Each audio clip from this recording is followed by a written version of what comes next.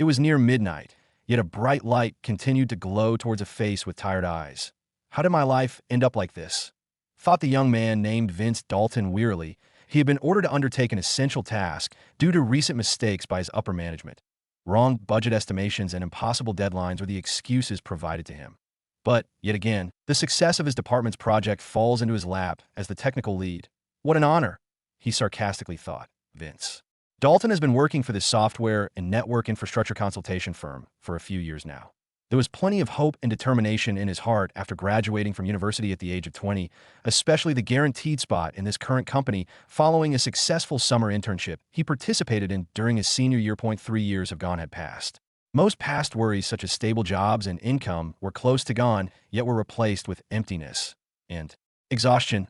Life was no walk in the park when I had to work a minimum wage job while pursuing a degree in both business and IT, and yet I felt more alive then than I do now. Vince pondered that IT was the rush of learning new skills and meeting new people that he remembered fondly. Then, year after year, working in a new company with more and more responsibilities gave him an environment where he could thrive. The increasing pay was good, but it didn't dent the massive debt he accrued to finance schooling, but some pocket money was welcome. I still remember the first time I ever built a computer of my personal desktop configuration. Months I endured saving money from performing menial jobs around our neighborhood to afford the basic components of a desktop computer. He reminisced. The computer itself was for selfish purposes, such as playing online games with friends to escape the monotony of school. Still, that initial exposure to computer technology paved the way for his current skills and livelihood. If I have the chance to go about my life differently and excitingly, I would gladly give my current life up to ensure I won't stagnate, as I was now done a life of fulfillment and progress is what I want instead of bailing out my department with blood, sweat, and tears over and over again, did I swear it. He suddenly said out loud, "I'm going crazy. Good thing I'm the only one at the office tonight." Vince thought embarrassingly. Suddenly, his computer screen became so blindingly bright that he had to shut his eyes. He found himself still sitting down in front of a computer screen the next moment, but he found it to be different. Vince looked around and saw a mid-tower desktop computer that seemed recently built to his left. The project he was working on was gone and replaced with a browser on a YouTube homepage. He glanced at the bottom right corner of his Windows operating system and stood up from surprise. "It's 2011?" he exclaimed in shock. Vince Dalton was startled. To say the least, he felt like it was a dream, yet his surroundings were all too real. Did I time travel 10 years in the past? I'm not in my regular body, and instead inside a 13-year-old version of myself. If not time travel, maybe reincarnation? He pondered as he racked his mind to understand what was happening. Vince looked into a mirror behind a closet and was stunned to see himself again as a young boy. His features were still mostly the same, with black hair and a not-so-muscular build. Skinny fat could be a better term to describe himself, but not ugly by a decent margin. The sound of knocking brought Vince back to his senses and opened the door to welcome what he expected to be his mother, the only other person who lived in this tiny home. "Need anything, Mom?" he nervously asked as he was still trying to gather himself. Her name was Leah Dalton, and she had the same black hair as Vince. She was beautiful, but the frailty took away from it. The sight of his mother invoked sad memories of the times he spent with her as her sickness had gotten worse and worse until she passed a month before high school graduation.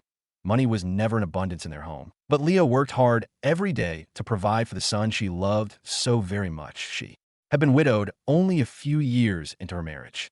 All the odds seemed to stack against her. In comparison, Vince's gripes in life were much less burdensome than what his mother had to struggle with. By instinct, Vince hugged his mother Leah softly while holding back tears from coming. He was so happy to see her that the unexpected reincarnation plus time travel was currently of little importance. Leah was surprised by her son's reaction, but accepted the hug without question with a big smile on her face. "Did building your new computer make you this happy? I'm so proud of you for working hard around town and saving money that I would have preferred to give you one as a gift for your good grades. But you understand our situation.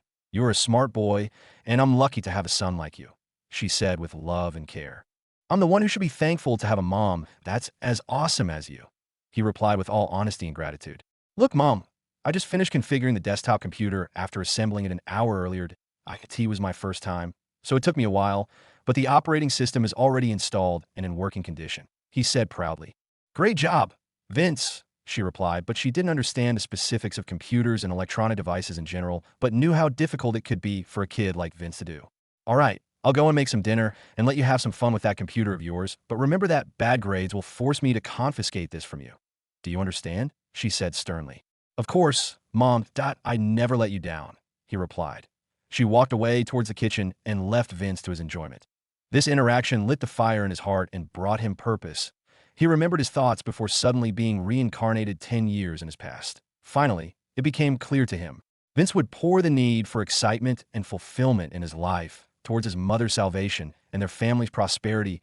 A new path has been made available to him, and he was now determined to uphold his promise. But he sat back down in front of his desk with plenty of thoughts and ideas whirling in his mind. A few deep breaths taken to calm himself down. It looks like only a web browser and the regular Windows applications are currently installed, so I better install some valuable tools, he thought. Vince opened a new tab on the web browser, but he searched for a particular free application named Patch My PC and was able to find the installer after a few clicks. Wow, this application always made fresh operating system configurations much easier to perform. Lucky that the first version just came out a few months ago, he thought. Vince went ahead and installed all the software he learned how to use and apply at university and the workplace. Install a source code editor such as Eclipse IDE, GitHub Desktop, CodePen, and other full-stack development software, which may take a while to download. Vince thought that in his previous life, the first thing he would have downloaded and installed was a PC video game program called Steam to connect and play video games with friends, and so he went ahead and queued it up last for completeness. I better prepare myself for the days to come, especially if I'm to achieve what I've set out to do with this second chance given to me, he thought. After an hour, he ate dinner with Leah and was delighted to share a meal with her again. They talked and laughed throughout, and it made him feel pure joy and the eagerness to fulfill his promises. He turned the computer off after all the software tools had been downloaded and installed. There was still class tomorrow, and a good night's rest was a welcome idea considering the consecutive all-nighters he had to pull in an attempt to finish that cursed project. Yet now it seems it was a blessing in disguise. Vince woke up the following day and found himself still in his small room with a look of relief. That could have been a dream if I woke up in the office, but thankfully I wasn't propelled back to the future, he thought. Some change of clothes after a quick shower was his priority for the time being. His daily life would be drastically different now that IT was challenging to remember how he would usually live as a 13-year-old.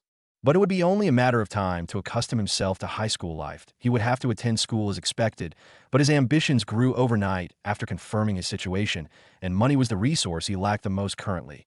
Menial labor would not cut it, and there were few employment options for a minor like him.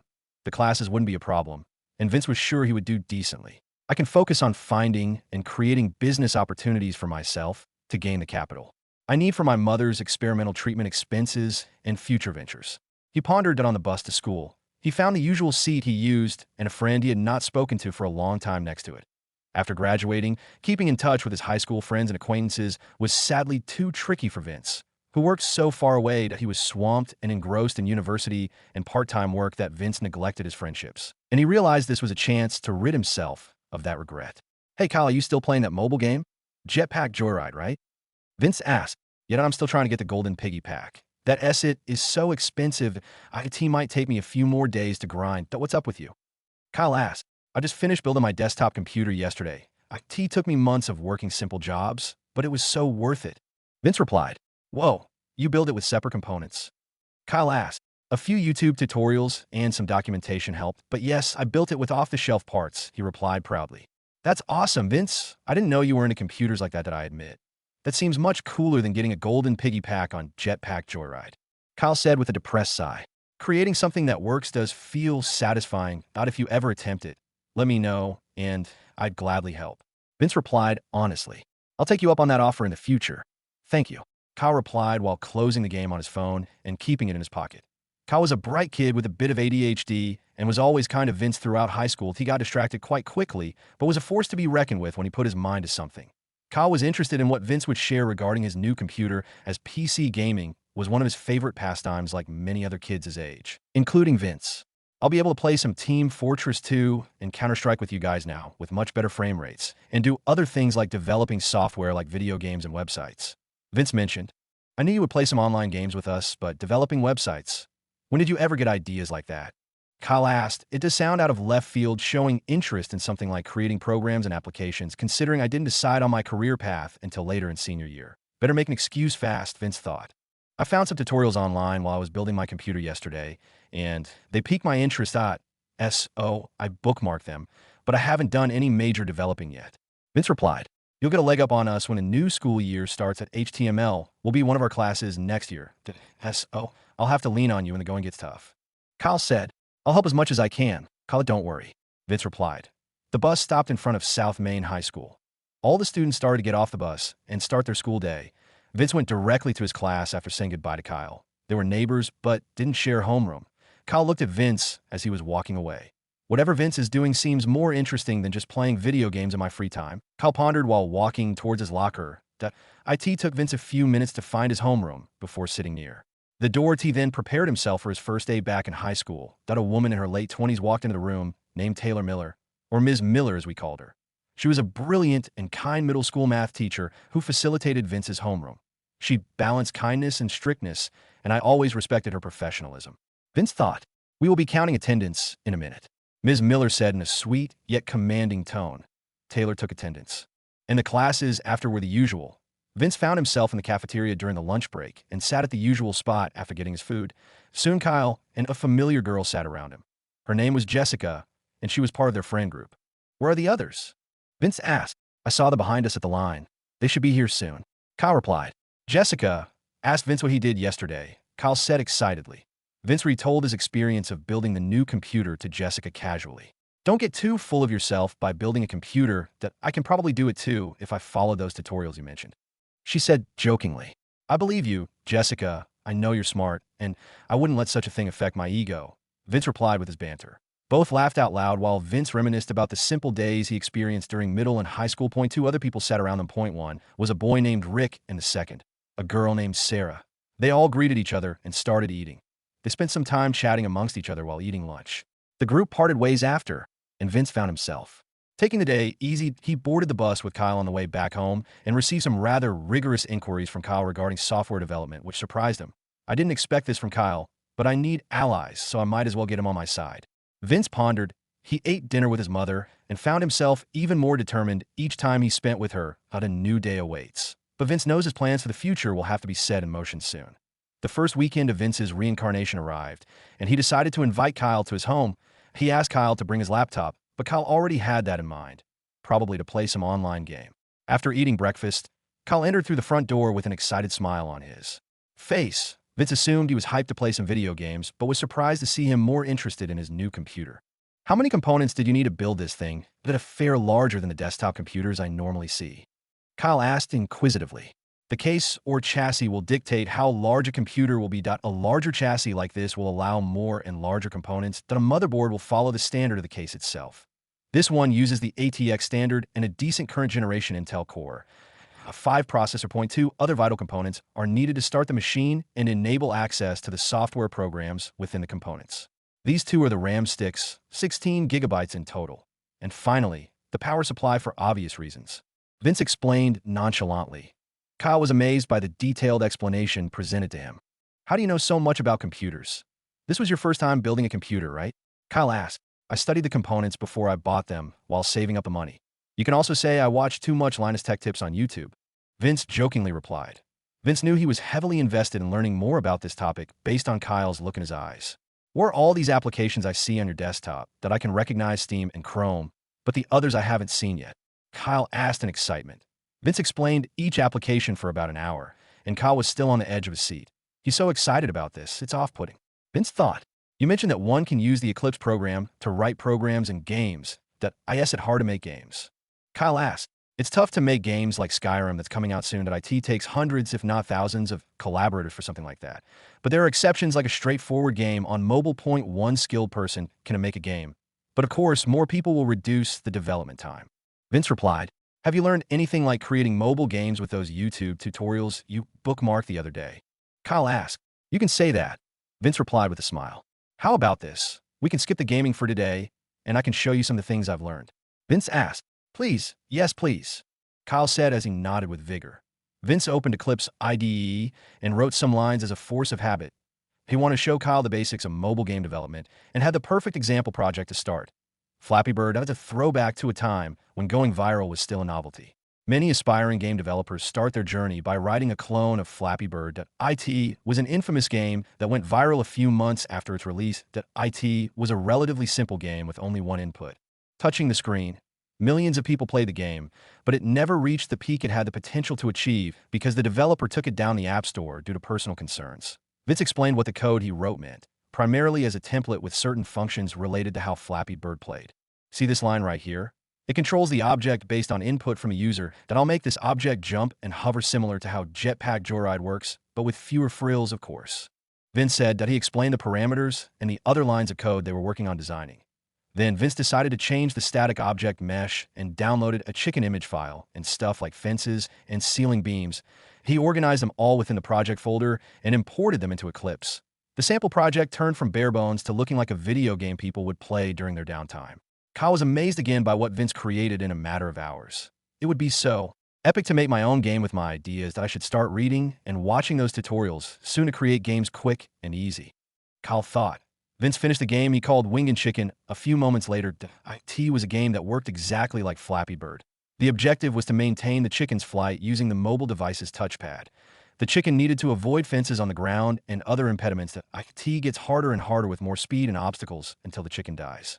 Vince programmed it so that after 1 hour of flight time, which is an absurd amount of time, the chicken will spontaneously combust with a stormtrooper death sound effect. The sound effect would be the only Easter egg Vince would include in the final version. Kyle played it for a bit on the simulated mobile screen on my computer and was having a blast. It seems it wasn't the game itself that made him like this, but the idea that we created it together just in the past few hours. Vince thought that he told Kyle the game would be uploaded to the iOS App Store and the Android Play Store eventually after a few crucial changes needed to be made. Kyle wondered what other features would be added to the game, but Vince reassured him that the gameplay would stay true to what they've created. Vince bade farewell to Kyle as the day was starting to darken. Kyle was amped up after gathering all the resources recommended to him by Vince that he will no doubt excitedly study. This strategy is perfect. How did I not think of this sooner? Using platforms as a service like the App Store is the best option I have currently. They provide the hardware infrastructure, and I create the quality product that I only have to add features like personal accounts by social media accounts, and a leaderboard at a cash shop would be amazing, but that would entail a bunch of red tape I couldn't deal with at the moment. So Vince thought after spending some time with Leah that he spent the entirety of the next day finalizing the game, and Vince uploaded it for review. IT was already available to download the very next day. I don't expect to see Wingin' Chicken atop the download charts anytime soon, and I'm just glad to be somewhat productive in my first week of whatever it was that brought me back 10 years into my past. So Vince thought as he was getting on the bus that he sat down next to Kyle like usual and told him about the recent publication of Wingin' Chicken on the various mobile platforms. I was surprised that the review process didn't take too long, Vince said. Then he offered his mobile phone to Kyle to test out version 1.0 and asked what he thought about the final product. I can make an account now. There's a leaderboard too? It looks like the top 100 scores have already been set. Kyle mentioned. It seems plenty of people are already playing it, though it's only been a few hours since it was released to the public. Vince thought. These ads are kinda annoying, Kyle said with a disappointed look. I placed them at the borders to avoid blocking the view of the game, Vince replied. Ads are currently the only way to make money off this game, with little hassle. Vince thought, don't worry, if you like it that much. I can grant your account full access to the game without ads. Are you happy? Vince asked, you can do that? Yes, please. Kyle replied, it's one of the reasons why I added the personal account system in the game, that I plan to sell a premium version through the personal account system in the future, that I can explain how I did it and the features it provides when we have time later at lunch. Vince stated. His friend continued to play the game amusingly with an odd fire in his eyes. I'll definitely be able to create games in the future. The all-too-familiar feeling is in the back of my mind, nudging me to achieve this goal. I'm so lucky to have an accommodating friend like Vince who's patient enough to teach me. Kyle pondered. Vince attended homeroom again, but he noticed Ms. Miller was a bit off today. She did everything as usual, but her face was slightly sadder than her typical stern look. He noted that as he left the room and went on his day like always. The cafeteria was busier than usual. Students using their phones during lunchtime wasn't rare, yet many more were engaged and focused on their phone screens. While waiting in line for food, he overheard a group of students from further back the line discussing a new mobile game that had just been released. The middle schooler mentioned finding the game on the Facebook recommended tab, so I guess utilizing the social media APIs in the game was noticed by an algorithm and actively recommended my game on Facebook. I think it would be a win for them if all games actively included the Facebook platform as an option for more exposure. So Vince thought. The game is so simple, but that's why it's fun. Look, I'm already within the top 50 of the leaderboard, the girl declared. It's fun, I admit, but these DMN ads are too much. That IT defeats the purpose of buying a mobile phone with a larger display if the ads consume half the real estate. the boy replied. Is the ad thing is really a big problem? I bet I could generate more revenue from the amount of ad screen time than selling the game itself by the nominal going rate nowadays, which would be around $5, though I'm not too much of a greedy person. I need the capital for my future expenditures, and I'll not let this golden egg turn into a silver egg suddenly. Vince thought that he would need to read the reviews and process all the constructive ones before introducing a new version, that he found Kyle, Jessica, Rick, and Sarah already at the table eating while talking in between.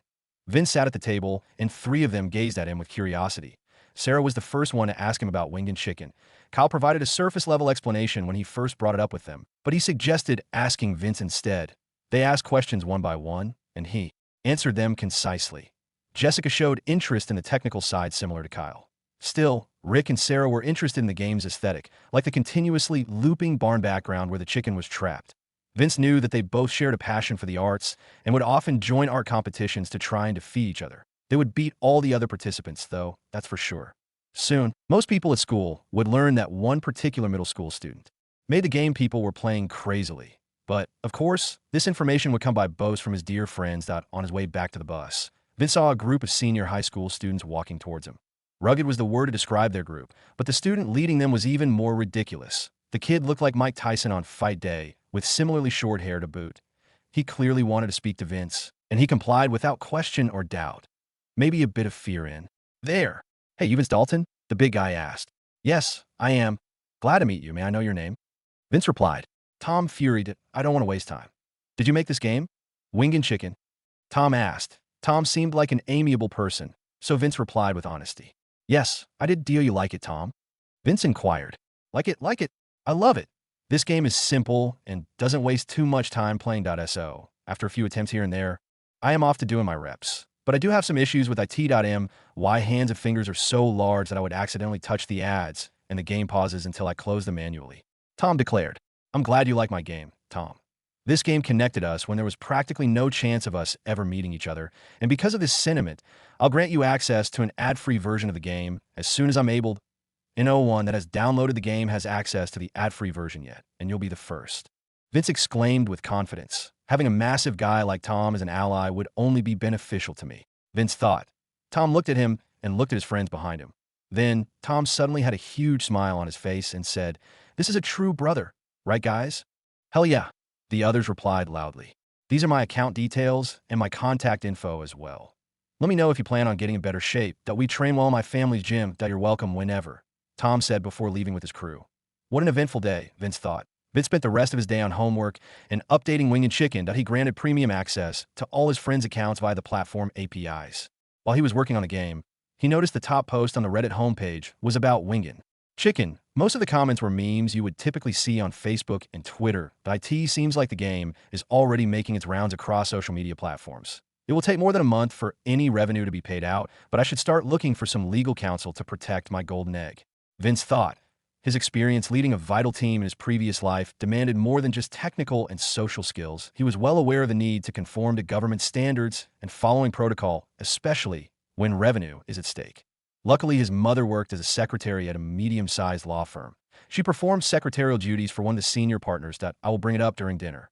Hopefully, Mom can connect me to one of the higher-ups because I would require more billable hours in the future for other, bigger projects I have in mind. I would have to bring out my charismatic side to distract from the fact I'm but a 13-year-old kid. Vince pondered. After dinner, he brought the subject up to his mother. Mom, I have something important to ask you about legal advice.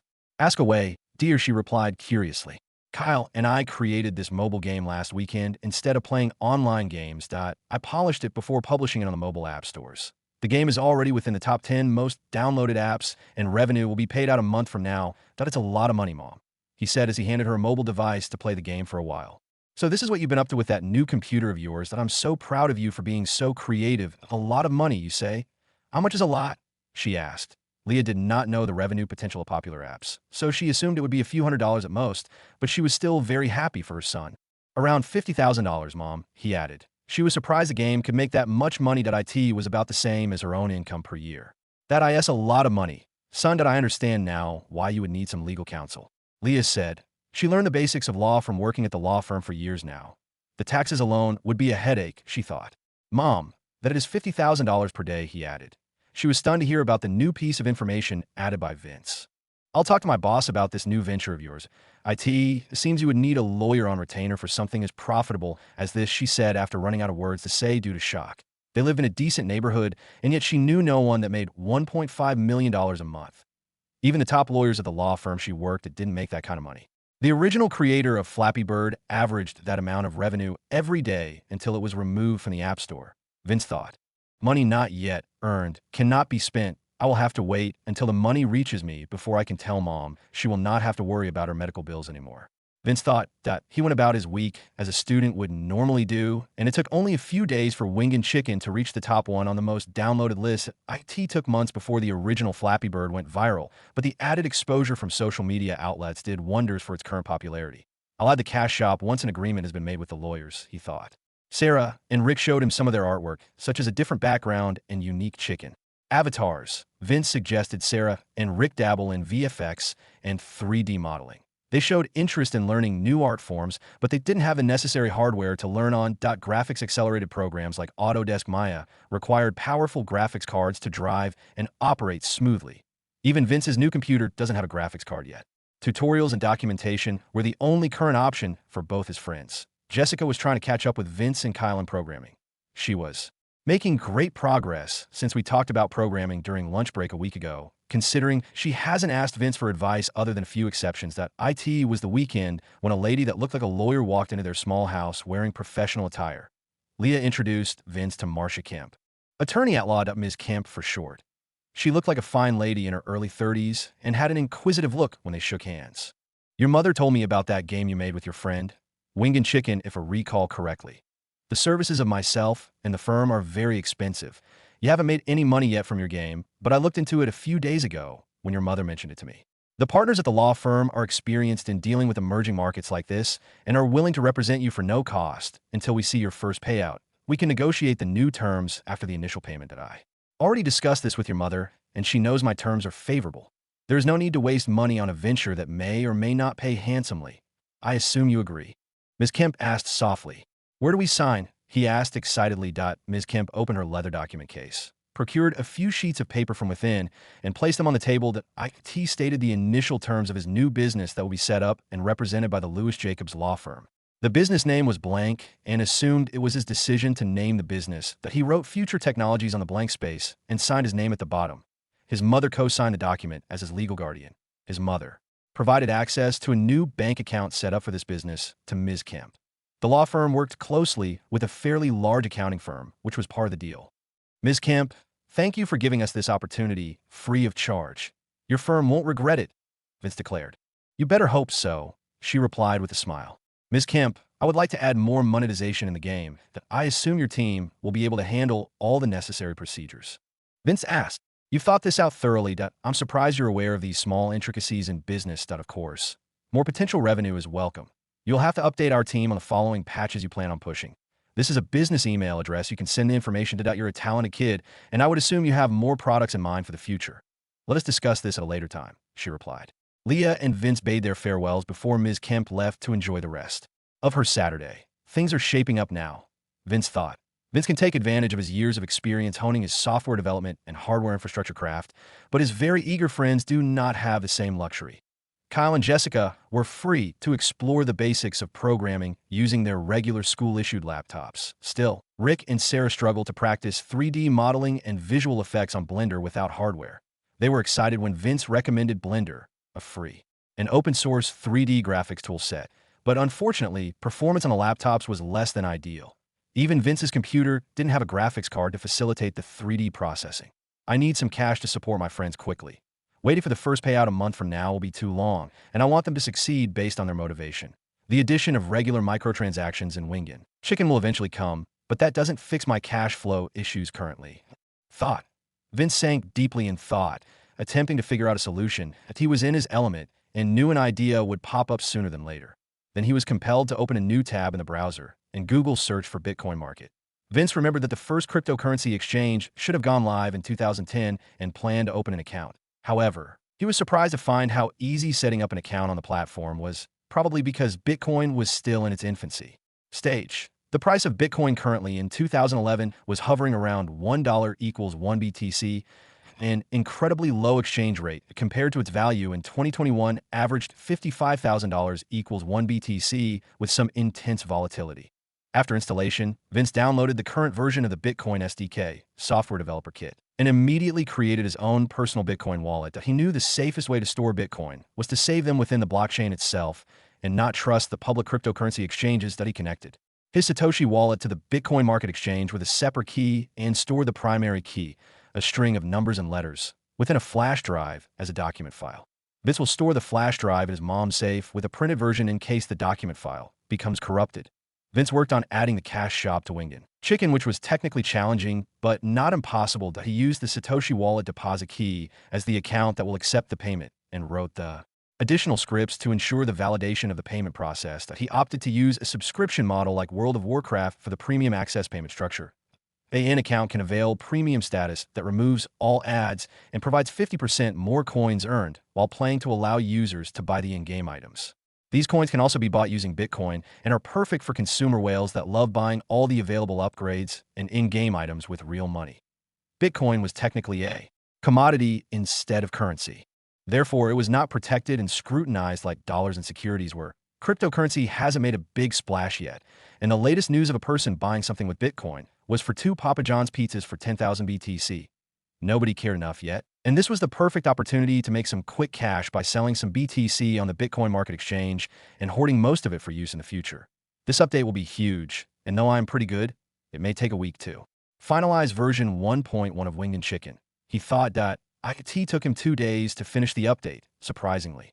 After that, Sarah and Rick provided more work to add to the cash shop and even designed the new menus, which freed Vince to focus on the payment processing implementation. He appreciated his friends' work and assured them they would be compensated handsomely, which surprised them. Based on their reaction, it seems they only want their art to be used and admired by people and players. So Vince pondered while working on the update. This mobile game will expose millions of people to their art and be proud of it. They will still get compensation, though, and the same with Kyle. Jessica has been too busy with her own personal project and hadn't helped much with Winged Chicken. I wonder what it would be, he thought. The update was submitted on Tuesday night for review and would most likely take a day or two. The game now had a premium subscription for only 2 BTC per month at IN. Addition, players can buy all the upgrades for a total of 100 BTC worth of in-game coins. Many new avatars and backgrounds were made available. Vince didn't expect the game to be prevalent forever, but the past week's popularity was enough to get started. Kyle mentioned creating a simple game during his free time to Vince on the way to school after thanking him for the free account upgrade in Winged Chicken.it was mostly for bragging rights because I added a unique frame around his avatar. Vince did the same for his other friends, including Tom. Unfortunately, the update just went live when Vince woke up for school, so most people haven't had the chance to buy the in-game items yet. He currently has millions of users and is estimated to make at least a few 100,000 BTC by the end month. The new premium subscription will reduce the ad revenue by a large margin. Still, it was worth it, especially considering Vince won't have to pay taxes for the entire sum of Bitcoin he collects. Only. The transactions on the exchange will be subject to taxation when the IRS, Internal Revenue Service, decides to knock on Vince's door. The ad money will still be handy for liquidity and the considerable expenses my new business incurs, such as legal fees, he thought. Vince notified Ms. Kemp of the changes, including the Bitcoin functionality. That he asked her team to check the legal ramifications of this addition to the app, but he knew it was technically bartering instead of a typical transaction. It was a regular day at the Bitcoin market exchange headquarters, led by its creator, DW. It was a relatively small team of 5 people working out of Silicon Valley House in the suburbs. The exchange didn't facilitate too many transactions to be busy often, but suddenly their website went down. The lead security manager of the team was stunned that he was frantically checking the various real-time logging tools available to him. It didn't go down because of a DDoS attack, direct denial of service. Because there are too many unique IP addresses attempting to connect to the website. IT seems like a sheer amount of users connecting was the cause of this, he thought. Boss, we need more servers to facilitate all this web traffic, he said to DW. It's going to be expensive, but I believe we'll make more money than ever before. Dollar replied confidently. How can you be so sure, boss? The security lead asked. I was just on Reddit before the site went down. The top post is about that popular game Winged Chicken adding a cash shop. But fortunately for us, the game only accepts Bitcoin instead of the typical payment methods, he replied with a grin. The company reached out to local service providers to improve their networking capabilities. That IT took about an hour for the website to go live again. but it can now handle all the incoming requests from avid mobile gamers. Chapter 8. Cash Money. Vince was the first to get lunch and sat down at the usual table. Jessica arrived a few moments later and had a vibrant aura around her. "Vince, I just finished a project I've been working on the past 2 weeks," she said. "All right, do you mind showing me what you've been up to?" he replied. She sent a hyperlink to him via MMS and sat down to eat her food without further explanation. Vince clicked on the link and directed him to a nicely crafted and designed website with stock images. Jessica must have spent plenty of time learning about CSS to design a website that looks as good as this one. It even looks nice on mobile, which takes double the effort. He thought, this website is well thought out and functional. The stock images fit well, and the website itself is responsive. Vince commented, "It's hosted on GitHub pages right now, as it's only a prototype and mainly for practice, but I still have to learn how to deploy the website effectively when I do decide to publish," she stated. "This is amazing work for the amount of time you've spent. I can give you something to work on for fair compensation if you're interested." Vince proposed. "You would be paying me to create a website?" she asked with an unbelieving look. "You might not believe me, but I signed a deal to create a company with a law firm that would represent my interests at M. My mother worked at Lewis Jacobs as a secretary and connected me with one of the senior partners that I'll be offering the same thing to the others for the work they've put in Wing and Chicken, the first of many products that future technologies will create," he declared. "If that's the case, then I'll accept," she replied with excitement. The others arrived, and Vince mentioned the same offer to them. They were all surprised and decided to ask their parent for permission. Tom arrived with his friends to thank Vince for the special access he was granted on Wing and Chicken and reminded him to stop by his family's gym. Vince returned home and immediately checked his Satoshi wallet balance and found around 2.5 million BTC. It seems like a large portion of players decided to pay for premium access considering it cost only $2 or even less depending on listing prices. He thought that he then checked the exchange chart out of curiosity and found that Bitcoin rose to $2 equals 1 BTC. The price of Bitcoin doubled overnight and looked to continue rising. "I should have expected a rise in Bitcoin prices, but I wouldn't have been able to take advantage without liquid capital anyways." Vince pondered. He listed only 100,000 BTC to be sold on the exchange and quickly received $200,000 in his account. He notified Ms. Kemp regarding the newly acquired cash he wanted to withdraw. Vince mentioned paying for the current billable hours the law firm spent setting up his business with the cash and kindly instructed for a smooth withdrawal from the business bank account. The law firm will have to deal with any procedures required to procure the cash. Vince received a reply with the business bank account information an hour later. Good thing school ends before typical work hours. He thought. He logged into the bank portal and found an available balance of $150,000. This law firm is expensive. IT cost $50,000 already. A receipt showed bills from Lewis Jacobs and the accounting firm that handles Vince's accounts, the local Deloitte branch in Austin, Texas. Vince replied with a message of gratitude and mentioned his plans to employ his friends who have helped develop Wingin. Chicken. Ms. Kemp's secretary replied with a confirmation. The paperwork was being prepared for signing. Vince ate dinner with Leah and talked about undergoing experimental treatment for her condition. He reassured her that cost would not be an issue in the future. Unfortunately, they cannot afford the entirety of the treatment right now. But Vince was confident they will eventually. He could also sell some Bitcoin if they required more liquid cash. "Thank you, my boy. I'll be strong and endure the treatment to watch you grow up and achieve more success," she said lovingly. Vince spent the rest of the night doing homework and playing online games with his buddies. Further plans can wait until tomorrow. Today is a good day worthy of relaxation, he thought. Most of the student body knew who the mastermind of the new viral game was. Of course, Vince didn't become super popular or anything, but he did gain the respect of his peers. His homeroom teacher approached him before heading to his first class. "Vince, I heard you made that game everybody is playing. My 5-year-old son loves it and shows me his top scores all the time," she said. "I'm glad your son likes it, Ms. Miller," he replied. "My son means the world to me, and seeing him happy makes me happy," she declared. "Please give me your son's account details, and I'll grant him premium access and all the in-game items when you have the time," he said. Ms. Miller happily accepted the friendly gesture. Her son used her account to play Wing and Chicken and gave him her email address. They parted ways, and Vince continued on his day. He discussed the employment proposal with his friends during their lunch break. Vince gave them Ms. Kemp's office contact details for their parents. He started formulating some short-term projects they would work on as soon as he got home. But first, he ordered a complete set of production-grade computer components and peripherals like multiple displays to enhance his friend's productivity. He didn't skimp on any of the components, including the latest NVIDIA Quadro graphics cards. "Sarah and Rick will love this," he thought. Vince waited until the end of the week for everything to be delivered to each of his friends' houses that he spent the entire weekend building and configuring each setup while taking the time to teach his friends his PC building process. The following week, the school's principal summoned Vince to discuss his recent success with a viral mobile game that people have recently been playing. Vince Dalton, you are needed at the principal's office now. The school speakers blurted twice that Ms. Miller dismissed her student from class and allowed Vince to move towards the principal's office. Good day, Principal Keaton. What can I do for you? Vince stated after entering the room. Welcome, Vince. Please take a seat. That I've heard from the teachers and students about your personal software project. That I congratulate you for your early success, and our school is honored to have such a young, enterprising, and diligent student like yourself. Keaton stated kindly. Thank you for the praise, Mr. Keaton. Vince replied plainly, trying not to raise any suspicions. Though I do wonder how you were able to develop such a popular game like Wing and Chicken. You won't be attending the computer science classes until next year, if I recall. Mr. Keaton said curiously. Vince started sweating a little bit because of nervousness and thought of an excuse on the spot. That's true, but I've been interested in technology development ever since I decided to buy my first computer. I spent hundreds of hours doing research and reading online about the things I could do if I had access to a computer. Vince replied, anxiously. Oh, really? Could you share some of the resources you've learned from so that we could apply them to your peers here at South Main? Mr. Keaton asked.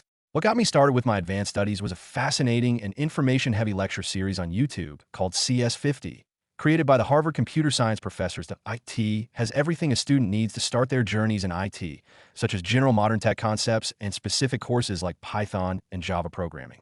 Vince explained, I didn't know Harvard provided free classes online. That I'll do my research and check if CS50 would be a good addition to our curriculum. Mr. Keaton stated, their YouTube channel is very new and only started early this year. But of course, I also read books and journals as complementary sources for my studies. Vince commented, I'm glad a student of ours has taken it upon themselves to improve in their areas of interest. I've been contemplating about having you speak in front of the student body about your early successes in mobile app development. Mr. Keaton stated, I don't think that's necessary, Mr. Keaton, that I believe that my peers who are interested in IT won't need someone talking on stage to persuade them to learn at SO instead. I suggest the school integrate the study resources I mentioned to allow those curious to dip their toes in computer science. That should be enough, in my opinion. Vince explained, I can see why you're successful at such a young age. Even the way you talk is much different than kids your age. You can go back to class now. Thank you for the recommendations, Vince. Mr. Keaton stated before dismissing one of the best students of his school. Close to a month has passed since Vince's reincarnation that he happily got most of his friends interested in pursuing different aspects of modern creativity and found some recent success with his first mobile game. He has more people working for him now, but we are all still students and have other obligations to uphold. Homework and attending classes took a big bulk of his available time, but he did have the advantage of prior experience and education. The crew was delighted to use their new workstations provided by the company as an expense. The others were going to receive their first round of compensation precisely a month after the company's creation, and they were all excited for some pocket money. The smile they'll make when they get the first paycheck will be year to year for sure. He thought that he got on the bus and found Kyle reading something on his laptop. What are you reading? He asked. I've been learning Unreal Engine 3 while waiting on the new computers and already started with an idea. These are the Epic Games website documentation about the functions of the new game I have in mind. Kyle replied, what's the basic concept of this new game you're creating on Unreal Engine 3? Vince asked curiously. It's a reverse tower defense game that plays in real time. You can build defenses and unit production facilities like in Age of Empires, but upgrades wait time gets longer and longer. This feature is part of the game's progression, and I want it to be slow but rewarding. You can attack other people's bases with your units while the defending base uses all the traps and defenses that other players had set up. That I'm finding the most difficult part to be the persistence of the game world itself. And that's what I'm reading about right now, he replied. This is an upper-level problem regarding online multiplayer networking. That it's a great idea, though, and it reminds me of a game called Clash of Clans that was hugely popular. IT came out in 2013, but there's no harm if something similar came out earlier, he thought. I'll do my best to help you with this project. That I see great potential in your idea, and our team will definitely bring it to life, Vince declared. Kyle was thankful for the support and found even more satisfaction in spending time studying a new software tool set for a week. We'll discuss this with the others at lunch, Vince said as they were getting off the bus. The group met up during lunch break after the first few periods. Each of them expressed gratitude again for the new workstations. We're part of the same company now after you and your parents signed a contract from Jacob-Lewis. So you don't have to thank me every time because you guys earned it, compensation or otherwise, Vince said as he channeled his inner department leader. Please focus on your grades first and our project second. Our working time is currently limited, but this will change in the future, Vince stated thoughtfully. We get it. I took this job as a challenge because school is too easy for me, Jessica declared. The others seemed to agree with her sentiment. All right, I trust you guys. Hey, Kyle, share some of those ideas we talked about earlier. Vince said they talked about the new project and divided some work between them. Vince will support each of them the best he can, but primarily deal with Jessica and Kyle. Sarah and Rick will handle the art and aesthetic design for the most part. He notified them about their payday next week after the discussion and went separate ways. Things are going smoothly, and they also have a new project to spend time on. This was the satisfaction I've been missing for years, Vince thought to himself. Vince was oblivious to a meeting happening hundreds of miles away in Cupertino that could potentially derail all his plans and recent work. Tim Cook was in a meeting with other Apple upper management in a beautifully designed headquarters. Steve Jobs was currently resting at home due to his illness and did not participate in monthly meetings. Our user base and App Store downloads spiked the past month. However, we found that it's mainly due to a new mobile game that was released 3 weeks ago called Winged Chicken, Cook was told by one of the managers. Good news is always welcome. How many unique downloads has it gotten? Tim Cook asked. Most users who own the latest models of iPhones have downloaded it at least, and the concurrent player count is around 25 million users and still climbing, he replied. That's an awful lot of people. So, I would assume the ad revenue alone would be worth millions of dollars. Cook added, Yes, Mr. Cook. The projected payout for ad revenue will be about $5 million next month, the manager replied. This game has become the most popular app on the App Store, that I would also assume we're making millions of dollars from microtransactions, right? You haven't said anything about our App Store revenue from this game. Cook asked dominatingly. The game does have microtransactions, but it only accepts a cryptocurrency called Bitcoin to purchase that I think the developers are trying to avoid the 30% cut we impose on all our apps, the manager said with a bit of nervousness.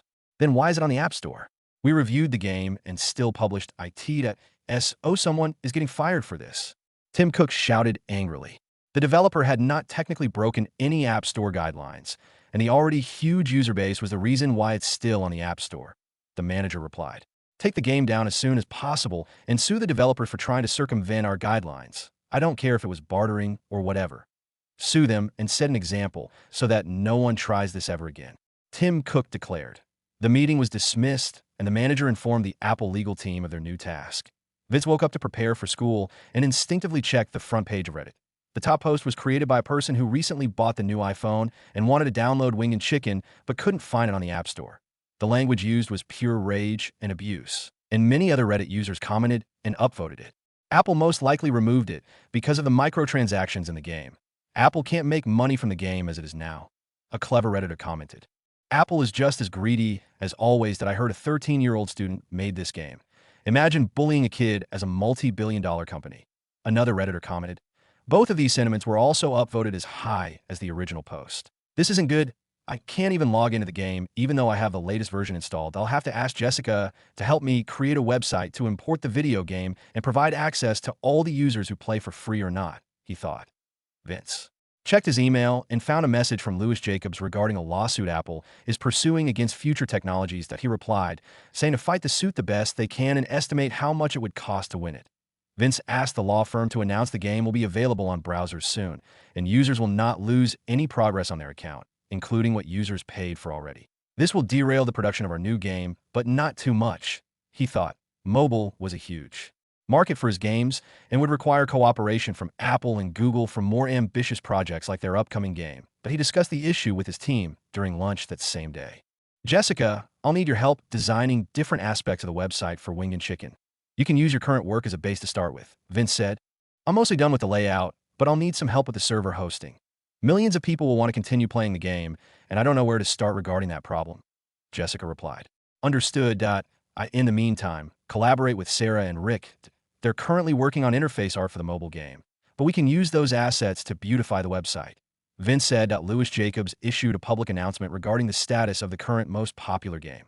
People upvoted the post and commented on agreements about the countersuit they will be fighting against Apple. This poor kid will have to spend the time porting his game on the browser instead of enjoying student life. A commenter wrote, Thank God, I won't have to buy everything in the game again. Another Redditor added. Vince received an email about the initial cost of fighting the lawsuit that IT was a cool $10. It was the cost of fighting one of the largest multinational corporations on Earth. It's not too bad, I suppose, before I reincarnated. Some consultation contracts we had were worth around the same amount. Professionals are expensive, that's for sure, he thought. His mother was worried as she was notified by Ms. Kemp about it during work, but was reassured by Vince that they had enough funds to win the suit. Leah had faith in her son and chose to believe him. Mom, you don't have to work anymore. I want you to focus on recovering from your treatments, he said. Leah reluctantly agreed for now.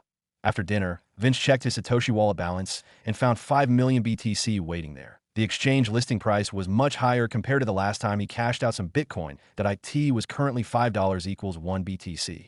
Exchanging his Bitcoin right now will be painful considering how much the value of Bitcoin will grow in the future, but he needs the funds right now and cannot avoid it. He spread out selling a total of 4 million BTC to avoid upsetting the market too much for a dollar total of $20 million. So half will go to Louis Jacobs, and the rest will be some spending money for himself and the crew. Vince sent an email to Louis Jacobs notifying them about the withdrawal. The firm will process the cash with Deloitte like before, but they would subtract their fees and the taxes to be paid. Bitcoin was not a recognized currency yet, but any dollar earnings will always have some kind of tax associated with it. I trust Deloitte to perform its due diligence on this reasonably large withdrawal, he thought. The lawsuit was massive and received national news attention for the next week. Vince didn't take the lawsuit too seriously and worked on the browser port Wingen Chicken with Jessica that he had already set up an accessible data storage server for his team to share resources and collaborate more efficiently. Additionally, Vince utilized cloud technology to host the website. Microsoft Azure provided a utility-based charging system and can easily be expanded or reduced depending on the current network traffic experienced at any point in time. The working version was released a week after the App Store removed the game. Apple users can now access the game on their devices, but only using a browser. Thanks to its simplicity, the game itself ran well, and users were happy to play it again. Fortunately, the lawsuit was swinging in their favor. The judge even ordered the accrued advertisement revenue to be paid out to future technologies while the case was still active. Apple begrudgingly released the funds, and Vince's business account grew by $5 million after taxes and fees. He asked for the ad revenue to be split between the 5 members of Future Technologies for their initial paycheck. My friends deserve a payday after spending so much time improving their skills and contributing to future tech projects since the beginning, Vince pondered. The parents were dumbfounded when they received the check from a courier sent by Louis Jacobs to ensure the right people receive them. It's like we won the lottery, one of the parents shouted in their home. The parents opted to use Deloitte, as suggested by Louis Jacobs, to manage their kids' accounts because it was the safest way to avoid any potential issues. The team was working on a new project enthusiastically after learning about their income recently. However, this was only temporary, and the team would get to earn a lot more later on after the lawsuits concluded. Some upperclassmen approached Vince during lunch break, asking for an opportunity to make some money like his friends. They mainly were seniors already accepted by good universities to pursue computer science or computer engineering degrees. The others were inexperienced and lacked the knowledge his team required in developing their new game. That a few aspiring 3D artists also provided proof of work, such as a design portfolio. Vince took their contact information before continuing to eat lunch. I guess a bunch of kids making $1 million, all of a sudden garners people's attention. He thought that, of course, it shouldn't have been a surprise considering how popular their first game was. But he assumed young people didn't often think too deeply about this sort of thing. He contacted 3 programmers and 2 artists and offered a complete workstation worth $20,000 as an upfront payment for their services. In addition, Vince would reserve the right to remove them from his employment within the next 6 months without repercussions as a probationary period. Any who passed the probationary period will then be offered employment. These students were older than Vince and had fewer restrictions, yet they're still senior high school students. The 5 of them immediately accepted the offer. The workstation was a massive boon for all of them, considering it an investment towards their future career. The recruits would not be disappointed if they failed the probationary period. He contacted Louis Jacobs to prepare the employment documents detailing the spoken agreement he discussed with the new employees. Finally, he ordered the equipment and directed them to the appropriate addresses before logging on to Bitcoin Market Exchange. Bitcoin is getting too expensive. People will stop buying premium account status and cash shop coin sooner than later. There are no quick alternatives for a convenient payment and exchange process for cash and Bitcoin. That I'll have to develop a payment system that can bill a specific dollar amount worth of Bitcoin at the current going price of BTC in the market. He thought Vince's idea was complicated, especially considering all the other foreign currencies involved with a global mobile game like Wing and Chicken and the upcoming new game. Vince took some time to think about a solution and found it right in front of him. Bitcoin Market Exchange facilitates all the transactions of Bitcoin as the only cryptocurrency exchange in the world. It's best to partner up or acquire them as my stopgap solution, though it may be difficult. The Bitcoin Market Exchange is doing well for itself these days and would require more effort and persuasion. Vince thought DW has been living these past few weeks hectically. His business was booming, and his Bitcoin savings were shooting up in value, though he didn't own much of it in the first place. That IT costs a fortune to maintain and grow Bitcoin market. And he thought they were going out of business within a year if they couldn't get an angel investor to bail them out. All these millions of transactions are already close to the limit for my small company that we're making a decent amount of money from transaction fees, but expansion will cost millions I don't have, DW thought. Bitcoin market only takes 0.25% of the value of the transaction as a fee. This rate was fair for an exchange comparable to modern currency exchanges in 2021, but didn't provide enough revenue to catch up with demand and the stress on their network. Moreover, DW was distressed about the company's future in his office. He checked his email like usual and found one from Louis Jacobs. I remember reading about this law firm on the news. They represent Future Technologies, a company I should thank them for my current predicament. He thought begrudgingly that IT was an invitation to their offices in Austin, Texas, to negotiate a potential deal with Future Technologies. They insisted that he travel there, for which total cost would be paid for, and allowed 2 other Bitcoin market executives to join.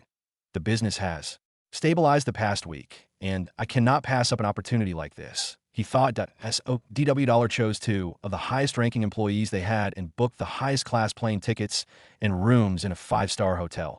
They enjoyed their free travel to Austin and met with a junior partner from Louis Jacobs at the airport. The junior partner provided information regarding the scheduled meeting time. They were free to do as they wished before then, and a driver would be ready to bring them to the offices.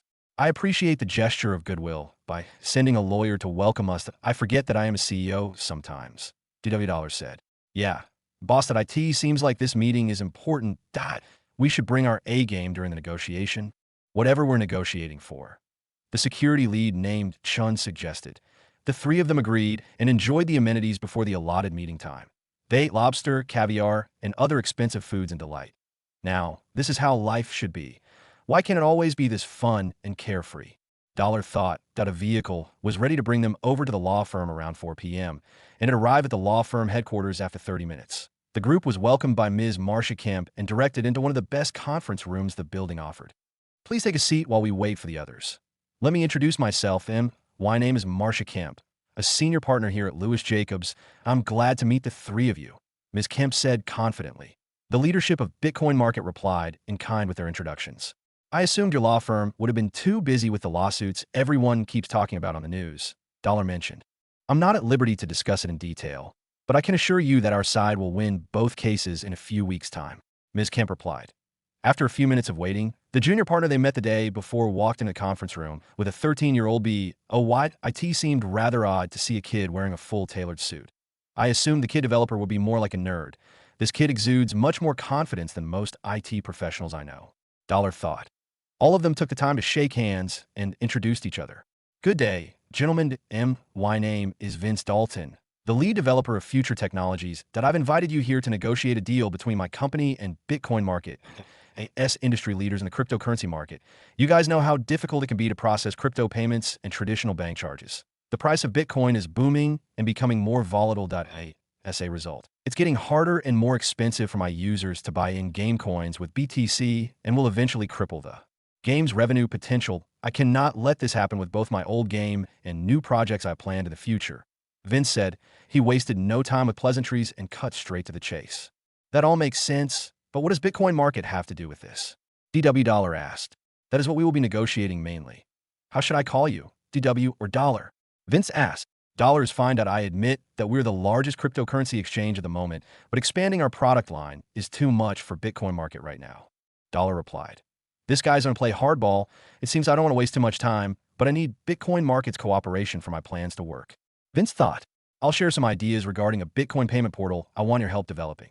This concept will be the main payment processor for our current and future products, Vince said. They talked about the idea for hours, and the lawyers only got involved toward the end of the conversation to attempt closing the deal. This is a brilliant vision, and it seems feasible. The revenue potential is fairly high. I know some people who are working on the e-commerce platforms of popular banks and large retailers. That IT will be costly, but doable. That if we do start working on this project, we'll need at least $25 million as a starting budget. Dollar proposed. All right, I will offer you $25 million for the first year of development and another $25 million to work for me. That I want to buy your exchange. You will retain your positions, but will have future technologies as the parent company and access to more of my available capital, the boy business owner declared. The 3 Bitcoin market guys were stunned to hear the offer to buy the company. Cryptocurrency was still at its infancy stage, and only a handful of investors believed in the technology. The blockchain has its flaws, but is a viable option for online payments. I'll have to think about this first. You mind if you can give me a day to process all this information?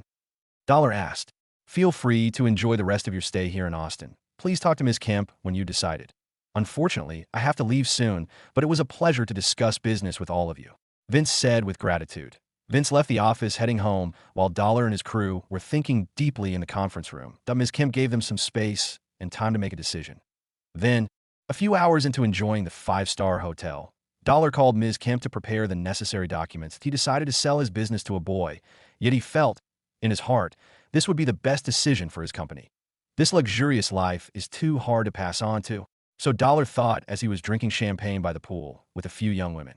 This suit looks pretty nice on me. That I always wanted to dress like Harvey Specter from the TV show. Hopefully my presentation was effective. Unfortunately, though, I couldn't spend too much time with negotiations. I'm paying the law firm to deal with most of the process, which frees a lot of time for schoolwork and the development of our new game. Vince thought. Vince took some time to roughly update the Wingen Chicken Cash Shop prices to match the current BTC going price on the market exchange. This stopgap was a temporary solution for the payment processing issue, that if the negotiations work out, all my future products will provide native payment processing and cryptocurrency exchange. The ease of use will attract more user spending. Utilizing cryptocurrency can also help streamline a community market where users trade digital goods amongst one another. We should be able to start creating a bare bones community market prototype soon. The Bitcoin market guys will help accelerate its development when we reach an agreement, Vince thought. After working for a few hours, Vince checked his email and found one from Louis Jacobs stating the agreement from DW Dollar and Bitcoin Market. Someone arrived at the house to receive signatures from him and Leah, which completed the transaction. Vince had a week to provide the $50 million stated on the contract. He checked his Satoshi wallet and found it didn't increase by much from the last time he checked, probably due to the increasing price of BTC, but the changes made to the cash shop prices convinced some users to spend money on the game again. I'll be losing plenty of Bitcoin and constantly adjusting the cash shop prices to meet market prices. I need to get the payment portal up and running soon, even with fewer features. He thought that he decided to sell 3 million BTC from his savings of 10 million BTC for around $11 each, spreading the transactions out like usual. Louis Jacobs handled the withdrawal and left him with $30 million of liquidity after the firm used the rest to pay for fees, taxes, and the acquisition of Bitcoin Market. The good news about the lawsuit was also included in the email stating that the U.S. government cared more about the antitrust and monopolistic behavior Apple was showing and will most likely settle out of court within a month. That was fast. At IT would usually take years for a lawsuit like this to conclude. It seems Apple doesn't have as much political pull that it had in my past life, he thought. Google showed interest in pursuing the same lawsuit against Future Tech, but thought wiser of it based on how things were going. Android users were the least affected and didn't care at all. That he replied with a few instructions stating his need for a networking infrastructure contractor and the assistance of Epic Games for technical and development support for Unreal Engine 3 and Future Tech's upcoming game. Louis Jacobs scheduled a video meeting between Tim Sweeney and Vince Dalton a few hours later. Thank you for accepting to meet with me, Mr. Sweeney. I admire your company's work, and it's a pleasure to speak with you finally, Vince stated respectfully over Skype. The 40-year-old Caucasian-American man on the other end replied with a modest and soft-sounding tone. I was surprised to hear from my secretary about a potential deal you wanted to negotiate. My company would usually reach out via my project managers. But you, Vince Dalton, interest me the most. Your success with the simple mobile game you developed has made the rounds in our offices. It's always the young that dominate the video game industry. And no matter what the suits in the boardrooms of Activision or EA say, Tim stated curiously. The guy talks like a Sesame Street character, but is straightforward. For sure, IT seems strange for a small dev like me to ask a behemoth like Epic Games to help develop my new IP. Vince pondered. Thank you for the praise, Mr. Sweeney. I agree that the young developers drive the industry forward for their time, like yourself and John Carmack. I hope that the team and I can live up to your expectations. Vince replied graciously. Not a lot of people would think to integrate such a novel technology like cryptocurrency into their video game. Oh, what's the new idea you've been cooking up that requires Epic Games' assistance? Tim Sweeney asked inquisitively. After a few hours of discussing Vince's vision of his new and radical game idea over Skype, the young business owner and the video game industry behemoth worked out an initial partnership plan in developing War Online. The game itself would start small in scope, but Vince's team and Epic Games would gradually add more features to keep existing players engaged with the content. Vince had to pay a flat fee for Epic Games development services and the license to use Unreal Engine 3, including all engine updates. At a month passed as everyone involved in his business worked towards the final production stages of both the new game, called War Online, and the native payment processor. Bitcoin income from Winged Chicken was slowly fading along with its popularity on most platforms. Therefore, a new product will have to be released to increase revenue continuously. DW contacted Vince regarding integrating the new payment portal with Winged Chicken and War Online. Vince emailed back, saying that both will be developed and released simultaneously. Kyle already notified him that War Online was ready to be released in a few days after the network infrastructure contractors finished work on their end. It was expensive to pay for networking services, but $10 million is a drop in the bucket compared to how popular he knew War Online would become. Vince thought War Online was much different for Clash of Clans after its development. First, there was more of an MMORPG aspect than just attacking other people's bases. Second, the game featured a mainline quest written by one of the high school seniors Vince recruited a month ago with an incredible talent in writing. The game evolved with more people involved in its development, such as the Epic Games consultants.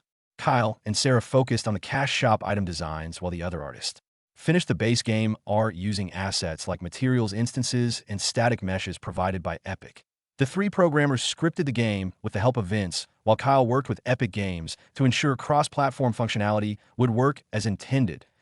IT cost $5 million for Epic Games consultation, which was already negotiated heavily by Louis Jacobs. Epic provided future technologies with a cross-platform plugin to enable the 3D gameplay on most devices that support standard graphics. APIs that as a result. War Online's visual fidelity can be customized for the device and platform being played. The release will go live for Windows, Linux, Android, and iOS now that the lawsuit has concluded.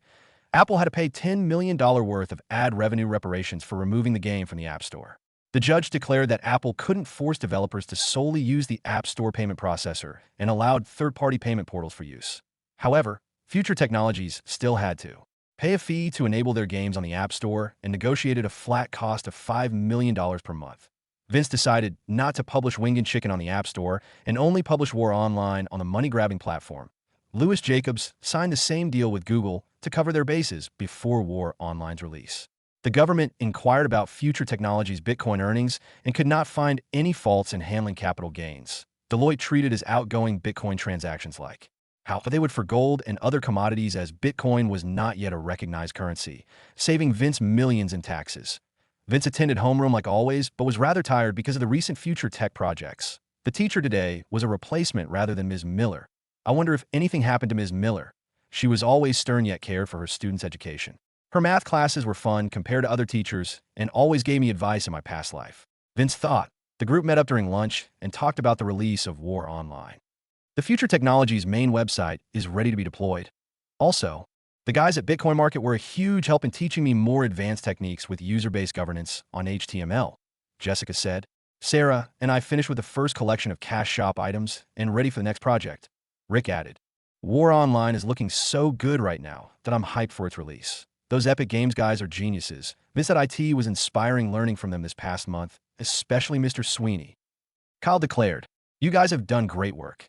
However, I'll give you and our upperclassmen a month off after War Online's release. Exams are coming up, and you'll need some time for rest and review, Vince stated.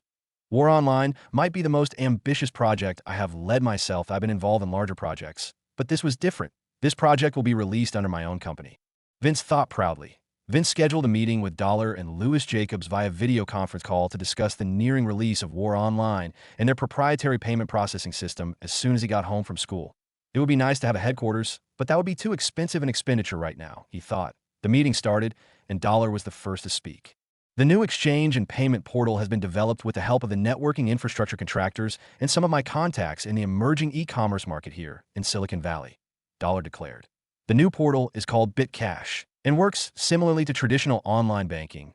IT uses the automated clearinghouse systems administered by the U.S. Federal Reserve and other foreign ACHs to accept traditional debit transfers while facilitating the exchange of crypto and fiat currency. Users will only have to input their bank details once. After that, the portal would automatically exchange their local currency to Bitcoin for whatever program Future Tech implemented the BitCash portal. There would be fees the users would have to pay, but would be kept to a minimum. I'm betting on revenue from the sheer number of transactions. All the digital goods from the cash shop can only be bought with Bitcoin, but are priced in dollar amounts instead. This setup will make it easier for users to purchase items without worrying about Bitcoin prices all the time. Vince thought War Online would take advantage of using Bitcoin for its in-game market economy. Players will have access to use a similar service like the Steam community market, but solely using Bitcoin. BitCash would also be integrated within the in-game market service for ease of use. Vince decided not to advertise the game and allowed his new product to grow naturally and gain exposure from social media, saving him millions of potential marketing expenses. Vince requested access to Bitcoin Market's customer service provider to support War Online in the meantime. After the meeting, Future Tech sent the game for review on the App Store and Play Store. The Windows and Linux versions went live earlier due to fewer barriers to entry. A random avid gamer was scrolling through Reddit and found a new post that wasn't upvoted to the top. It was about a new online game from Future Technologies. The poster described the game as more of a core video game than a simple mobile game, though War Online would be available on most platforms soon. Nevertheless, the avid gamer decided to try the game out instead of reading the entire post. He found the hyperlink at the bottom of the post and was redirected to a clean and responsive website. The website stated that War Online was a cross-platform game, and users can play on any valid device with the same account. He chose to download the Windows installer instead of playing it on the browser, assuming the performance and graphical fidelity would be better. The game was free for a month and would cost $15 per month after that, but in BTC instead of dollars, he made his character with the game's few character creation options, which would gradually be updated by Future Tech and Epic Games devs. His character was dropped on a plot of land and could control aspects of his in-game property to work on his base. However, after building his level 1 base for a while, he decided to venture out into the wilderness. It would take a few minutes for all his basic units to be produced in the base and took the extra time questing. The map zoomed out, showing a map of the Earth and a small icon where his character was. He could move around a large map and perform quests from random NPC bases around him. A player can build their reputation in neighboring NPC bases to eventually ally with them or plunder them with his units. These NPC bases were powerful and could only be raided by higher-level players. Questing provided rewards to make the player's character stronger or upgrade their base using rare resources. He observed that all the non-resource items could be traded or auctioned in the integrated marketplace for Bitcoin because they were all unique digital goods with a blockchain ID associated with them, similar to NFTs, non-fungible tokens. But he suddenly realized that playing this game could pay out real money when he exchanged the Bitcoin accepted from the market for cash using the portal. The original Reddit post mentioned this feature, but he didn't read the entire thing. After only a few hours, that same post is now the top post on Reddit. The game's mobile versions were released the following day that ballooned the already large player base of Windows desktop users. The game was an overnight success for opposite reasons compared to Wing and Chicken. War Online provided fleshed-out gameplay with plenty of new features such as a persistent game world, cross-platform, and a groundbreaking digital crypto market. You can team up with your friends and play together to level up and progress faster, called alliances. The combat system used by the produced units was primarily AI-controlled, but the main character had a skill tree that varies its gameplay. Most users were more enthralled with controlling their main characters than the puny AI units. Vince started playing the game as he enjoyed playing video games and had some free time. Combat in this game feels so smooth and visceral. The support from Epic Games proved to be the right choice. The PC is the most fun method to play this game, but the controller and touchpads won't be too bad. Vince thought. Users played War Online with the top-down view or the isometric view.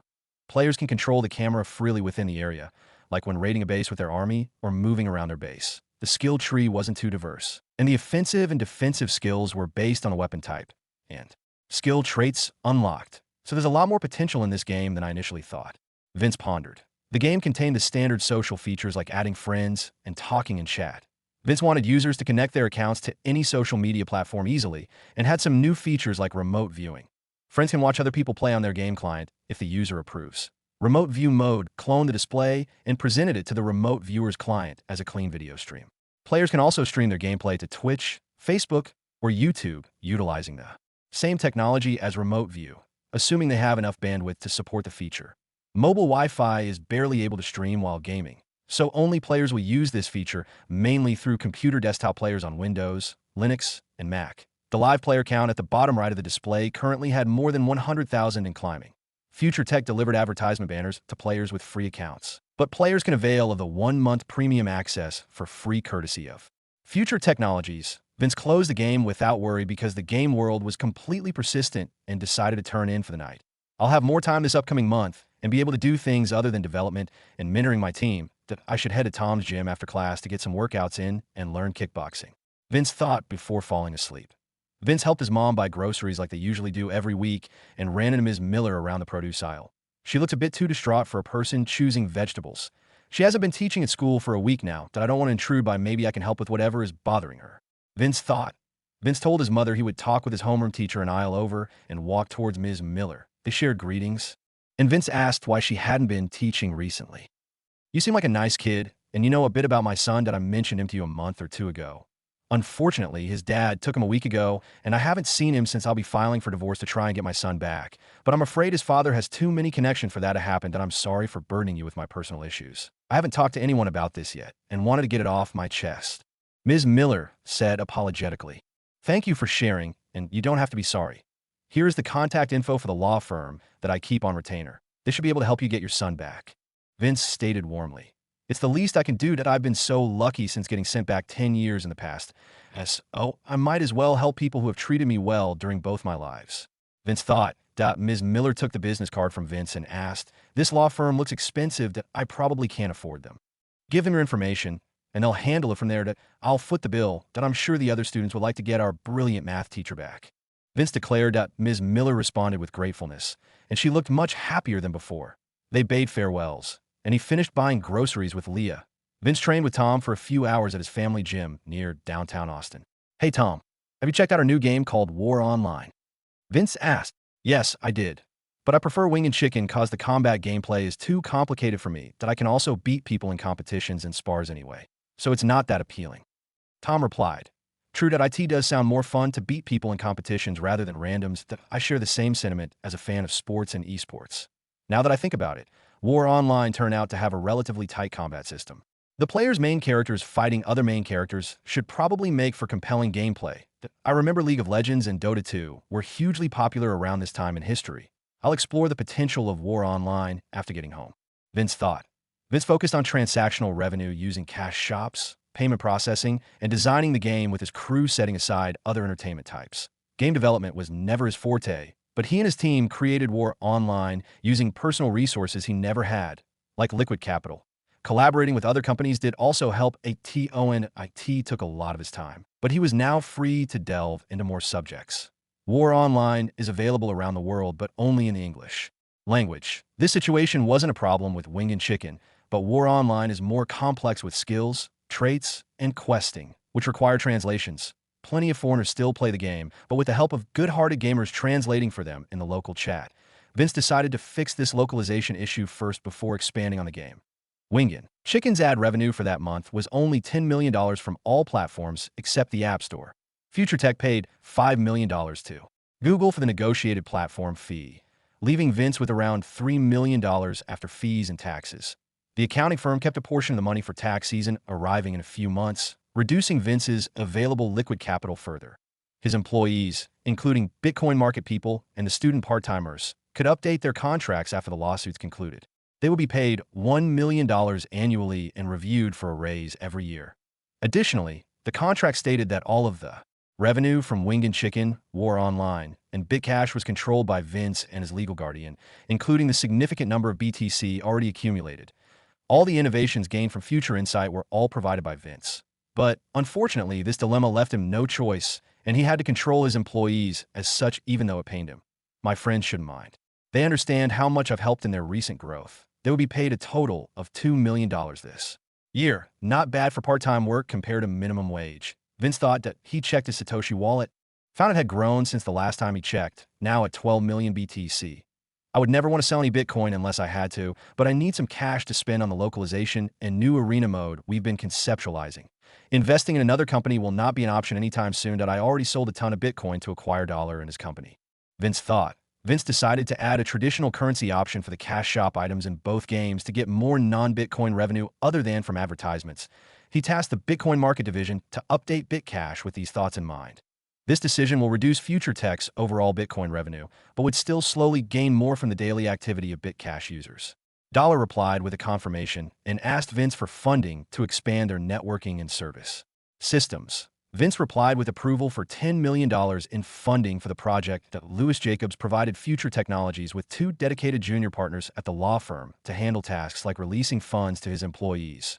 Marcia Kim told him that his company was one of the firm's largest clients in billable hours and fees and was happy to serve his interests. However, the funding left him with only $8 million liquidity, and he still had to pay for localization and development contracts. Vince sent another request to David Henderson, one of the junior partners, to find some options for both of those new projects and negotiate a fair deal. David replied a few minutes later. Any new additions to the game will have to wait until suitable contractors are available. I may have to start recruiting people to the company directly instead of paying for help all the time. He thought, as usual. Vince enjoyed the rest of his time, spending time with his friends and training with Tom. During off times point one night, he noticed a creaking noise from outside the house as he was heading to bed. The window suddenly opened and a masked person mantled in his room like a professional thief.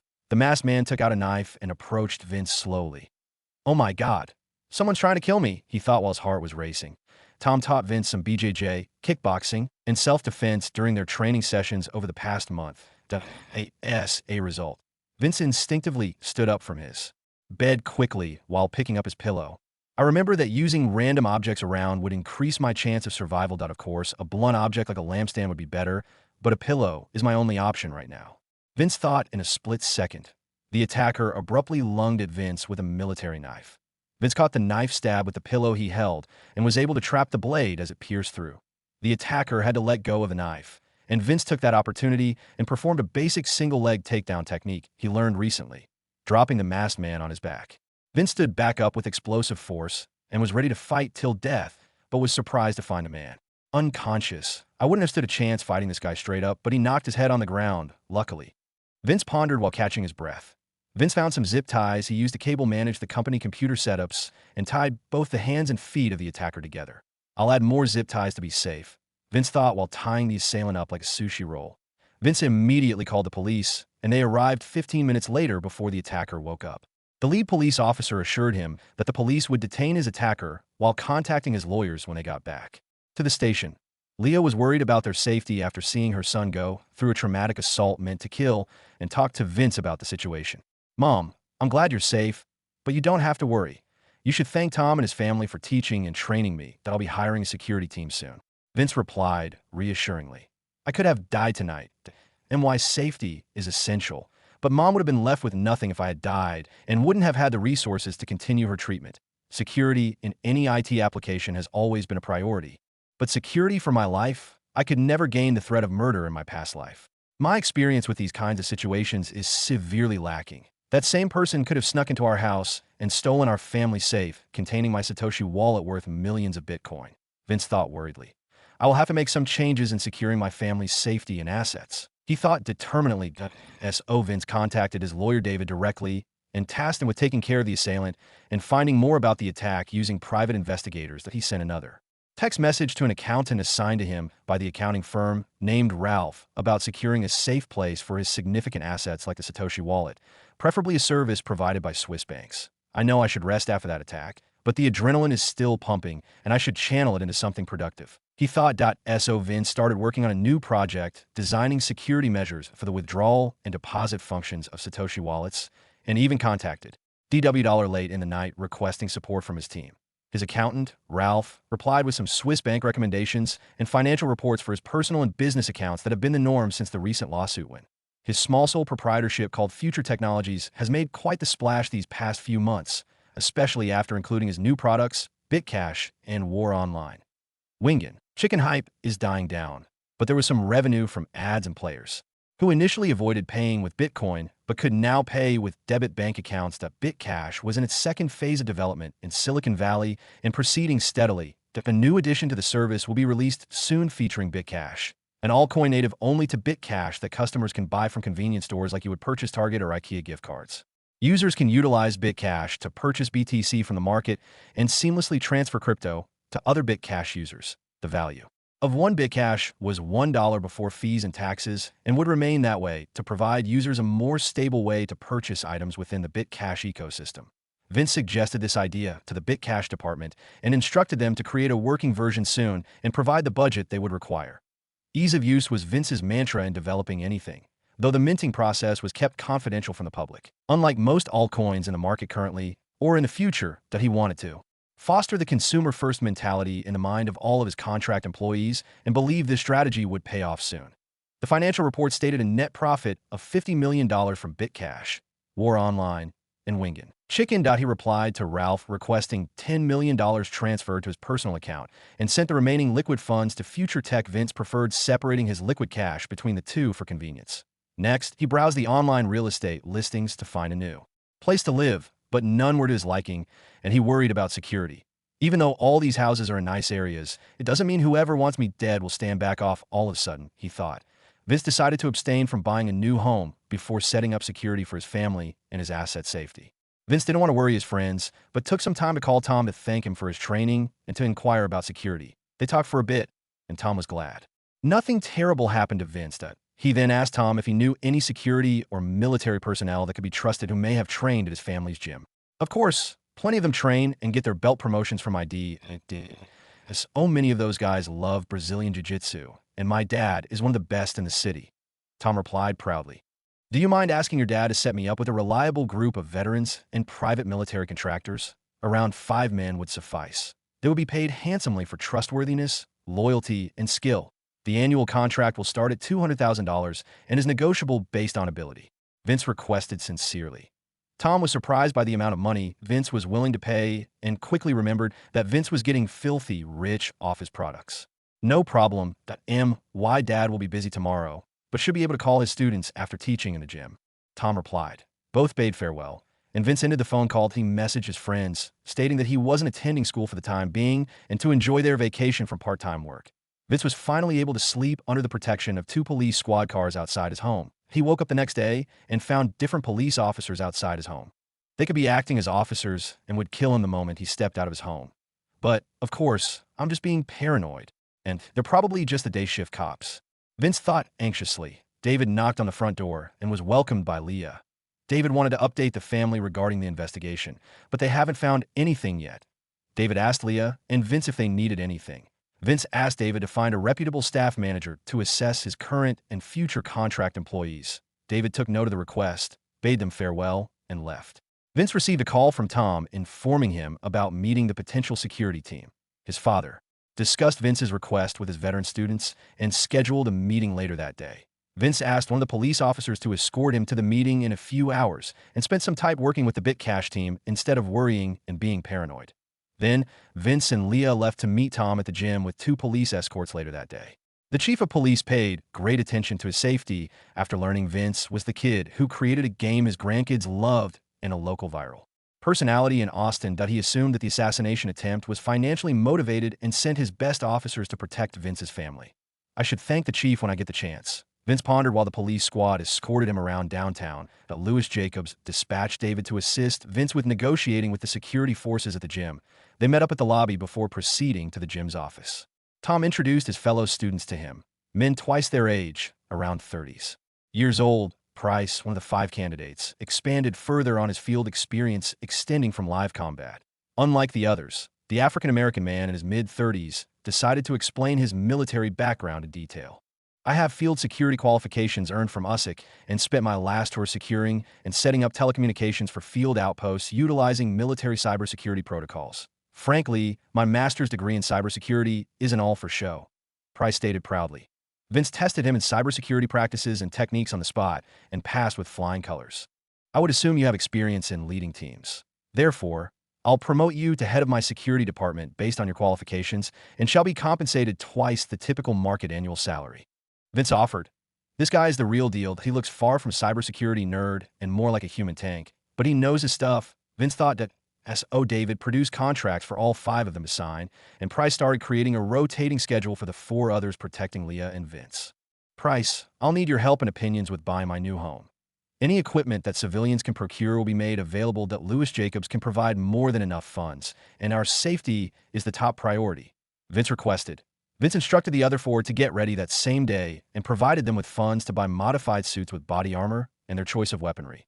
They left and returned a few hours later, looking like high-class bodyguards. It seems like they spared no expense and were able to procure some P-90 submachine guns and Colt 1911s as sidearms. Price was SF. It makes sense that their group was well connected to the others in the military and small arms world. Vince pondered he never really interacted with military personnel and only met a U.S. major once when his consultation company in the past secured a bid for a U.S. defense contract. After talking to Price the past few hours, Vince realized the guy was a cybersecurity Chad. This guy could have easily led the security department in my old company. Vince thought, after browsing the available options. Price suggested a home located at the corner of a nice-looking neighborhood. The gated entrance to the walled estate provided extra security and was listed for $5 million after fees. After bidding farewell, and thanks to Tom and his father, Vince instructed David to purchase the home and left with Price and the 2 other bodyguards. Vince offered them a sponsorship deal for their gym as a sign of thanks for connecting him with Price and the others, and was glad to accept. Mom, you won't have to pack any of our things yourself, but please sort the important belongings we don't want to leave. Vince said, I feel more secure now with Price and the others around. They seem trustworthy and capable. I'll go ahead and do what you asked then, Leah replied. They moved in the next day and tasked Price with securing their new home. Price suggested constructing an underground level to store all the vital security equipment, and Vince approved immediately. Construction started the same day and is projected to be finished by the end of the month. Price utilized one of the many rooms to store the equipment he ordered for the meantime. Vince was allowed 1 bodyguard to shadow him at school due to the recent attack. He bought a car because there weren't any school buses that usually stopped near his new home. It's exciting to shop for a new car that I'm used to driving cheap vehicles, but I can't drive anyway, so might as well get a functional one. He thought that S.O. Vince decided to order an armored class in Rolls-Royce, sparing no expense for around $1 million. It arrived a week later, and Vince decided to finish the school year before starting homeschool. David came by the villa to update Vince with the investigation and confirmed the perpetrator paid the assailant to assassinate Vince. They haven't found the employer yet, though Lewis Jacobs located a few staff manager candidates with excellent qualifications and decided to hire the one that recently left Microsoft after hearing about a job opening at Future Tech. I want him to move to Austin as soon as possible after signing the contract. Vince instructed his legal counsel. David understood and left home as Vince continued working with BitCash on the updates, but a week later, David introduced him to the new staff manager, Hudson. The human resource veteran was a Caucasian-American man in his mid-40s, fresh off the plane from Silicon Valley. David also mentioned finalizing negotiations with an old and reputable Swiss bank in securing Vince's assets. Hudson, I'll be tasking you in assessing my current contractors and employees at Future Tech. While I'm gone, I'll fly to Switzerland tomorrow with Price and David to sign the contract. You can skip over Dollar for now, because he'll also be joining us Switzerland. Vince instructed. David and Hudson left while Vince was contacting Dollar regarding the final version of the Bitcoin bank system they've been developing. He tasked Dollar and a few technicians from BitCash to fly to Switzerland immediately to help Vince with the installation. Vince packed his luggage and kept the pen drive containing the primary key to his Satoshi wallet in a secure briefcase cuffed to himself. Their group looked rather odd to regular flyers at the airport, men in tailored suits. Walked with a teenage kid like he was the boss or something. They boarded the direct flight to Switzerland that would take 12 hours usually.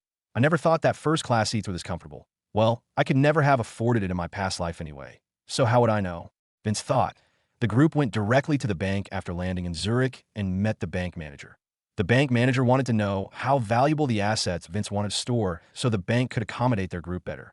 I asked some of my employees to help you secure my assets using a newly developed technology called the Bitcoin Bank.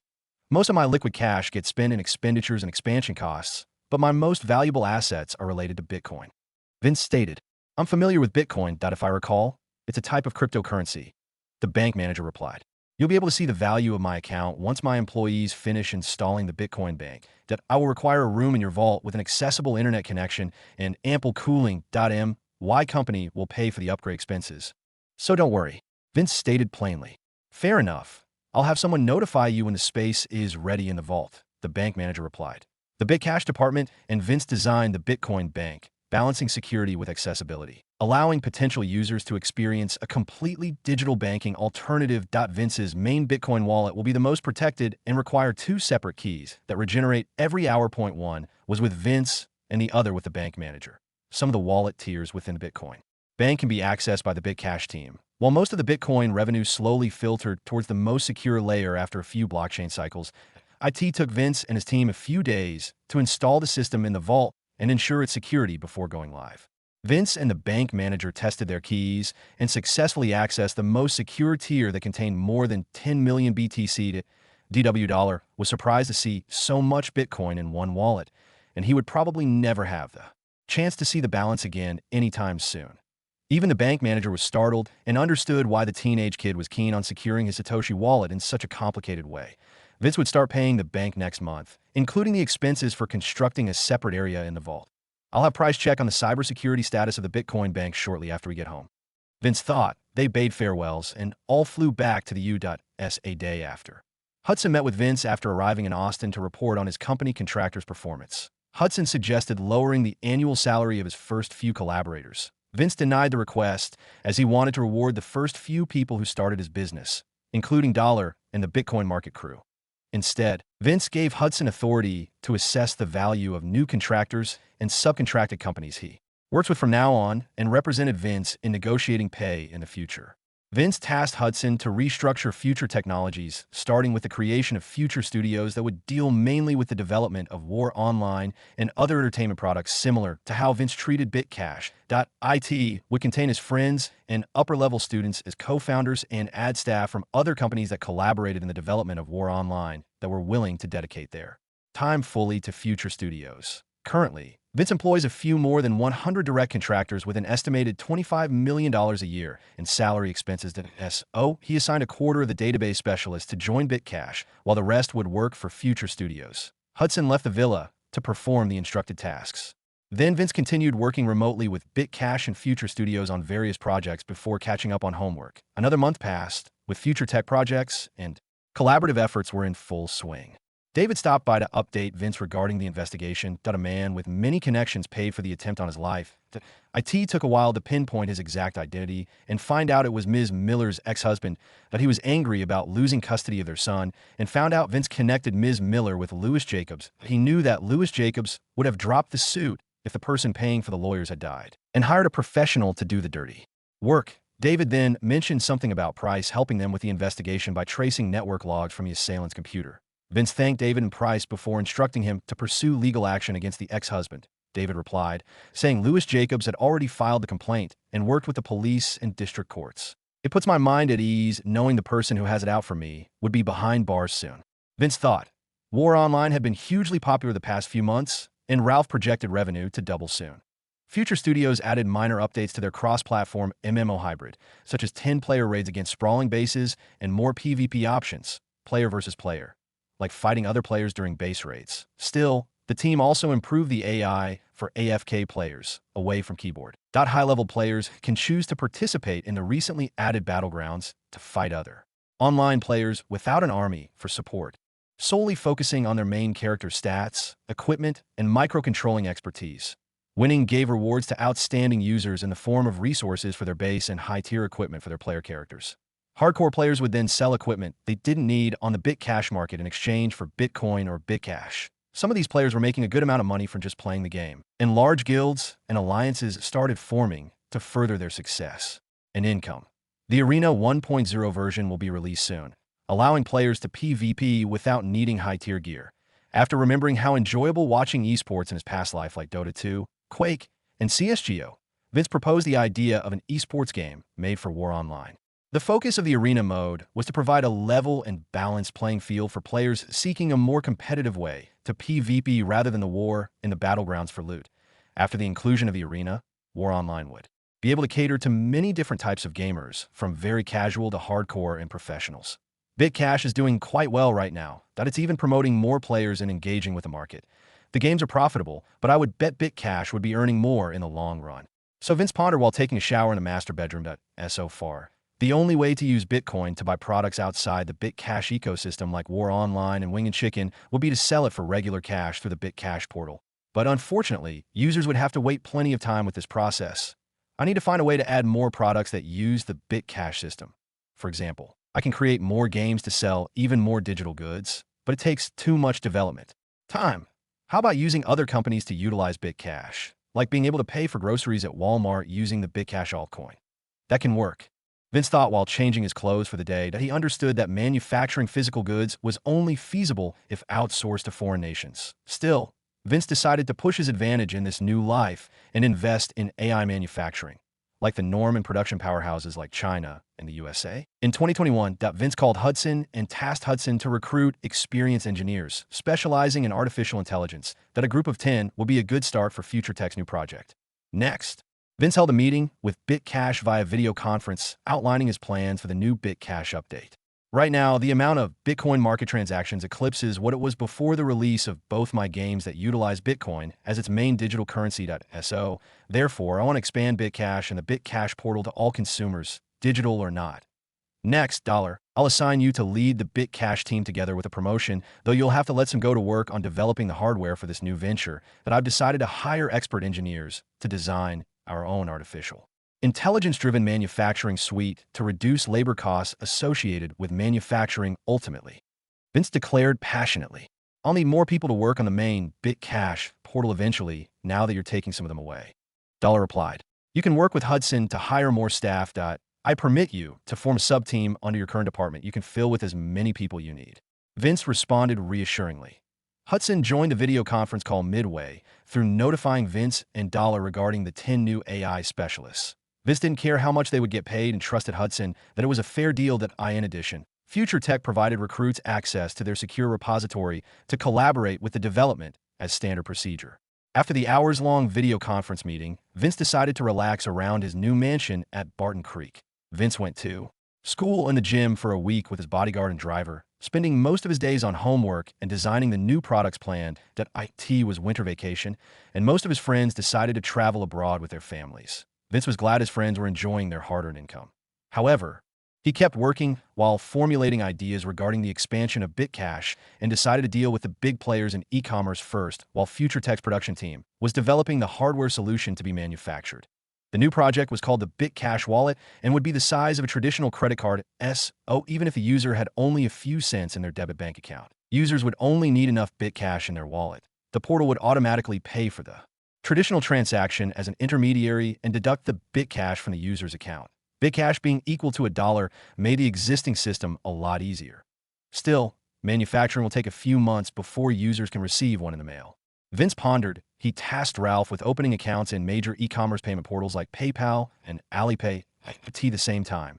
David helped Vince negotiate favorable terms with the big companies to integrate BitCash in their payment networks. A week later, an update to the BitCash portal app notified users of using BitCash to buy products online using PayPal and Alipay, including other smaller payment methods. BitCash itself would back the transactions to avoid exploiting the service and protecting users. Many of the players were thrilled knowing they could buy stuff online without the hassle of selling BitCash for Bitcoin and then selling the Bitcoin on the market before actually being able to buy things from third parties. Fees were a bit expensive, but were more than worth it for the convenience. The update shook the online community with viral posts on social media and videos from random people explaining how massive this change was. Memes were flooding the internet about the viability of getting paid with BitCash instead of real currency and utilizing Future Studios' video game to farm BitCash. As a result, War Online became even more popular, with new players trying to hop on the bandwagon before it could leave them behind. Guilds recruited skilled players in droves to monopolize the battlegrounds and their rewards, maximizing BitCash profits for themselves. A few War Online developers suggested providing players with free tools to create in-game game items during a creative meeting. Future Studios would pay modders with BitCash for approved designs, practically outsourcing plenty of work in the process. Another recent news came as War Online players recently discovered crypto-backed NFT. Unique in-game items dropped from the God of War raid wing in the middle of the battlegrounds. As a result, players would have to fight every other guild and alliance for a one-time chance in securing the raid access every 24 hours. A few new items were floating around the market and sold for thousands of BTC and BitCash. These essential items allowed players to gain an edge over other strong players within the battlegrounds to further their own goals and flaunt wealth at the same time. War Online, Arena was ready to be released after months of development, in partnership with Epic Games and the result of Future Studios' continuous efforts. The game mode concept was pretty simple, but Vince was very particular with latency responsiveness and server performance. The localization team had already updated the game with 18 different language packs for users to choose from before the new major release. Vince decided to have David contact video streaming services like Twitch and YouTube to negotiate broadcasting rights for their new competitive mode. Future Studios also signed a deal with existing esports leagues to host the event worth $10 million. Additionally, Future Studios posted an announcement on their website and Reddit regarding the upcoming update.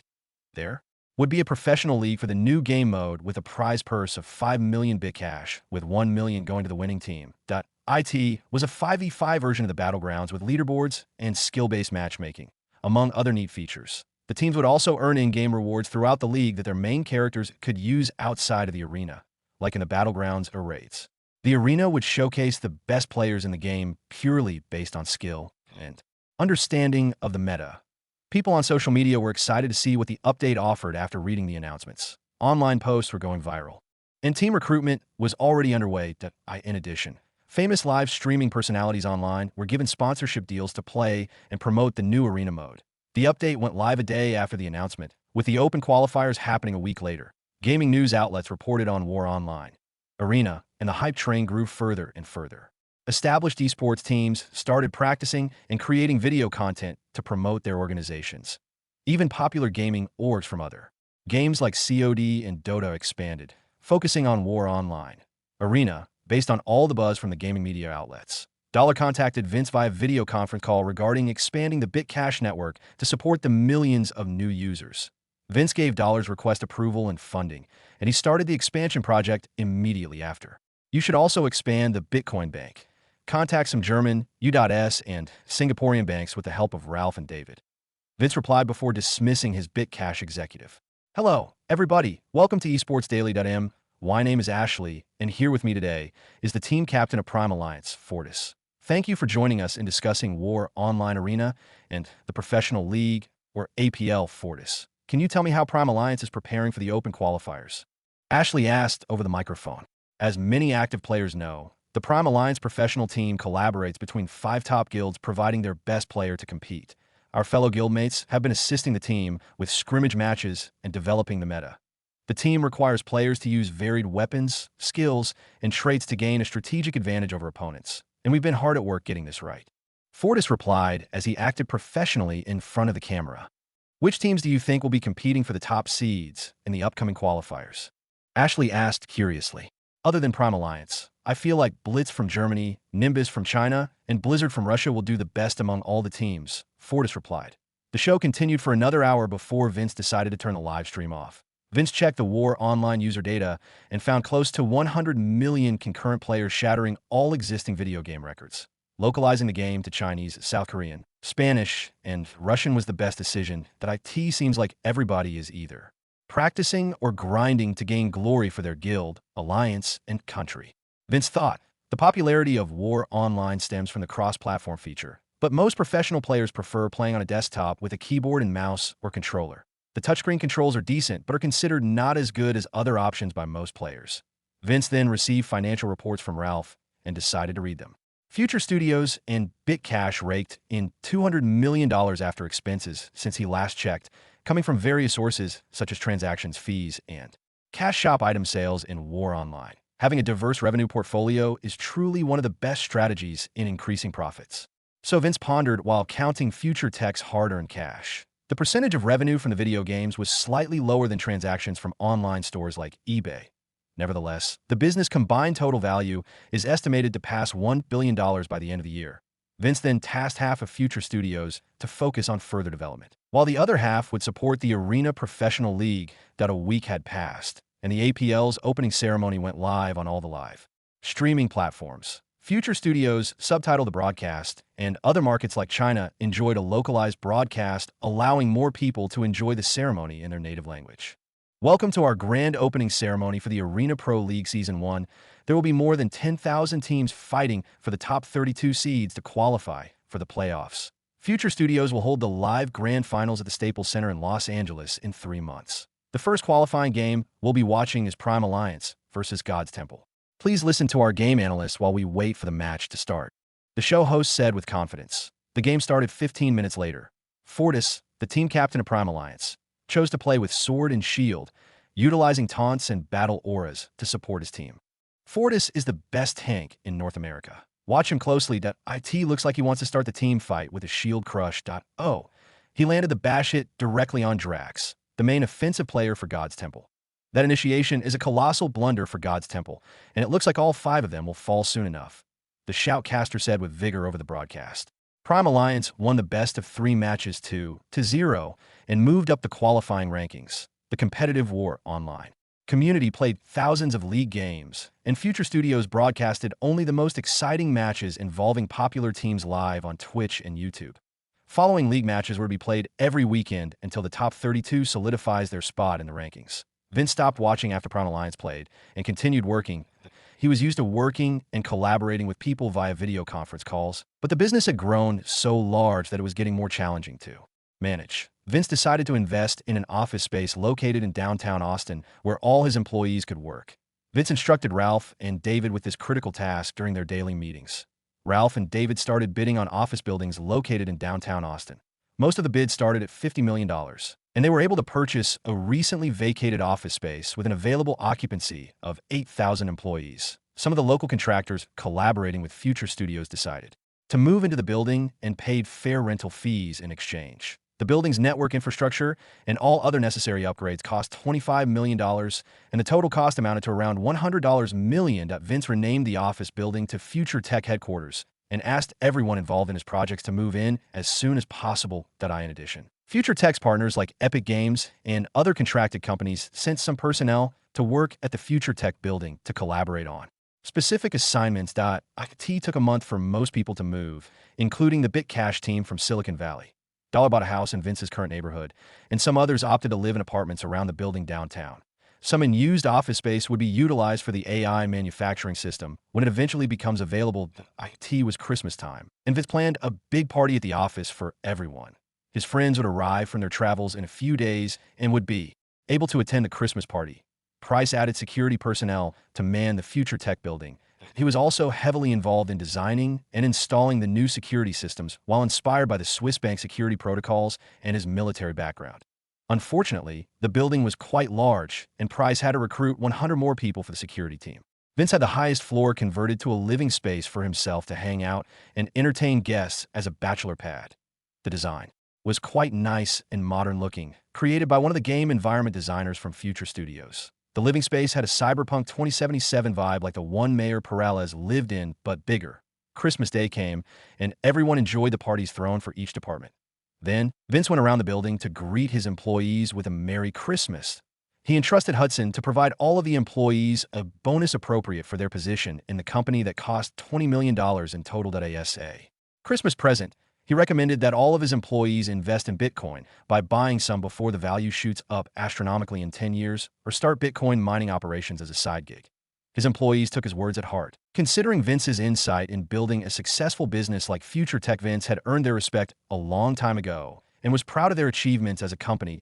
He spent time with Leah, his friends, and their families at the newly furnished penthouse. His mother and some other parents still couldn't believe how so much had changed for the better since Vince bought his first computer all those months ago. They were slowly getting used to their new lifestyle and adapting to the needs of their talented children. Finally, Kyle, Jessica, Sarah, and Rick persuaded their parents to let them homeschool next year. Some seniors graduating soon who work for Future Tech decided to attend local universities instead of leaving the state, giving them time to work at the office part-time. IT was convenient enough because Austin had the best universities in Texas. A month passed, and it was the end of January 2012. The Arena Pro League was gaining more popularity, and rankings were already shaping up with Prime Alliance on top of the leaderboards. The BitCash team had finished developing the BitCash wallet and would need to start manufacturing soon. The engineering department was close to producing the AI manufacturing suite and was only waiting for a few components to arrive in February. Hudson kept busy and recruited more engineers to maintain and support the manufacturing department for current and upcoming projects. He also proposed restructuring Future Technologies as a corporation, and Vince instructed him to work with David and Ralph to finish the restructuring process without a hitch. Due to the growing popularity of Future Tech, plenty of financial stock analysts has been theorizing how valuable the company would be in the public stock market.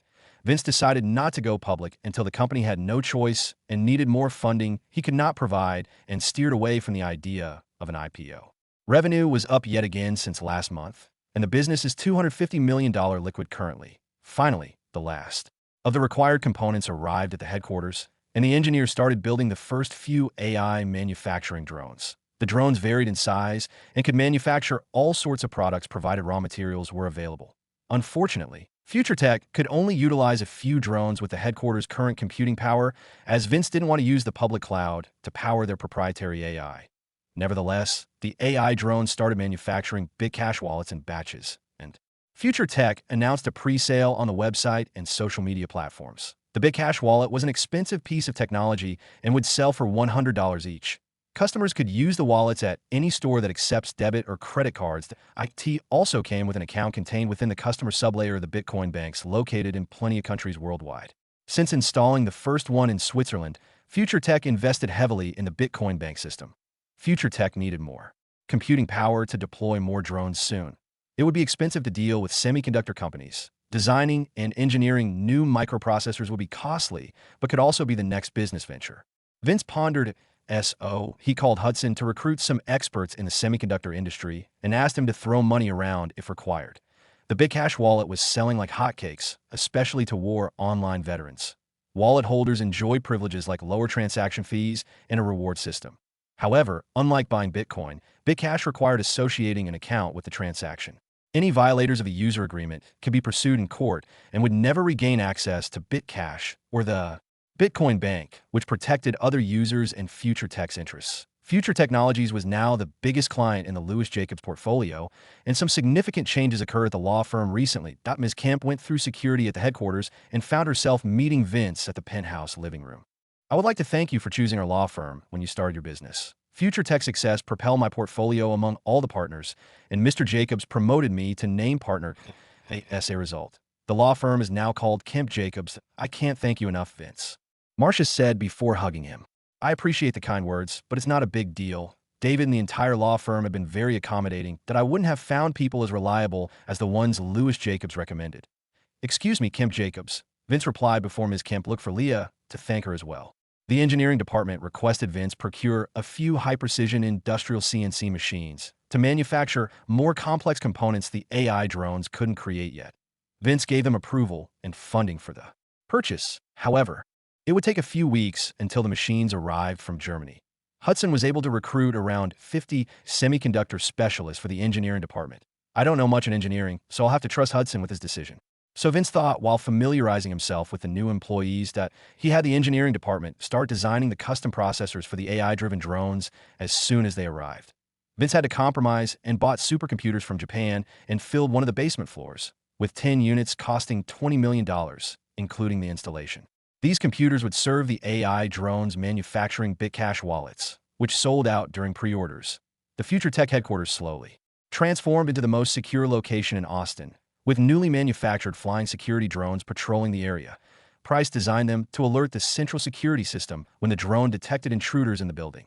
Vince focused on schoolwork and learning from the Future Tech experts in different fields of study while managing the business from his penthouse office. Vince had been involved in development less and less now that he had hundreds of employees. My true advantage is knowledge of the future and not my skills and talents that I can do much more now with plenty of available capital that a far cry from when I just reincarnated. Vince pondered while looking out his office window. Vince took the elevator down one floor and greeted a pretty receptionist. Future Tech provided the floor to David and his legal staff as their offices. Good day, Mr. Dalton. May I know how I can help? The receptionist asked. Good day, Stacy. You don't have to call me Mr. Dalton. Vince is fine. I asked David in his office right now, he asked. David just arrived an hour ago. I can show you to his office if you'd like. Vince, Stacy replied. Thanks, but no need that I know that way. Vince declared before heading deeper into the law offices that he walked into David's office to talk about some expansion ideas and strategies Vince knew worked from his knowledge of the future. I want future studios to be more involved with War Online and Arena Pro League. Policing our user agreement is a top priority that I don't want to see any cheating, match fixing, or other violations. The game is doing well and is a huge cash cow for us. These issues can potentially destroy our game, and I'll hold your team responsible for this. Vince stated seriously. I understand, Vince. The team has already assigned a few community ambassadors heavily involved with the game on social media platforms like Reddit and YouTube that will deal with any problems within the community accordingly. David replied confidently, I trust in your decisions, David. However, I would suggest also forming a committee comprised of influential figures in the War Online community, like someone from Daily Esports, for example. Vince instructed, consider it done. David replied positively. Vince left the legal office floor and took the elevator another floor down towards the engineering offices. Vince asked one of the engineers if they had settled in well and if their department still needed more equipment. We only need those CNC machines and plenty of materials. Vince, these AI drones are amazing. Once we get them upgraded, we'll be able to manufacture much more complex components. The lead engineer, named Patel, an Indian-American AI specialist, replied. That's good to hear, Patel, but don't be shy and ask Hudson or me for anything your department requires. Vince declared. Vince visited BitCash one floor below, speaking to Dollar for a few minutes before moving towards Future Studios another level down to check up on his friends. Vince bought a cappuccino from Starbucks that rented one of the ground-level spaces. He paid for the coffee with his BitCash wallet, and the cashier took payment as she would typically do for other customers. It looks like people are getting used to seeing and using the new BitCash wallets. So Vince pondered while enjoying his espresso. Vince then bought some food from Chipotle next to the Starbucks and returned to his penthouse office. I can afford a chef, but fast food is my jam. Force of habit, I suppose. Vince thought that he spent some time reading and learning more about artificial intelligence while eating his tacos. In addition, he would watch the Arena Pro League during his downtime as a hobby. More players had varying cosmetic armor and weapon skins because of the new loot boxes added to the game.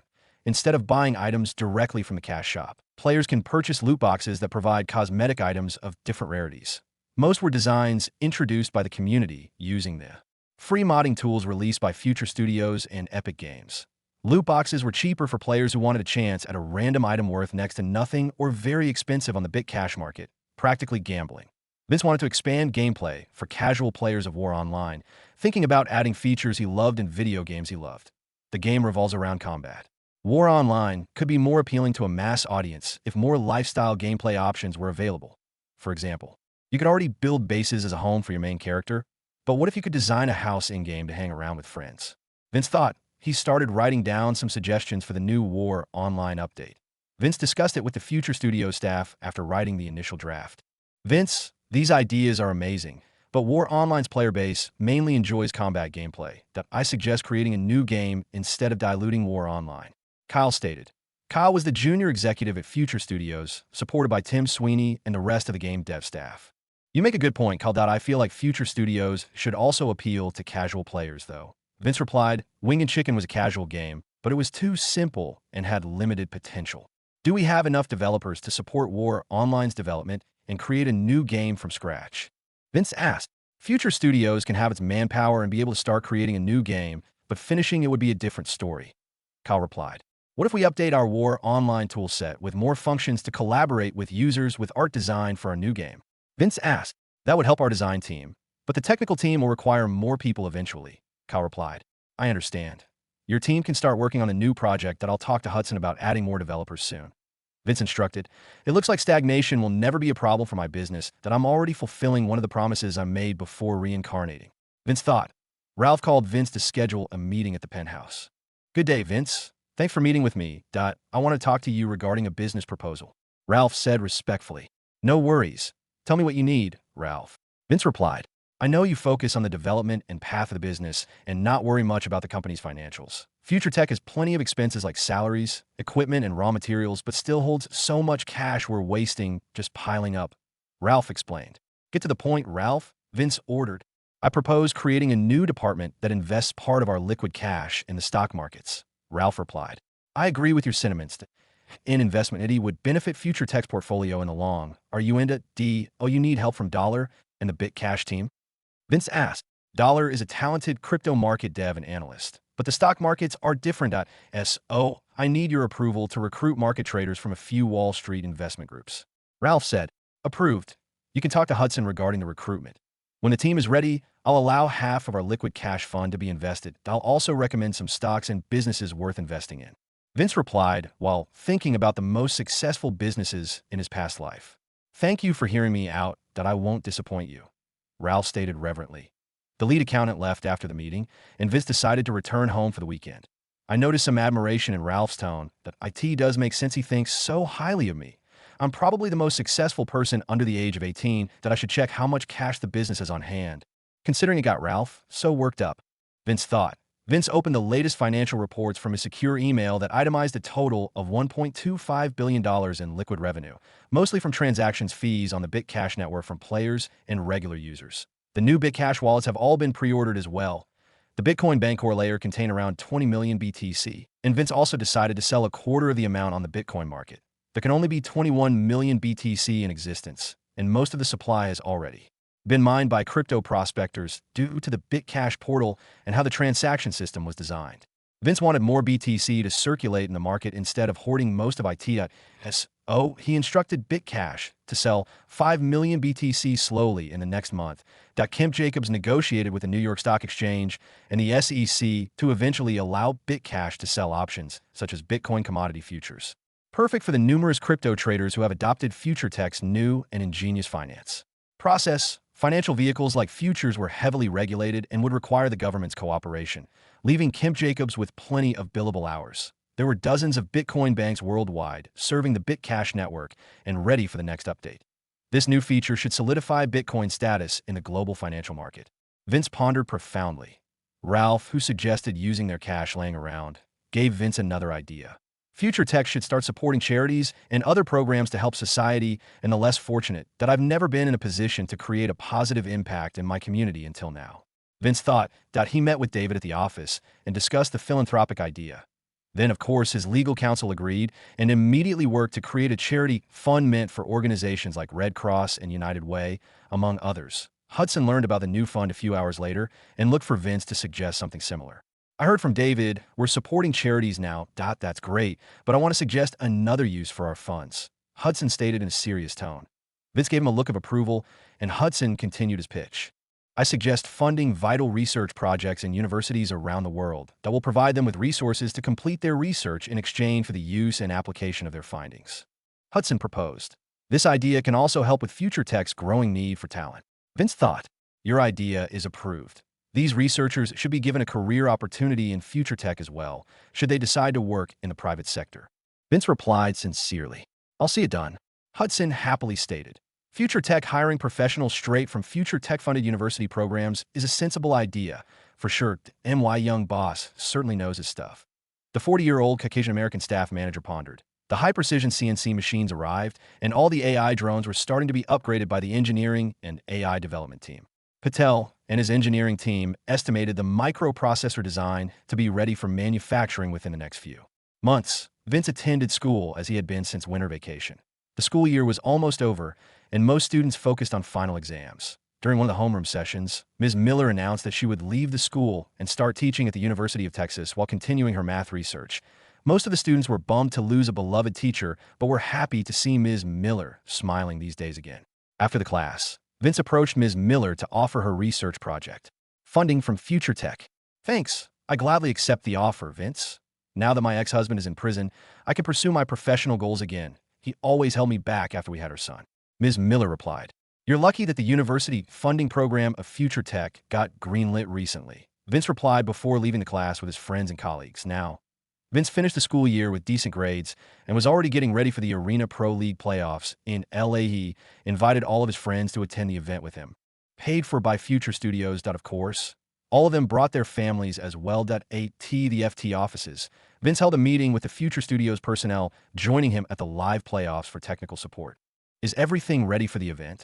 I want to go as smoothly as possible. The grand finals is our first impression, showing the world that the APL is a spectacle of a show. Vince asked seriously.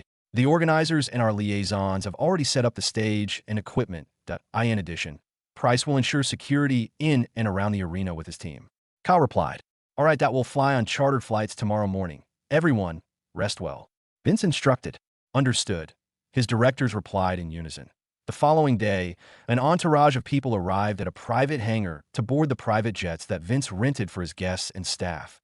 The planes arrived at noon, while the passengers watched the bustling Californian city under a clear blue sky. The city of Los Angeles will be the birthplace of champions. Vince pondered in excitement. Vince and his friends didn't have much to do as the bodyguards unloaded the luggage off the jets. I never would have imagined flying on a private plane before. It's the same for you guys, right?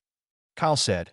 Jessica, Rick, and Sarah agreed with a look of pride and satisfaction on their faces. Vince's friends understood that they held unique positions within Future Tech, working fewer hours than the rest of the company, but always working hard to prove their worth.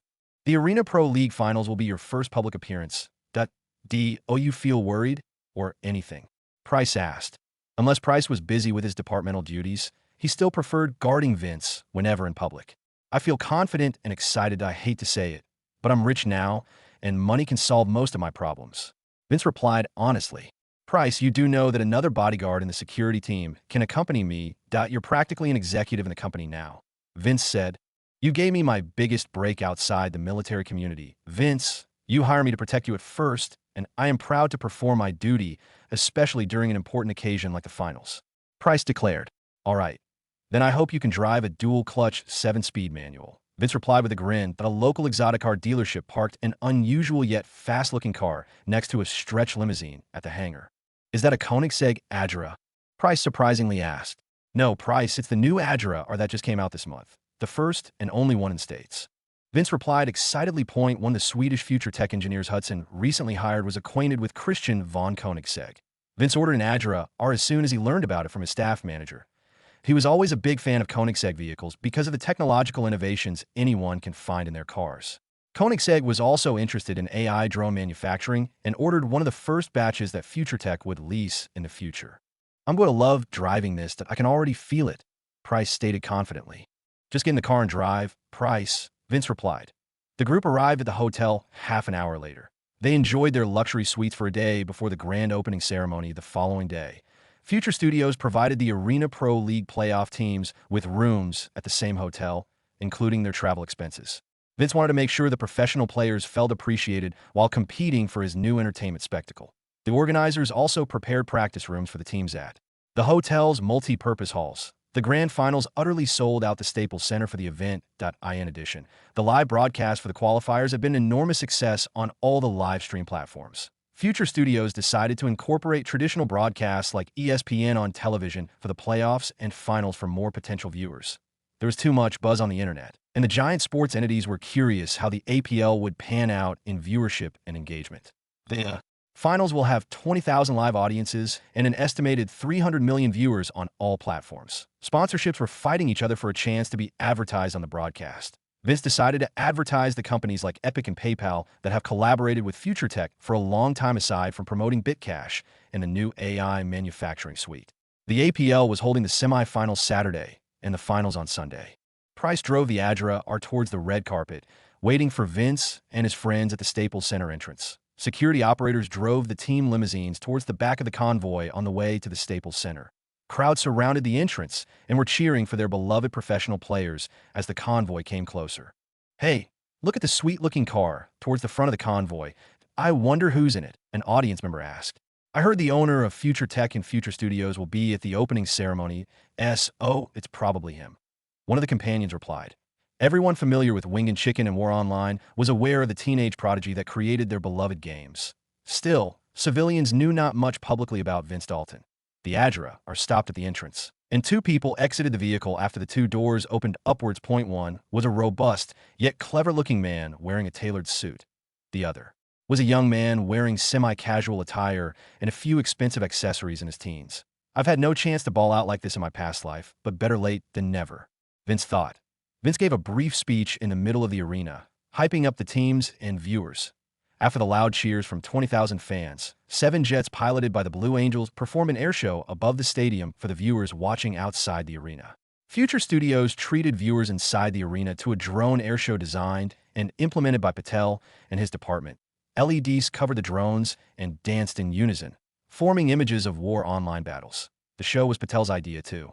Showcased their advanced AI technology after much investment from Future Tech. After a few hours, the APL concluded the playoffs, and the finalists were decided. Prime Alliance from North America versus Clear Sky from South Korea. The Korean and local fans were ecstatic to watch the finals on Sunday. Fortis performed 2-bit cash play of the match and was awarded a $10,000 cash prize for each. In contrast, Charlatan from Clear Sky performed one during the playoffs. Vince's group spent some time enjoying the hotel's amenities while the finalists were preparing for the last match. Fans highly anticipated the final match of the record-breaking season of a newest sport. Whales placed enormous bets in Las Vegas, Macau, and other casino cities worldwide. An intricate show depicting pro player characters fighting through the qualifiers and the playoffs served as an introduction for the finals. Then, both teams walked towards the two booths at the center of the arena. The match started with Fortis performing his infamous shield crush from stealth provided by his team's support player character. The opposing Clear Sky support was stunned and was about to die, but Charlatan performed Blinding Cloud to save his teammate. Both teams fought a close series as they exchanged game wins, tit for tat. The best of 7 matches went the entire distance, and the intensity grew to a climax. Prime Alliance's fortifications were crumbling against Clear Sky's assault. Clear Sky was ferocious in their attempts to destroy Prime Alliance's core to win the game. Prime Alliance took a final stand as Fortis controlled his domineering player character and led the defense. Fortis initiated the last team fight and caught Charlatan off guard by flanking across the forest in the middle of the map. That he used Divine Shout and forcibly took aggro from the entire Clear Sky lineup. Fortis sacrificed himself to give his teammate, Heavenly Light, the chance to hit Black Hole on all their enemies. Fortis died as Black Hole was cast. Yet his team's offensive players were able to team wipe Clear Sky a few seconds later, essentially winning the game and the match. The crowd erupted in cries and cheers as their local team won the APL Season 1. The game broadcasters were going insane, as were everybody else in the arena. Vince awarded Prime Alliance 5 million Bitcash and a bonus of $1 million in cash for the spectacular comeback during the last game. Future Studios awarded the rest of the other teams in the top 32 with portions of the 10 million Bitcash prize pot. Future Studios also announced the formation of the Arena Pro League as a series instead of a one-time event. Vince awarded the top 16 teams a franchise spot worth at least $10 million each for blazing the trail in War Online. Arena. The team organizations within the top 16 were elated with this sudden news and were much happier than they were previously. Vince was about to leave the venue until a familiar man he had never met before approached him. "I didn't expect to meet you here, Mr. Musk," Vince stated respectfully. "It was a riveting final match, Vince, but don't be so modest and please call me Elon," the man replied. "Price and I are getting something to eat. Care to join us?" Vince asked. "Gladly," Elon replied. Elon suggested a fancy restaurant where they could eat and talk. Price drove Vince in the Agera R and opted for valet parking. The valet was terrified to park such an expensive car, but Vince didn't care much. "This place offers excellent food and some privacy," Elon said. The group spent some time getting to know each other while eating dinner. "This guy is 100% what I expected. He's rather odd and is the same way he presents himself to the public as he is in private." Vince thought, "That Agera R is a beautiful piece of machinery, but have you tried electric vehicles? The instant torque available to the driver is exhilarating." Elon declared, "I've heard about Tesla and your Roadster, but it's not my style. Instead, the EV technology itself is what interests me." Vince replied, "Electric is the future. Oh, this reminds me of my business proposition." Elon said, "I've heard of Future Tech's new autonomous construction and manufacturing drones called HiveMind and am interested in procuring some." Elon explained SpaceX's future ambitious projects, such as reusable rockets. "This could be to my advantage." Price had already proposed buying satellites for the Bitcash network, but the available ones in orbit were outdated and useless.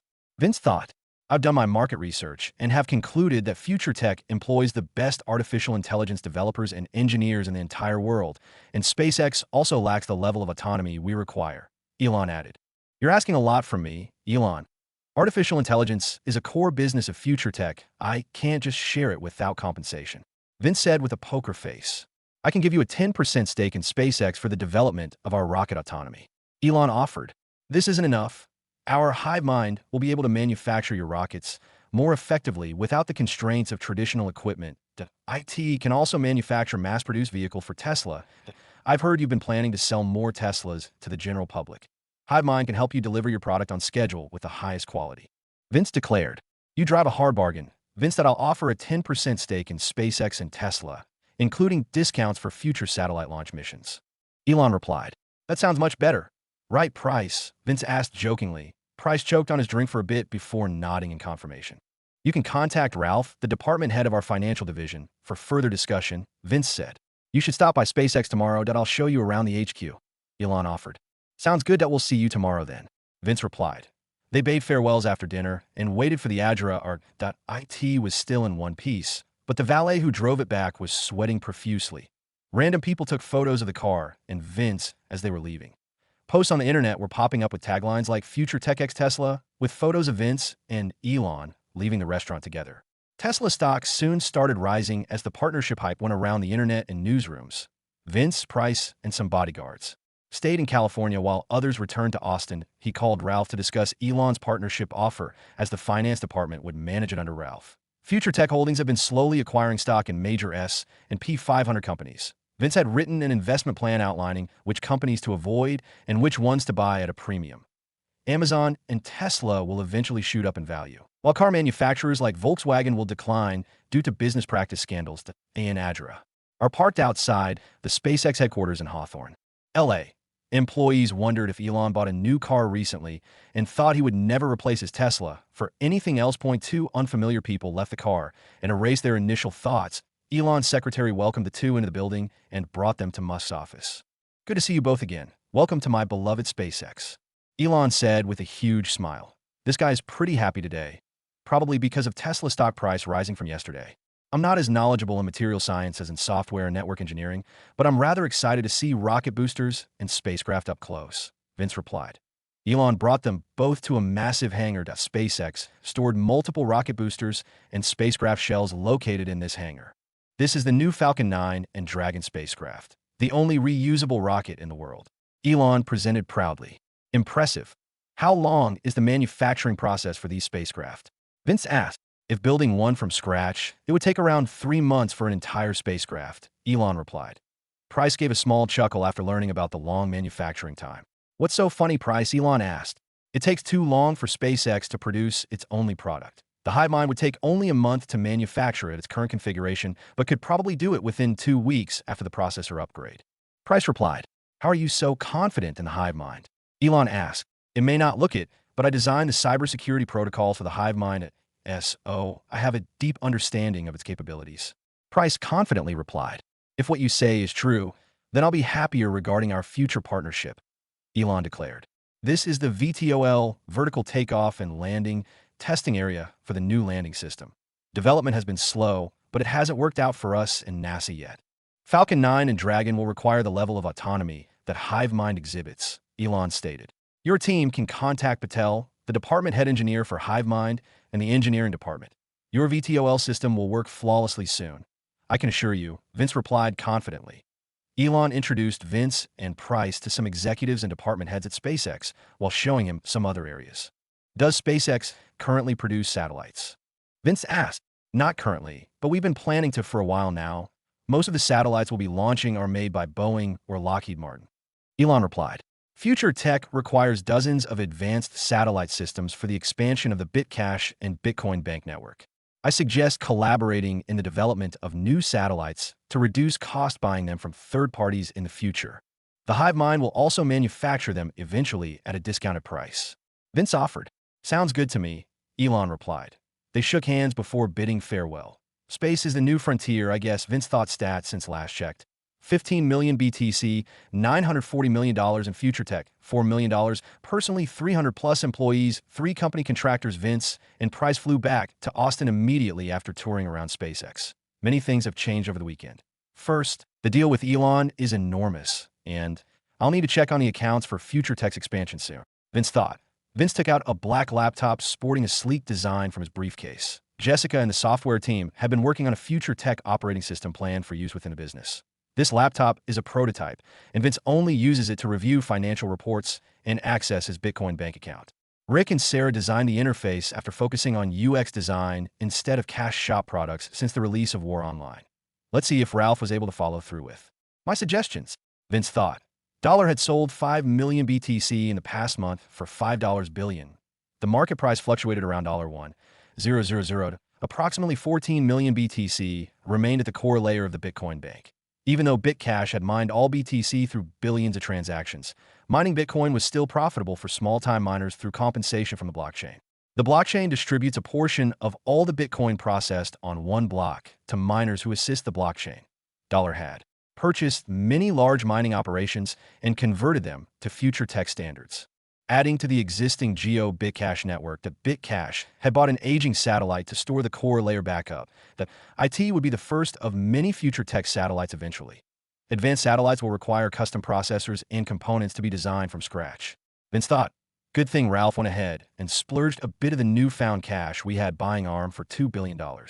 ARM is a UK-based semiconductor firm specializing in designing reduced instruction set computing or RISC processors. ARM's processors are mainly used in hardware applications like onboard computers for satellites. This is perfect. Ralph and David will get a raise for demon sure. Vince exclaimed in thought. Kemp Jacobs has outdone themselves pulling off that procurement. I bet the law firm made like $500 million from that deal alone. Vince thought. There were other smaller acquisitions like stocks in Amazon and Google.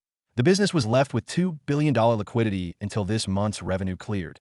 The Tesla and SpaceX shares padded FutureTech holdings even more after the negotiations with Elon. Some research projects funded by FutureTech were interesting. Ms. Miller's research project at UT focused on data models and algorithms to interpret information from neurons in the brain. She focused her time on algorithmic research. While her biochem colleagues worked on brain testing, FutureTech provided funds and artificial intelligence support for the project. Elon had been interested in this subject for years and started funding the project after learning about it from Vince. I remember Elon going crazy explaining the potential uses of neuron input for disabled individuals and other stuff that I replied, saying it would be insane to play video games in deep dive. Vince thought. Elon was unimpressed but still found interest in Ms. Miller's project. Though it would take a while, Vince imagined a virtual world built by a high-intelligence AI where players could live out their own fantasy life. As soon as the private jet landed, Vince went directly home to see his mother before returning to FutureTech headquarters. Vince met Patel to discuss the new semiconductor engineers and designers from ARM. The bulk of their staff remained in the UK, but FutureTech needed some here at Austin. Vince, good to see you again. I want to introduce Morgan, the technical lead from ARM, Patel said. Vince shook Morgan's hand and welcomed him and his team to FutureTech. I'm not an expert in semiconductors or artificial intelligence applications, but FutureTech has a simple strategy in developing the hive mind. We will upgrade the artificial intelligence with better processors until we reach intelligence levels enough for the AI to design new processors to upgrade itself again. This may be a slow process, but we will eventually reach stage 6 intelligence. I am confident in you guys, Vince declared. Patel and Morgan agreed and stated the first scheduled upgrade would be within the month. That IT was summer vacation in 2012 aside from work. Vince continued training at Tom's gym with Price and the other security personnel. Vince, the Pro League finals were insane. There were thousands of people watching live, and it was crazy. I've always dreamed of fighting in front of an enormous crowd like that. Tom said, You're a great fighter, Tom, that I'm confident you'll be able to reach your goals. Vince replied reassuringly. Thanks, but it takes more than talent to succeed in the fight game. Promotions are picky with fighters and drive a hard bargain. Tom replied. Those are barely any issues to me. You practically saved my life, Tom, that I'll gladly promote and sponsor you. Vince offered. You won't regret this. Vince, that I'll be the UFC champ one day. Tom exclaimed. Vince tasked the Future Studios marketing department to find Tom his first professional fight.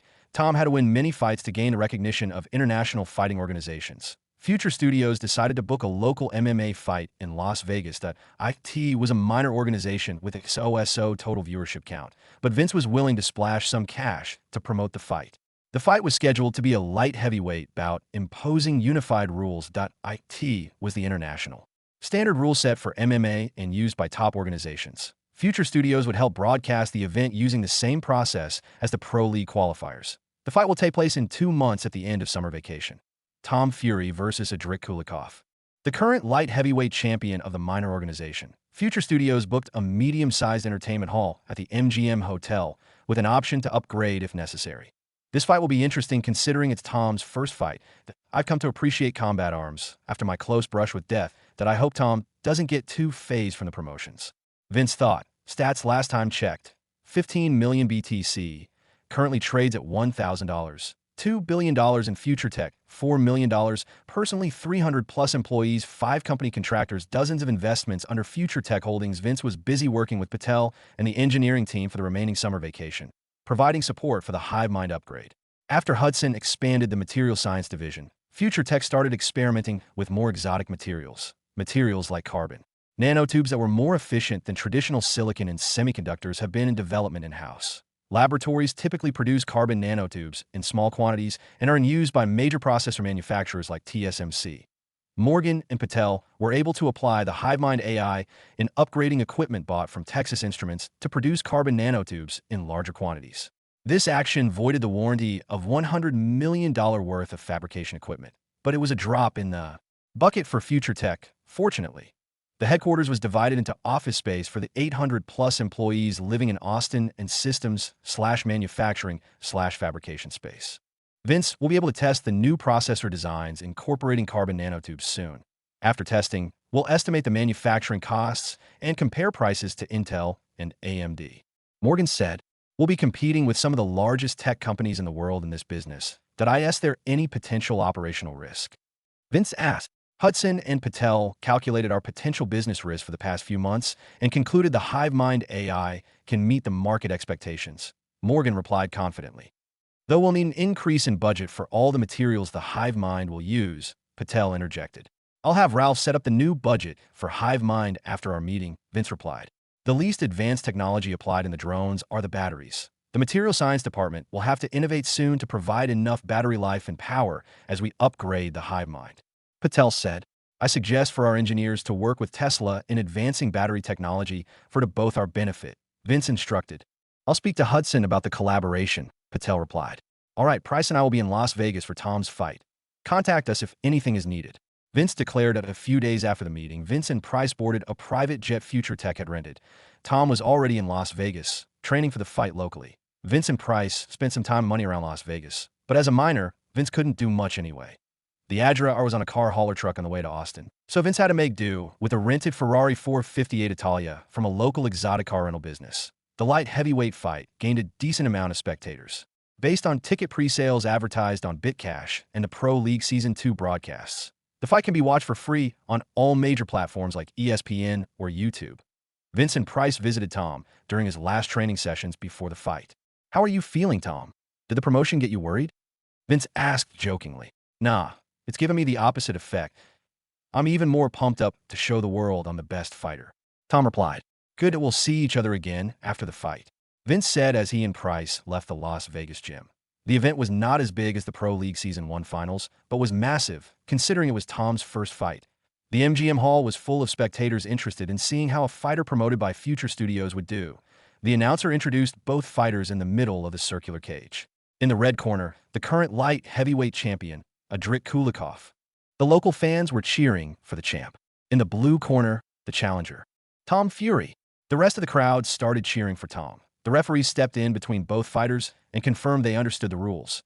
Adrik Kulikov was a wrestling and grappling specialist and had won plenty of Sambo tournaments in Russia. Though Tom is a BJJ brown belt, it would be quite challenging to get the fight to the ground. Vince thought, "This Adrik guy looks though, but I've trained with Tom for a long time since he was in middle school. That kid has talent and skill," Price declared. Vince and Price watched the fight from the VIP booth. As all the spectators could see them both in the hall. The fight started, and Tom immediately threw a few probing strikes at Adrik.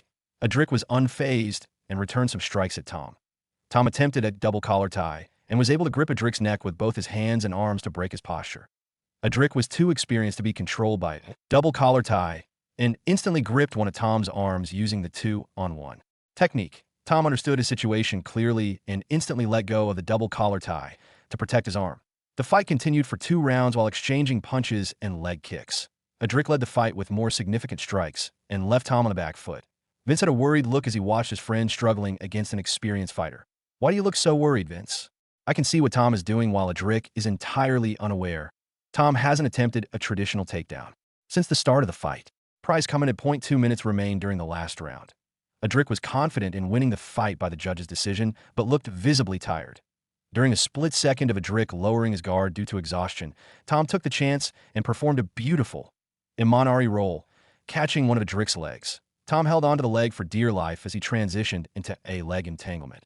Adrik couldn't get his leg free and was forced to the ground. The referee stopped the fight as soon as Adrik tapped due to a heel hook. The crowd was stunned, watching Tom reverse the situation in less than a few seconds. The announcer presented the belt to Tom as he announced the winner, and Tom thanked Future Studios and all the fans who came out and watched his first fight. "That was an epic fight, Tom. Congratulations that you'll be receiving bout offers left and right after that performance," Vince said. Price offered his congratulations to Tom before moving on to the after party. Playing video games seems less exciting than fighting for real, that I hope Ms. Miller's research succeeds soon, so I can experience this in deep dive VR. Vince pondered. Stats last time checked. 15 million BTC, currently trades at $1,000. $2 billion in future tech, 800-plus employees, future studios, HiveMind AI, ARM, Bitcash, future security, 5 company collaborators, dozens of investments under future tech holdings. War Online has been continually updated since its release many months ago.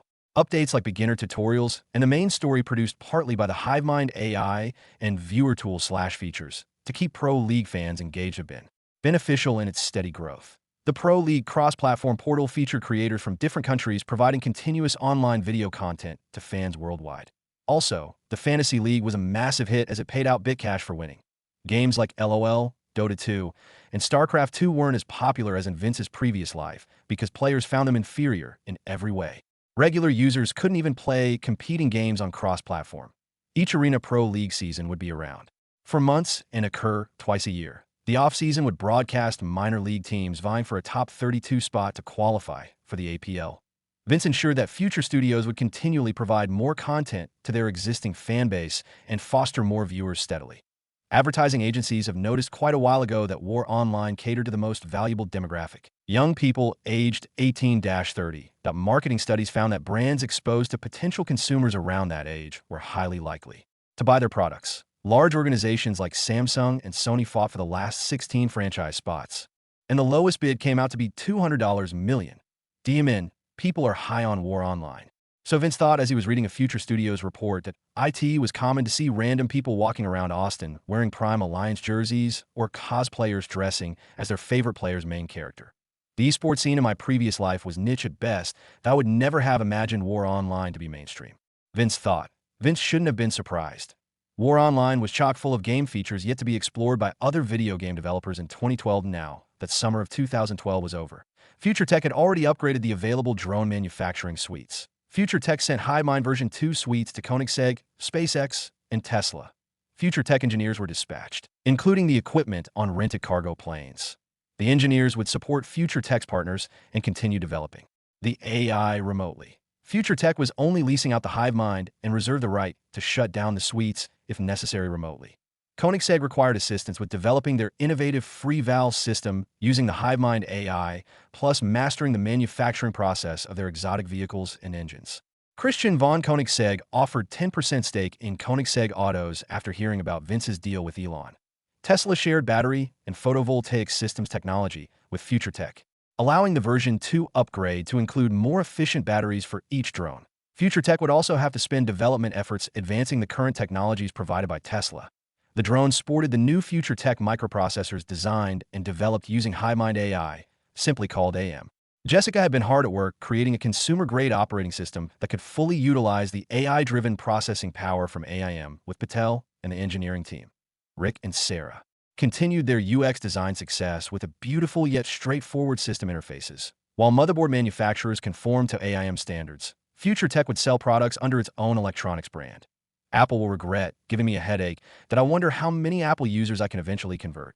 Vince pondered. That was an exciting match to end the Asia Conference Finals. Congratulations to Clear Sky for achieving the top seed. One of the announcers said, "Thank you for tuning into Pro League Arena Clash Sundays. But before we leave, Future Studios would like to give the viewers a sneak peek to the future of consumer electronics." The audience was treated to a professionally directed commercial featuring the everyday use of new mobile phones, laptops, desktops, and tablets. One of Vince's school seniors working at Future Studios directed the video commercial. "Whoa, the phone looks so different, it's making my iPhone 4 look small," a viewer at a network cafe said to a friend next to him. "You can get them in so many different colors too," the girl at the cafe replied. The product line was competitively priced compared to companies like Apple and Samsung. The standards and innovative designs were inspired by popular products sold in 2021. These devices boast even more advanced features with the help of AIM processors and HiveMind manufacturing. Vince thought that a press conference was pointless and decided to send sets of Future Tech devices to major consumer technology outlets. YouTube channels, tech magazines, and news channels received one of each to review. "I don't know what to say, guys, but this laptop is just superior in every way.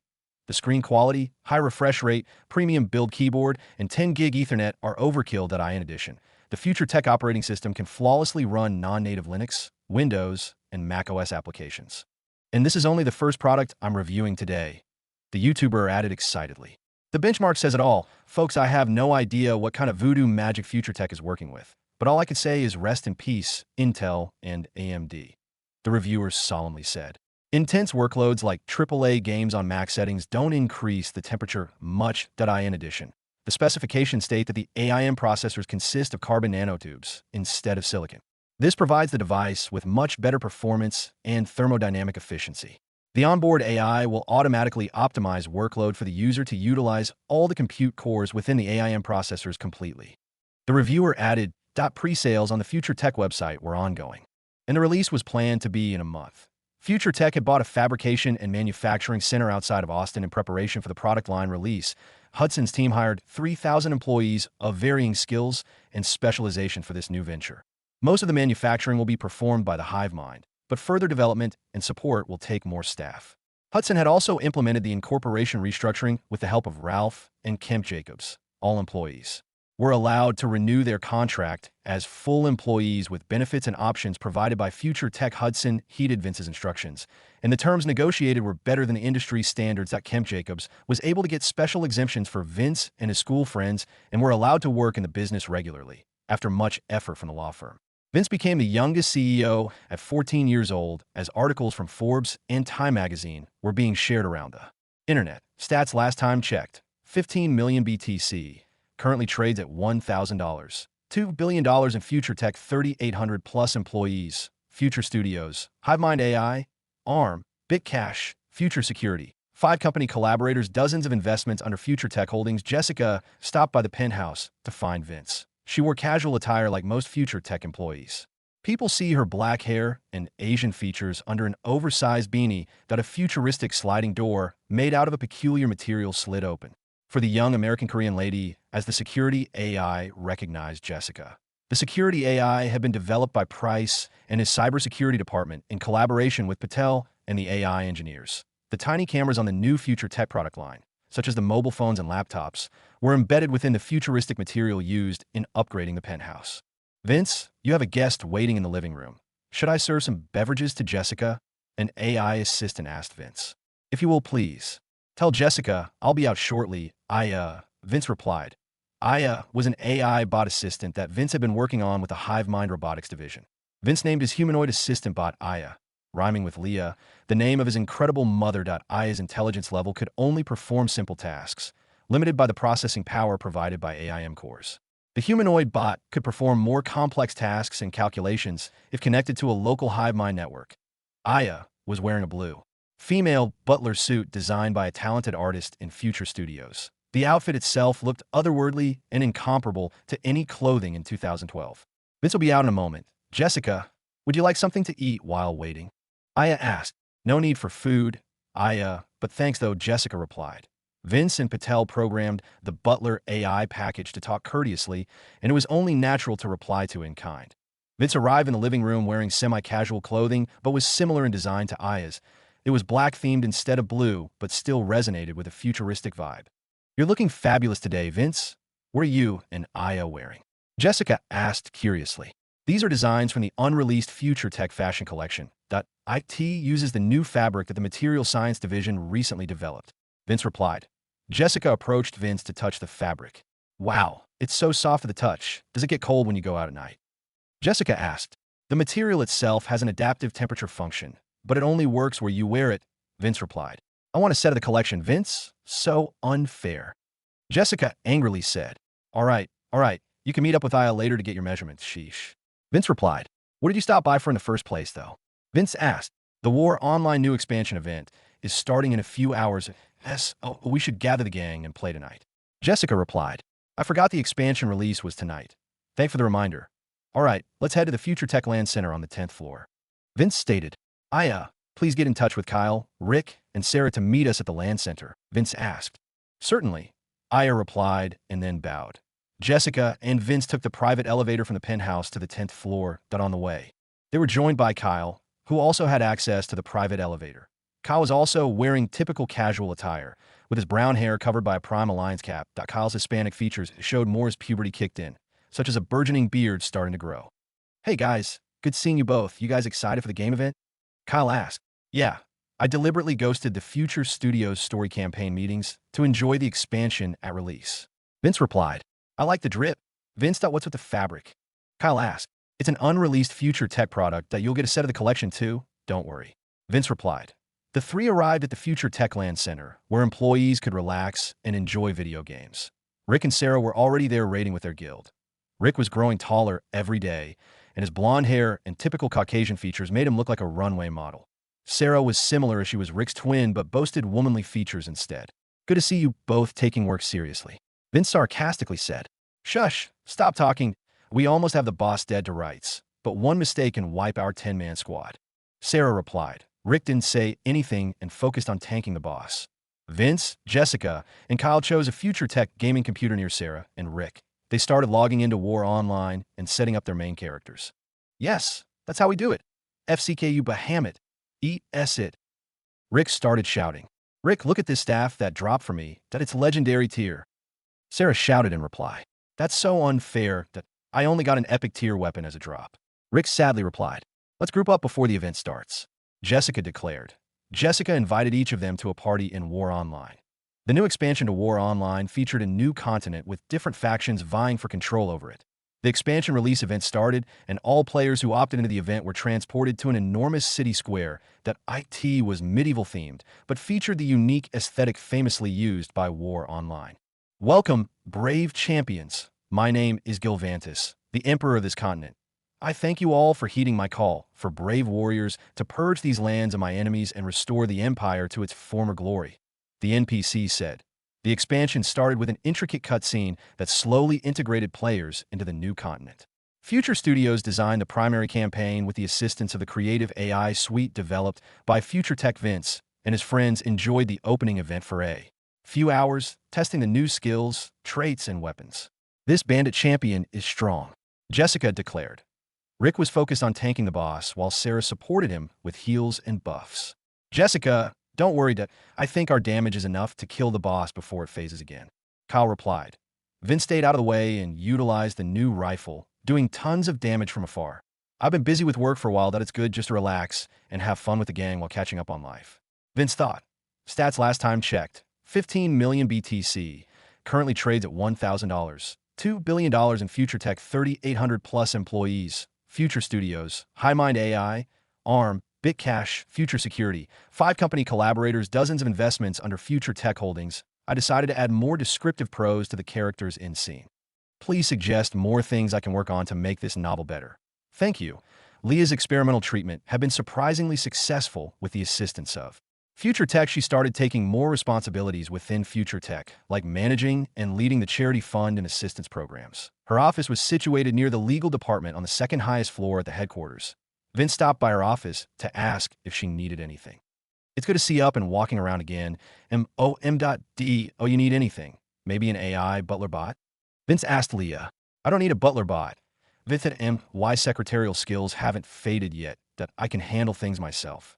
Leah replied. Leah's physical condition, like her black hair, looked much better than a year ago. It was fortunate that the doctors were able to catch her disease before it got any worse. Vince thought.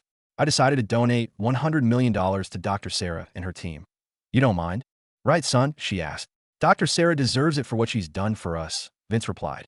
Oh, I love these new clothes I gave me recently. I assume it's a new Future Tech product. When are we planning to sell them? Leah asked. The new consumer electronics will be the priority. The fashion line will probably hit the shelves in 2 months. Vince replied. Some of my friends have been asking about the clothes recently.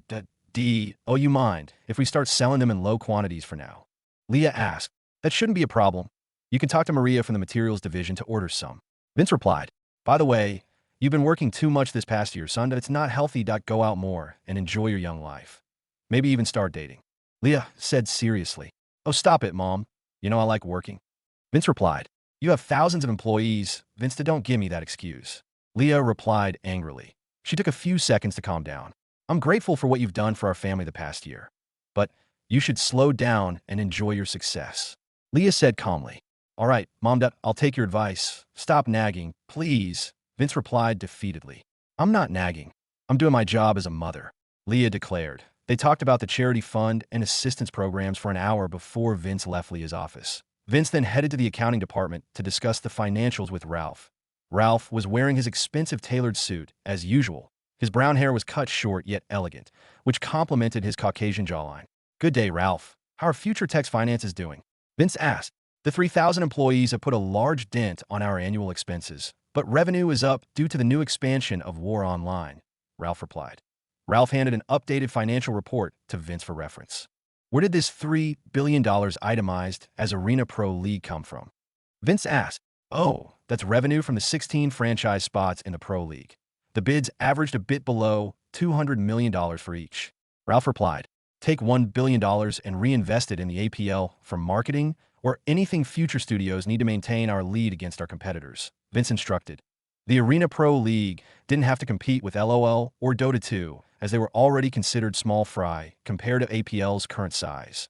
The APL competes with enormous entertainment properties like the NFL, the NBA, and the Champions League. Future Tech's projected annual expenses is $10 billion at our current state. Expenses should double or even triple next year. Ralph said, "We can't afford it for now, but conservative estimates of revenue from the new consumer electronics are around $50 billion, Ralph added. "You and David have managed our expenses well the past year. Don't be surprised to receive a handsome bonus at year's end," Vince replied. The financial report stated that Future Tech had $5 billion in liquidity for now. "Thanks for the update, Ralph," Vince added as he left to find Morgan to discuss the AIM processors. Morgan was his usual British self, as he wore his old-school yet regal-looking suit. "Good day, Morgan. Any updates about the AIM processors I need to know?" Vince asked.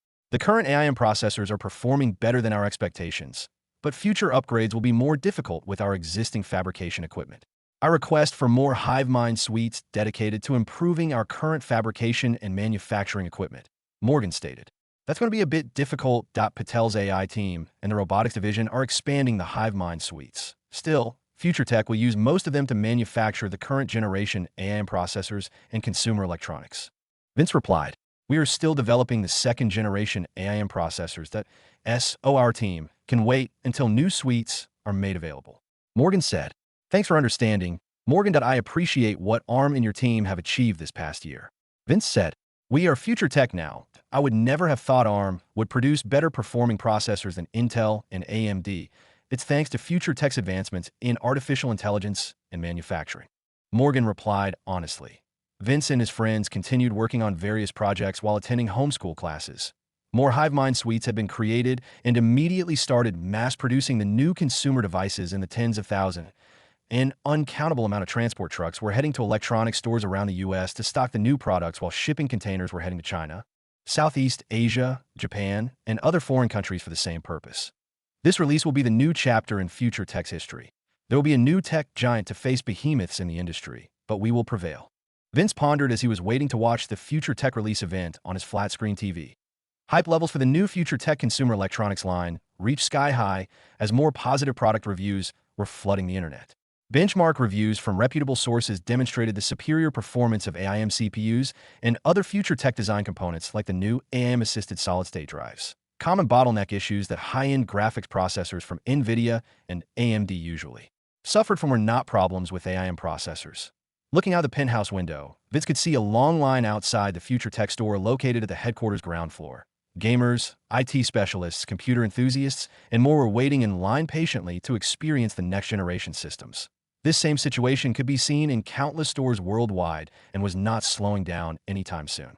Ars Technica, a popular consumer tech publication, invited Future Tech to discuss the new products more in depth, and Vince decided to send Morgan as the spokesperson.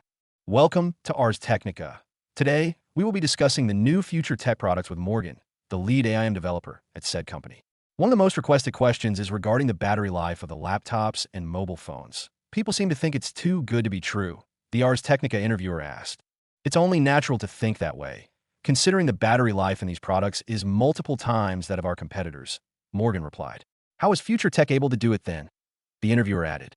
"These batteries are an upgraded version of current Tesla battery designs. Our advancement in battery technology is thanks to our partnership with Tesla," Morgan replied. "The HiveMind manufacturing suites, or HMMS, can produce these batteries faster and with considerably less waste," Morgan added. This hive mind system you're referring to is quite impressive. Rumors have been going around the industry about it. Stories like manufacturing satellites and fabricating microprocessors, but not much have been made public. Rumors like manufacturing satellites and spacecraft aside from fabricating microprocessors. The reporter said, the AM processors would never have been possible without Patel and his AI division. Future Tech had been heavily involved with the advancement in artificial intelligence applications long before my arrival. Morgan proudly replied, Future Tech had been rolling out so many innovative products this past year. Will this be slowing down anytime soon? The interviewer asked. This is just the beginning that I can confidently say that Future Tech will have an even brighter future as long as Vince is leading the way. Morgan replied zealously. You're talking about Vince Dalton, the CEO of Future Tech, I assume. Time Magazine's most influential person has Vince Dalton as the leading contender based on gossip.s. Oh, what do you have to say about this? Ars Technica asked. I wouldn't be surprised. Though Vince only cares about results for the most part, that he works more than he should, but it's because of his innovative mind and relatively high level of technical skill for a young man his age. Morgan replied, We would like to thank Morgan, the lead AI engineer at Future Tech, for joining us today. Huge thanks to our viewers and readers who make this possible. Better get to the stores before stocks run out, the interviewer declared. Bro, look here, War Online has a new graphics setting on my new AIM mobile phone, even higher than the previous max settings, one of the customers on ground floor said. All right, Dad, I'll look at it later, but help me carry these accessories for my AIM desktop, his friend replied. Future Tech also sold their brand of peripherals like keyboards and headphones, collaborating with accessory brands like Razer and Logitech. The pair of gamer buddies arrived at their shared apartment and immediately tested the AIM desktop. Those benchmarks online were no joke. The integrated graphics in the AIM processor crushes my NVIDIA GTX 580. War Online looks like a totally different game with the new settings enabled, one of them exclaimed. I'll be sure to save some money to buy the AIM dedicated graphics card when it eventually comes out, his friend replied. Millions of people worldwide were now exposed to consumer technology more advanced than any they have experienced before. Large multinational corporations like Apple and Microsoft were holding meetings to address the new player in their industry. Apple HQ. Cupertino, update me on the situation. Tim Cook ordered. The market is unhappy with our current progress on macOS and iOS and the devices themselves. Our stock price is steady, but there is a noticeable lack of market movement. One of the managers replied. The release of the new iPhone later this year is compromised because of these new AIM devices. He added, Tell me some good news. Tim shouted. The AIM operating system will allow the App Store and Android Store to be installed on the new devices through the operating system's native storefront. The manager replied. How can their devices use our native apps? Are there no compatibility issues? Tim asked. They developed a near-perfect iOS and macOS emulator that can flawlessly run our applications. Most of them even run better. The manager added as he shrank in his seat. Tim sat back on a chair as he thought of the lawsuit Apple lost a year before. Meetings at Microsoft, Samsung, Sony, and other competitors in the industry went the same way. These same companies started poaching Future Tech employees, but were out of luck as they ran into a wall known as Camp Jacobs.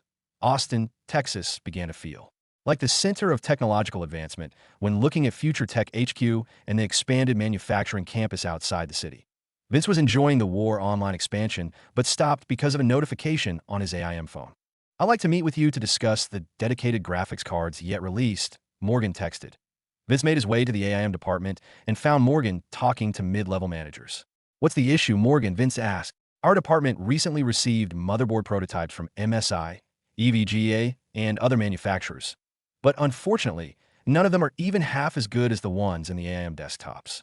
Morgan replied resentfully. This will be a problem when we start selling the AIM processors and graphics units, Vince stated.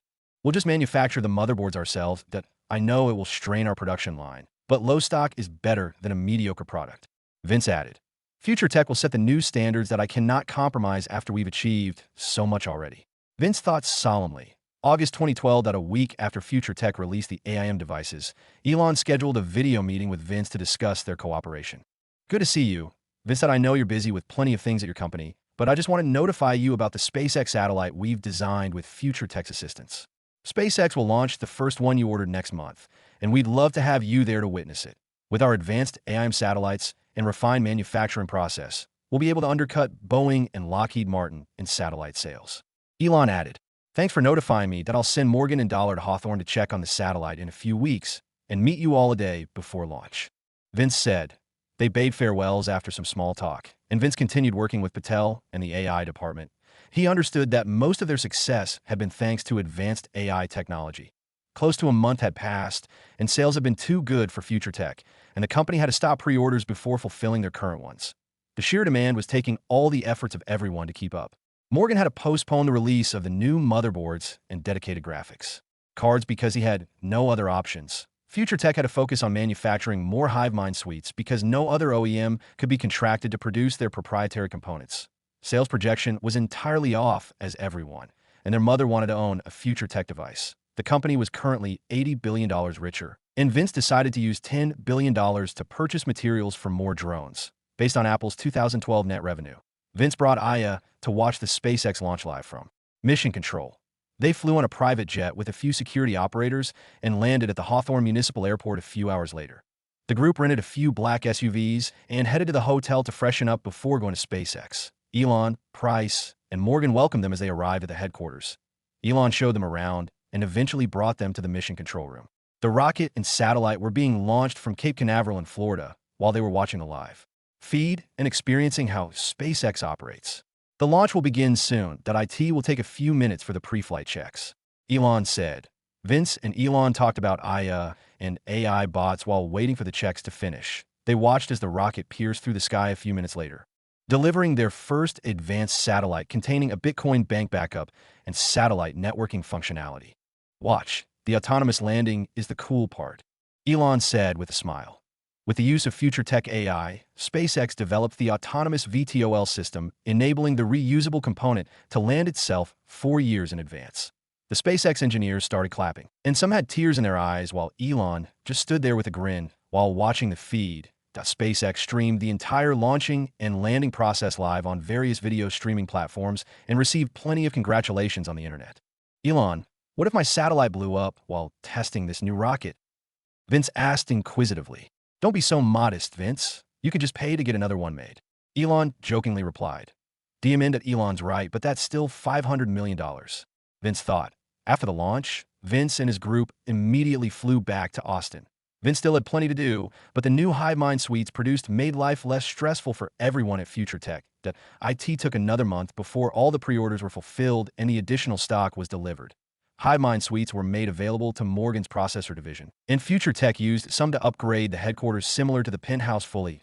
IT was a beautiful day in November 2012 at Austin. The clear sky showered rays of sunlight while the new solar panels of the Future Tech headquarters absorbed the photovoltaic energy. The panel cells covered the building in a magical-looking crystal lattice design. Locals admired the beautiful sight as they were passing through the downtown area.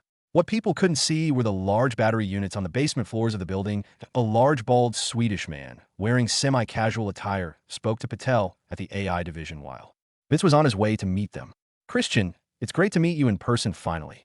Welcome to Future Tech, Vince declared. Thank you for having me. Vince said I have good news to share. Mr. Koenigsegg replied. What's got you all worked up?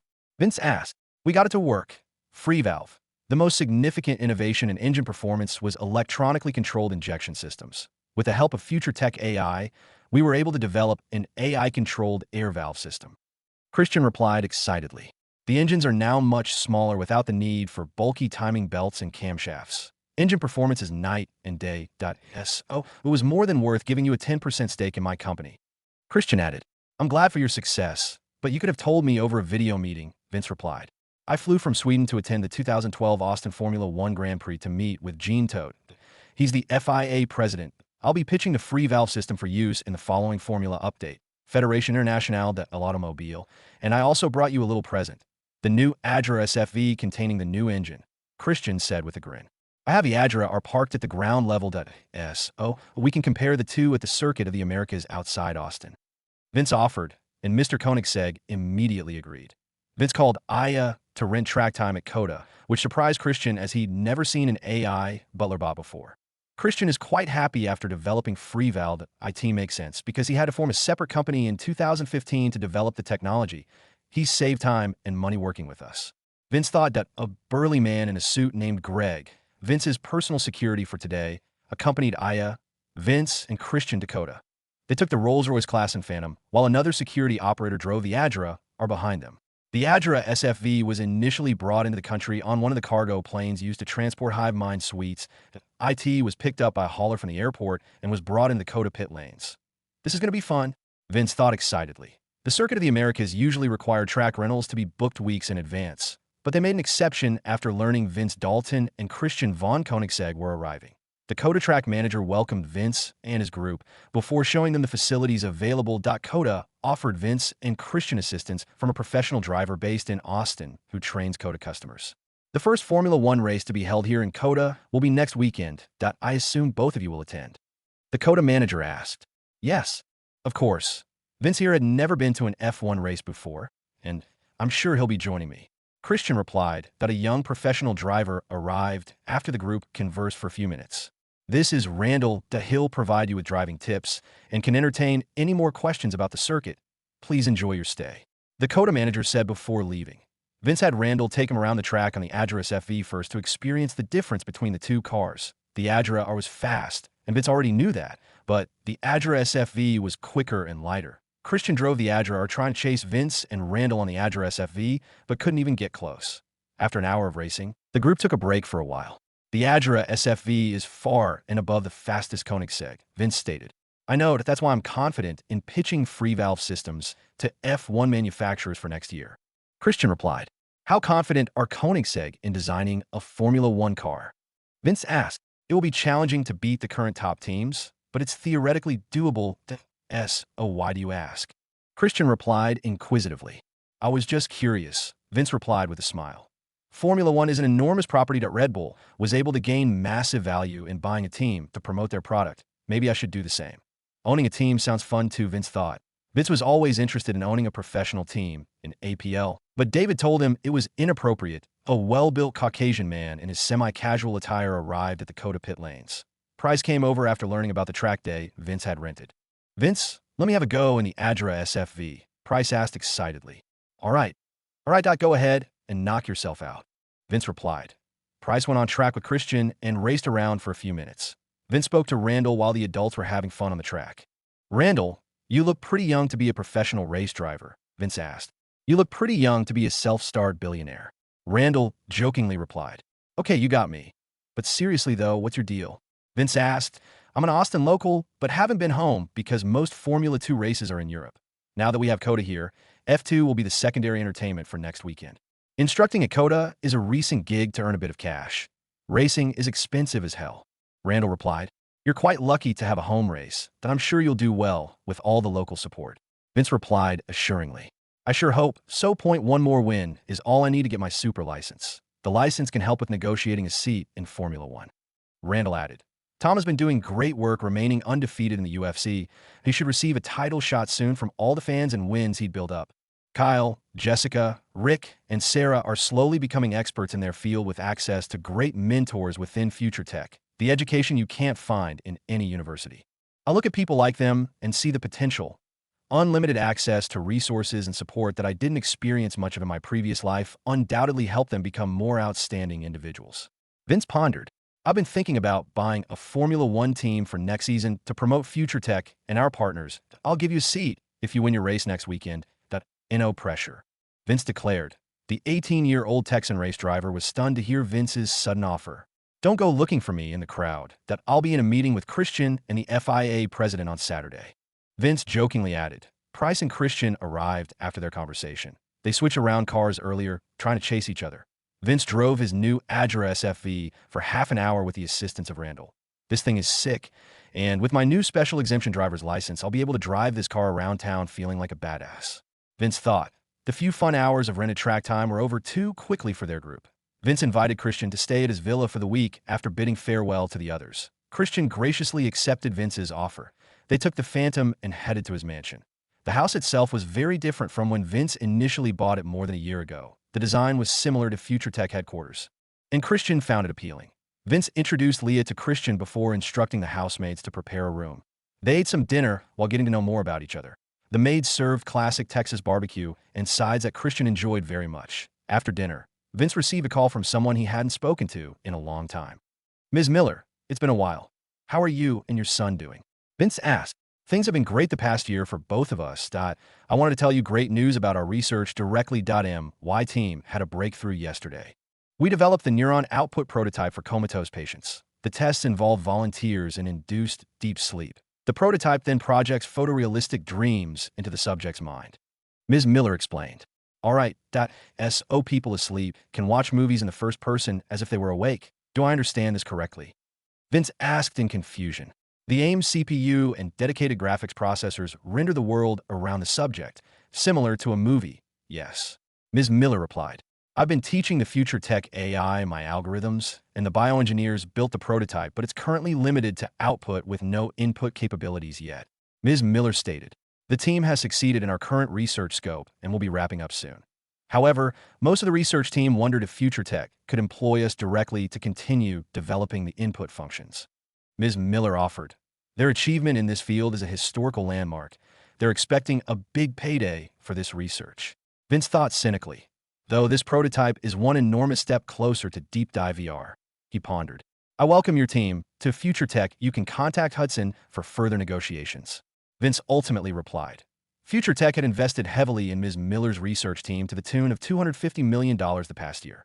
Investments include access to Future Tech AI and numerous testing costs, etc. Hudson recruited almost the entire team of 50 people with generous contracts, while David and Kemp Jacobs negotiated $500 million to purchase the whole project, including reimbursing Elon and other smaller investors. Vince decided to allocate $2 billion to the new FT-VR division for the following year, and they were given a dedicated floor in the main headquarters. The researchers were thrilled to be paid so much money for their painstaking efforts. But $100 million was pocketed by the University of Texas.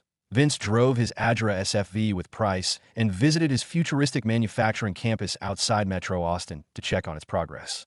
The city of Austin was glad to have the local tech industry develop the unused land. The new 4,000 highly skilled employees Future Tech had recently employed could mostly be found in this burgeoning tech district. There was no need for cheap labor with a hive-mind AI taking care of most manufacturing. Plenty of restaurants and outlet stores surrounded the campus to provide the employees easy access to their daily needs.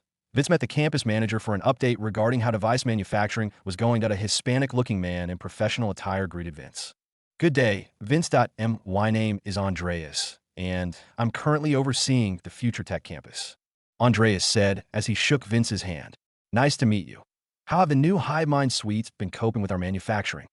Vince asked. As you instructed, 20% of our manufacturing capacity is reserved for producing more HiveMind drones. The rest are producing the AIM devices steadily and in much larger quantities than 2 months ago. Andreas replied. Price joined in the conversation. How are the security drones handling the vast perimeter of the campus? He asked. We had to produce more security drones to cover the area after the expansion, but it's currently sufficient, Andreas replied. The security drones around the tech campus attracted unwanted attention from the U.S. Department of Defense. A representative recently reached out to David to schedule a meeting in Washington, D.C. to negotiate a military contract. Vince decided to meet with him next week after the Formula One race this weekend. Vince and Price discussed some other minor issues before leaving the tech campus. The rest of the week passed as qualifying Saturday came around. Locals fans walking up the hill to the Circuit of the Americas recognized a blue on black Koenigsegg car, followed closely by a similarly looking car in black on white. The Austinites started cheering and shouting to get Vince Dalton's attention. Locals appreciated the prosperity Future Tech had cultivated for their city and revered the young billionaire who made it happen. I play War Online every day. Big thanks. Dude, one of the local frat bros shouted, intoxicated at a group of university freshman ladies was giggling by the sidewalk while Vince parked. Security operators cleared the area before their boss stepped out of the Adra SFV. This feels much better than pulling all-nighters in my old office. Cute ladies were scarce around there. Vince thought as he smiled at the onlookers. Christian borrowed the Adra R, and Vince didn't mind. However, Price felt left out and decided in his mind to buy an Adra SFV as soon as possible. Gene Tote gave Vince and Christian free time to watch the qualifying event before meeting about FreeValve. They walked around the paddock before Vince found the Sahara Force India team's modular headquarters. This team is owned by Vijay Mallya and is the best candidate to buy out. Due to legal issues, Mallya had to sell the team in 2018, and I know he'll sell his UK-based F1 team for the right price. Vince thought they walked up towards the entrance and were stopped by security. An Indian man from the inside heard the commotion and headed outside.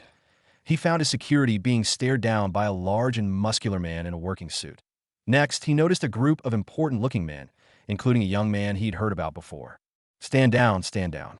He instructed with a British accent. Vince Dalton, It's a pleasure to meet you here at the Grand Prix. Come in. We have an excellent view on the upper floors of the pit lane and main straight. The qualifying session is about to start. Malia declared. Likewise, Mr. Malia. Are my security personnel allowed inside? Vince asked. That's not a problem, that I trust your character. Malia replied with a smile. Just wanted to make sure cause my guys are packing heavy heat. Vince thought. Vince, Price, Christian, and two security operators followed Malia into the modular paddock home and showed them around for a bit before heading to the viewing section. Cameras from different critical areas of the track streamed a live feed to large screens around the room. This is a great view, Mr. Malia. Thanks, Vince declared. I would need to avail of more special treatment in the future. Feels good, man, Vince thought. Qualifying started as their group watched Formula One cars leaving the pit lanes to begin their flying laps. I'm curious why you chose my team's motorhome to watch the event. Any other team would welcome you, but you decided on my minor team instead. Malia asked inquisitively. I've recently gained interest in F1's advertising potential, Vince replied. You're looking to advertise future tech? We have sponsor slots available if you'd like. Malia offered with a grin.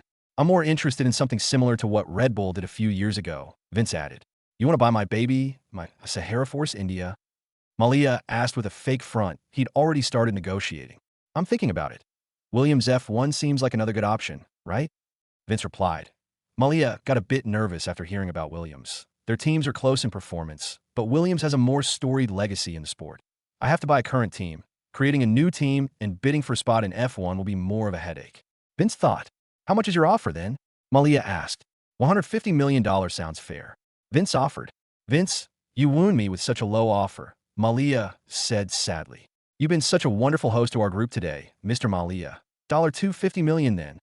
Vince asked while drinking tea served recently. This kid is offering me a good deal. The team is worth around $200 million the highest. Malia thought. I can entertain this offer. I appreciate your sincerity, Malia replied. Vince gave him David's number to finalize the deal as the qualifying time ran out.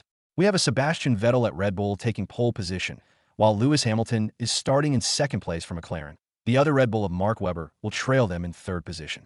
David Crofty said from the commenter box. Vince and his group listened to the closing remarks before bidding farewell to Mr. Malia. Randall would be racing in Formula 2 in an hour after their teams finished preparing. The kid's got talent if he only needs one more win to become eligible for super license.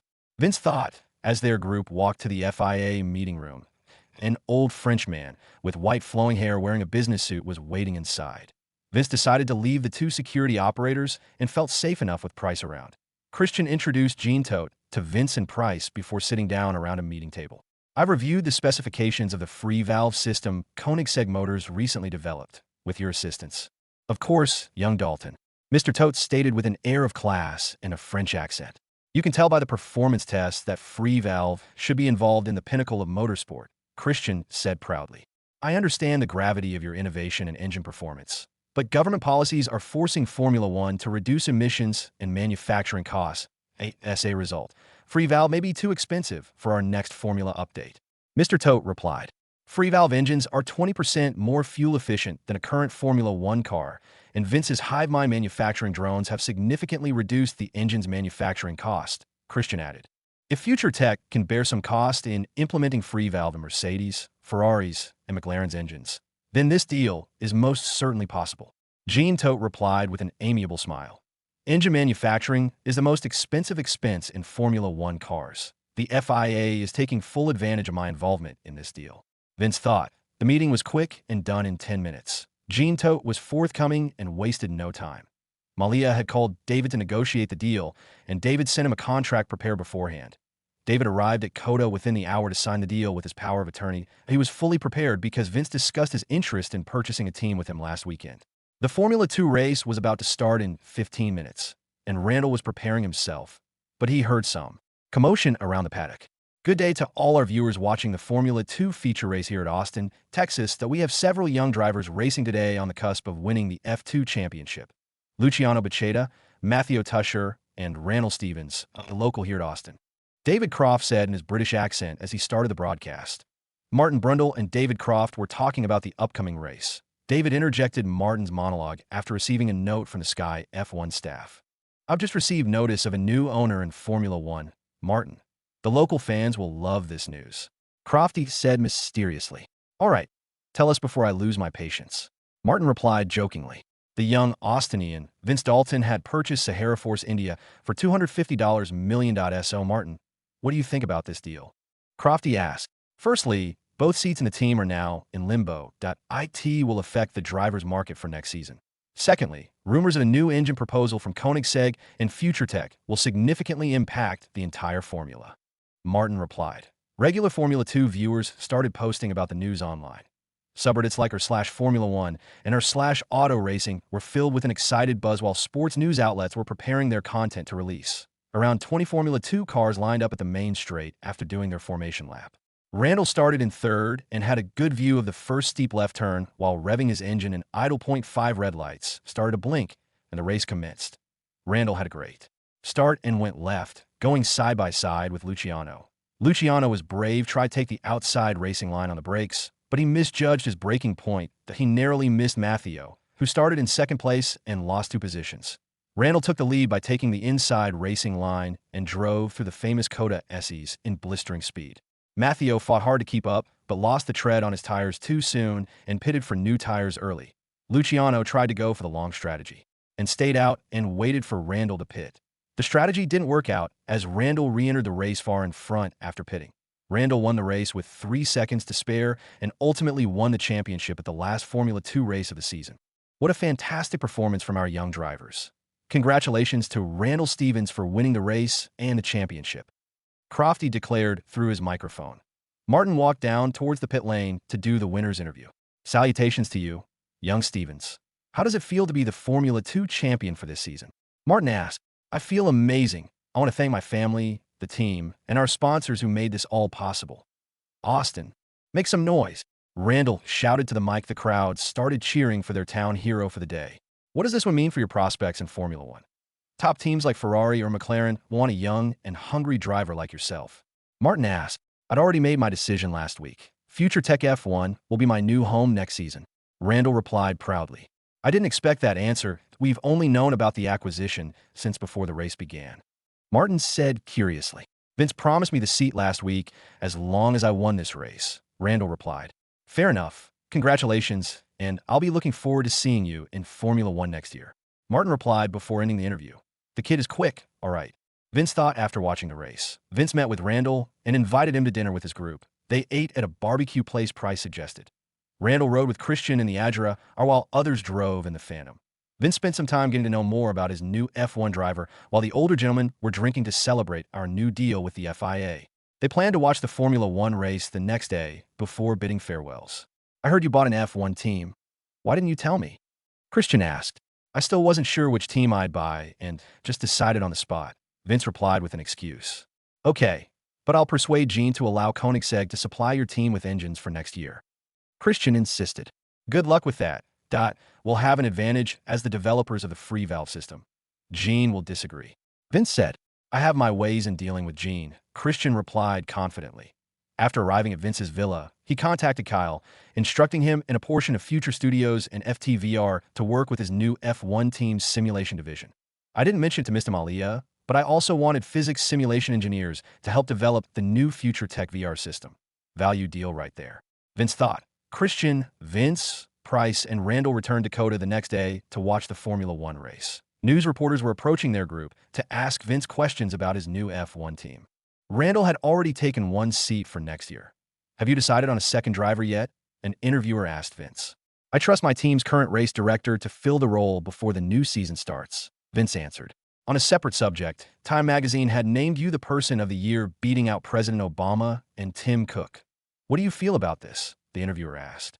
It's an honor, of course. There are billions of people on Earth, and they chose me.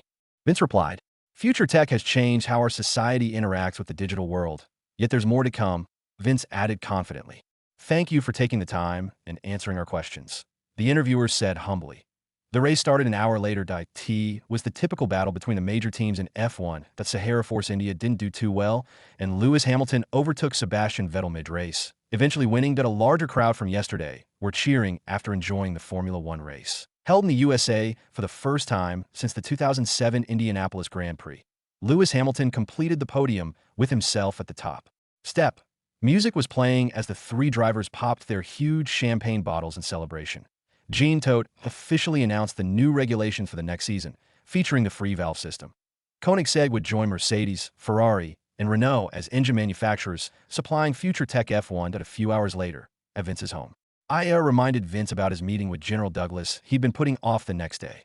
Christian's flight to Sweden and mine to DC will be early. Tomorrow, I'll need to get some rest soon. Vince thought. Christian bade farewells before leaving in the Phantom. Vince had a security operator drive him to the airport. Vince drove the Adra SFV with Price to Future Tech's private hangar with security personnel in tow. Vince recently ordered a luxury 787 Dreamliner from Boeing for $200 million at IT, could seat 40 people and reach anywhere around the world in one fuel tank. The group of 5 boarded the private jet and chose their seats. Now, this is first class, Vince thought excitedly. They were all served food and drinks by a group of beautiful stewardesses that IT was an utterly comfortable few hours of flight to DC. Black SUVs were already waiting for their arrival to bring them to the White House. General Douglas insisted on meeting Vince Dalton with the presence of the U.S. president. They arrived in front of the White House half an hour later, with the help of presidential escorts.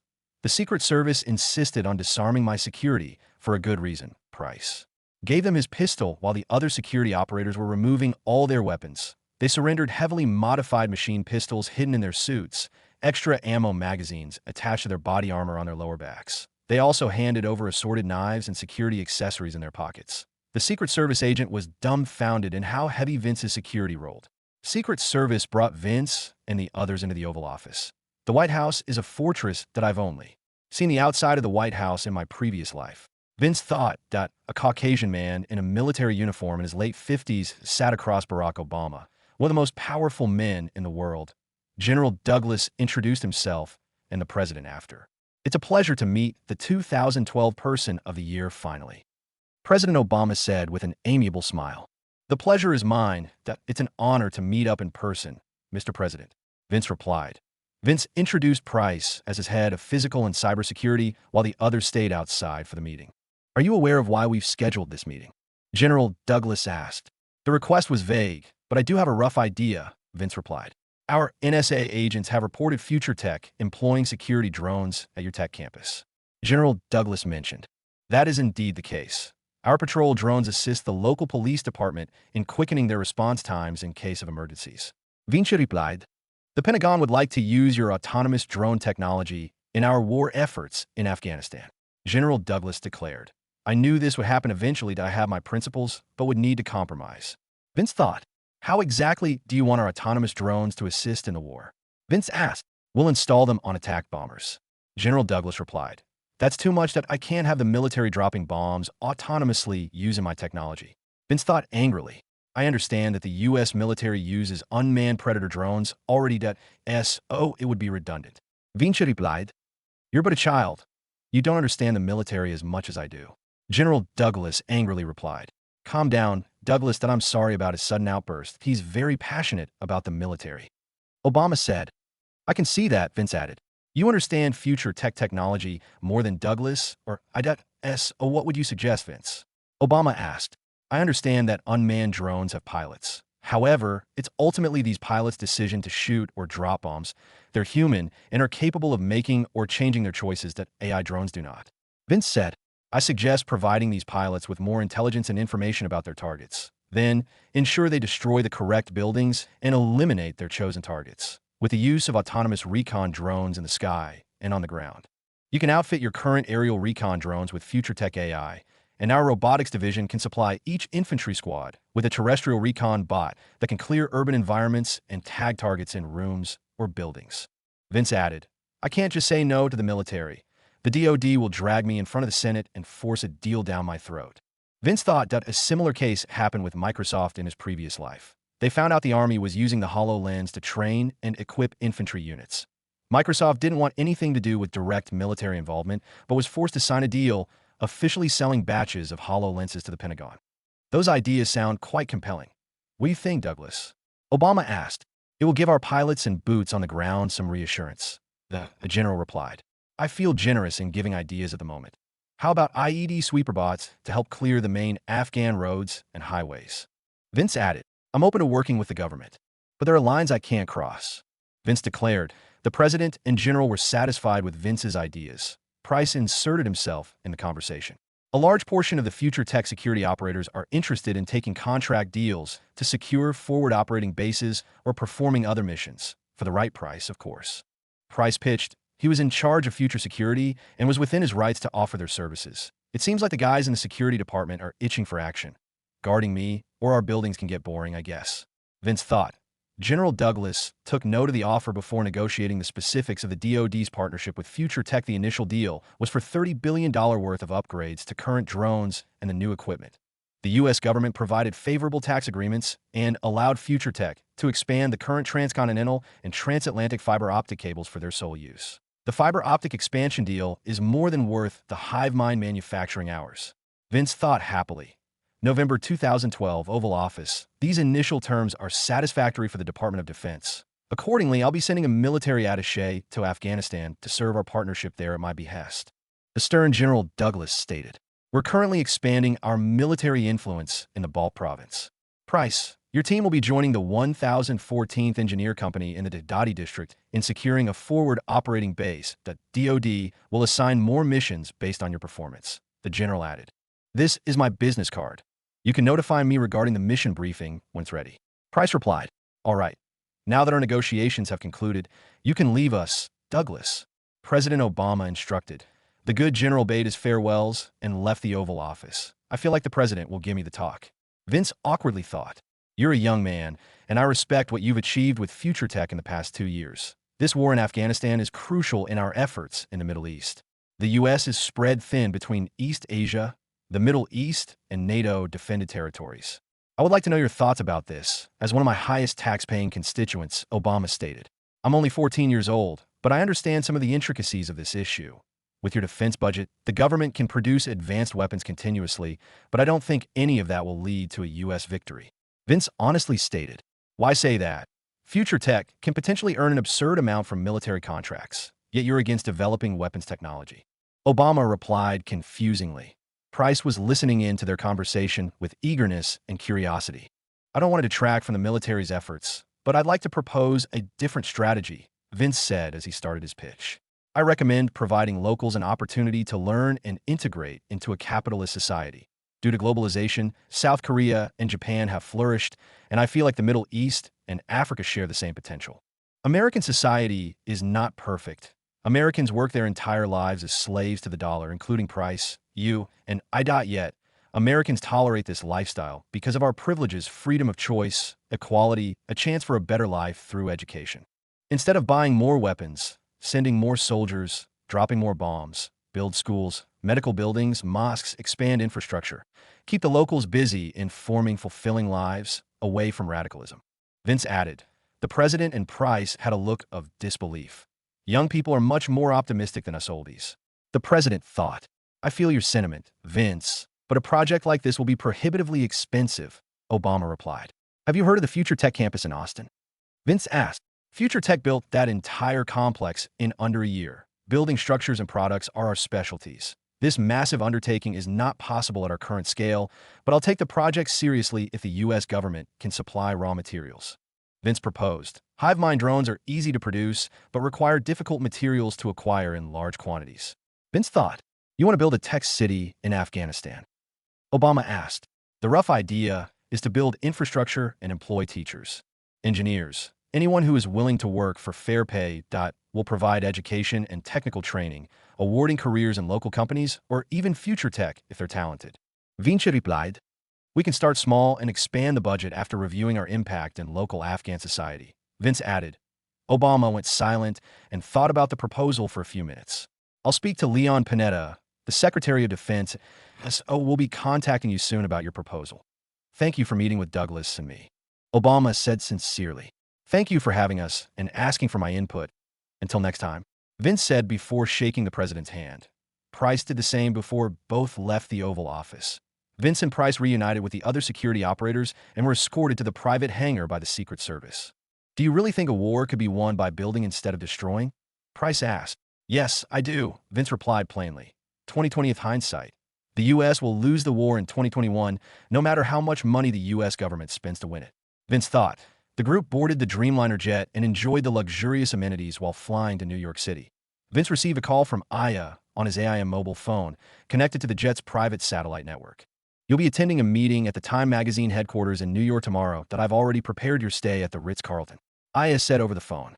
Please update Hudson and David regarding our new partnership with DoD, that I'll send you the report shortly. Vince replied. Gladly, Aya replied before ending the call. The private jet landed while the usual rented black SUVs awaited. Price stayed at the Ritz-Carlton to prepare for the future security mission in Dedati, while Vince freshened up and headed to Wall Street. Vince and a security operator took an SUV and visited Future Tech Investments at their Wall Street office. This investment firm has been around ever since Vince instructed Ralph to purchase stock from major corporations like Amazon, though Vince had never visited before. Close to 100 traders could be seen around computers and an uncountable number of screens everywhere. A Caucasian man in his 30s with blonde hair, wearing a business suit, welcomed Vince into the office. It's nice to meet you, Vince Dalton. Finally, my name is Richard Hanks, and I oversee your investments in the NASDAQ and New York Stock Exchange. I've known Ralph since our Harvard years, Richard said. I feel the same, Richard. I just wanted to stop by and see how the investment department is doing. Vince replied. The business had done well investing in highly profitable markets like consumer goods, oil and gas, sea and air transportation, and other emerging technologies. These investments will be crucial in Future Tech's growth. Vince thought, how are our finances doing? Vince asked. With the use of a quarter of Future Tech's liquid assets in the past year, we've accumulated stock worth $30 billion across all our portfolios and $10 billion in cash, Richard replied proudly. Future Tech's cash flow has been evolving as our new core businesses eclipse BitCash and Future Studios revenue. Selling AIM devices and technology contracts is the latest and more enormous cash cow. Vince thought, focus on telecommunications companies for now until I say otherwise. Preferably controlling stake or buy the entire thing. I'll give you my direct contact to request for more funds if required. Vince declared. Are there any notable recent acquisitions? Vince asked. We trade primarily in shares and stocks of top S and P 500 companies, but there was one that was quite expensive. Ralph thought you'd want to own a social platform, so we bought Instagram for $1.2 billion. Richard replied. Instagram? That's a steal for $1.2 billion. Vince thought excitedly. Instagram was bought by Facebook in 2012, but is now owned by Future Tech in Vince's new life. We paid $200 million more than Facebook did, but it was worth it. Vince thought. Ralph assumed correctly. Social media is a multi-billion-dollar industry. Would you please notify him in providing $5 billion to Instagram's budget from Future Tech, and to start promoting channels related to the Arena Pro League and War Online on the platform? Vince asked. Yes, of course, Vince, Richard replied. Thank you for your time. I'll be heading out. Vince said before leaving for his car that he enjoyed the cosmopolitan scenery in Manhattan before spending some time in Central Park. Vince called his mother while walking by the Bethesda fountain. Hey, Mom. How have you been since I left Austin? Vince asked. I've been feeling stronger than ever. I have fully staffed our nonprofit organization with the help of Hudson, freeing up some time for my hobbies. Leah replied. I'm glad to hear that, Mom. What kind of hobbies have you been getting into?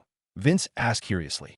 Future Tech's new design division is terrific that I can mock up designs on the company computers, and Viola, a new dress appears. I've been enjoying my time working with Future Couture. Leah replied excitedly. Future Couture sales have been great, especially the new winter collection. Our Austin branch is always full of people trying out the new designs. Leah added, I didn't know Mom was that into dresses. Maybe she and Jessica would get along because of their passion for fashion. Vince thought amusingly. During your free time from designing clothes, could you please prepare our NPO for new outreach programs I'll be funding, mostly in Afghanistan? Vince asked. In Afghanistan? What have you gotten yourself into, young man? Leah asked inquisitively with a harsh tone. I'm sorry, Mom, I had no choice. The President and the Department of Defense wouldn't have taken no for an answer. Vince replied dejectedly. Vince is a good boy that I need to trust him with important decisions like this. He deserves that at least. Leah thought as she calmed down. All right, Vince said I'll do what you ask. Civilians suffer the most during a war. Leah replied. I know, Mom, that will be working on it. Vince replied reassuringly. Show me some of your designs when I get back to Austin. That I'll see you soon.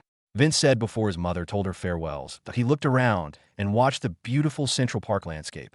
I'll give everyone a chance to experience scenery like this, even if I had to build a forest in the desert. Vince thought with determination. Vince called Elon after his conversation with Leah. Vince, are you calling about your satellites? We've already sent 5 of the 10 you ordered in low Earth orbit, but unfortunately, SpaceX can't go any faster. Elon said, quickly defending himself. I understand, even though all of them should be up there by now. Delays happen, but I'm calling about something else. Vince replied, "Okay, you should have started with that then." Elon replied, "You didn't even let me." Ugh, Vince thought, "I remember you talking on and on about colonizing Mars, that I propose a partnership in developing self-sustaining housing modules that we would eventually build on Mars for researchers and colonizers." Vince stated, "This could lead to valuable data for a very crucial aspect for our efforts in colonizing other planets that I'm in." "Where do you want to do the testing? Nevada or Arizona?" Elon asked excitedly. "Afghanistan." Vince replied plainly. That country's climate and the weather do fit our criteria that I'll accept. SpaceX and Future Tech can make it work. I'm confident." Elon stated, "I'm glad you are. Send Future Tech the necessary personnel, and I'll take care of the rest at no cost to you." Vince replied, "If that's all, I'm out. See you around, Vince." Elon stated, "Likewise, Elon. Thanks for considering my proposal." Vince replied before pocketing his phone. He left the park after spending a few hours walking around with the security before deciding to go. Vince arrived at Time Magazine's headquarters half an hour later. Most of the employees at Time Magazine knew that an interview would be conducted today with an important guest, that IT was the main article for the December 2012 issue featuring the Person of the Year, Vince Dalton. Vince was guided into a private room where cameras were set up. "Thank you for sparing time for our interview, Mr. Dalton. I'll only need to ask a few questions, as most of the content will be written about your business and tech campus by our correspondents in Austin," the interviewer stated. "That's fine, and I'm ready whenever you are," Vince said amicably. "You've been named Person of the Year by Time Magazine due to your company's contributions to the electronics and finance sectors. Yet, not much is known publicly of Future Tech's work due to being a private company. How did Future Tech evolve from a simple software development company into a tech giant competing with Apple and Microsoft?" the interviewer asked. "Software is an integral part of my company's success. Our staff requires sophisticated software to utilize AI in various applications. Brilliant engineers helm the development of the Future Tech AI, and this product is our core business. The refinement of our manufacturing processes and advancements in material science are just byproducts," Vince said proudly. "Future Tech has invested heavily in the entertainment industry. Plenty of your early successes are tied to War Online and the Arena Pro League. How important is this business sector to Future Tech?" the interviewer asked. "I hold entertainment in high regard. Platforms like film, music, video games, and competition connects our society and promotes a communal outlook. Our products bring communities together. That is my philosophy in business," Vince replied. Whispers regarding Future Tech's involvement in the war in Afghanistan is being spoken around the news industry. In addition, reports show that you visited President Obama yesterday. Of course, war is a controversial issue, but I'd like to ask in what capacity your company will assist in the conflict, the interviewer asked. "Future Tech and Future Security will ensure the safety of our brothers and sisters fighting in Afghanistan through drone reconnaissance and cyber warfare. In addition, however, I offered the president a peacekeeping and rebuilding project for the benefit of Afghan locals." Vince replied, "From mobile apps to satellites, what more could be next for Future Tech?" the interviewer asked. "There will always be something next, but I can tease a new project in development for your magazine. Smart devices and the Internet of Things," Vince replied. "Thank you for joining us today. Mr. Dalton and I reckon we'll be doing more interviews in the future," the interviewer stated. "Until next time," Vince replied. "This war thing could be a problem. People can't just blame me for being involved. Countless other corporations contribute to the war efforts." Vince thought Price met Vince at the Ritz-Carlton's restaurant for dinner. "Vince, Future Security will require additional funds to purchase enough land outside Austin for a training base that I'll need to prepare our men before this mission starts," Price stated. "That's fine, that I foresee Future Tech being involved more and more in the war," Vince replied. "We need to be or else the same thing will happen like in 2021. Vince thought, "I'll need to find suitable ground around Austin as soon as possible. The mission will start in February." Price added, "You can ask David for help with that you'll need to order HiveMind security suites for Future Security's use. Future Tech will provide your operators all of the assistance we'll give to DoD, but at a smaller scale, of course. That means you will get autonomous IED bot sweepers, radio satellite equipment, and autonomous air recon support." Vince replied, "Price, I'll give you $10 billion initially to grow Future Security into a formidable fighting and peacekeeping force capable of winning this war. General Douglas will only be paying Future Security $500 million to secure the entire Dedadi province, though a $5 billion contract for securing Kandahar was on the table based on their performance. $2.3 trillion was the total cost of the war in Afghanistan. However, money couldn't win the war." Vince pondered. $10 billion is more than enough to start with. "Vince, that you're feeling generous today. What gives?" Price asked inquisitively. The entire Middle East is at risk of falling into dictators' hands. As a result, politics in the region will fracture sooner rather than later, especially in Syria. Vince replied solemnly, ISIS did the war effort no favors. Countless civilians dead for no good reason. Vince thought sadly, you've been doing your geopolitics homework recently? Lighten up, K. I did why men are competent and reliable. So you don't have to worry. Price replied reassuringly. David called Vince as they were flying back to Austin. General Douglas seemed eager to finalize the deal, David stated. What did General Douglas order from menu? Vince jokingly asked. Autonomous upgrades for 20,000 existing reconnaissance drones, 1,000 IED sweeper bots, 10,000 hive mind security drones, and development of an intuitive military control system for the officers to use.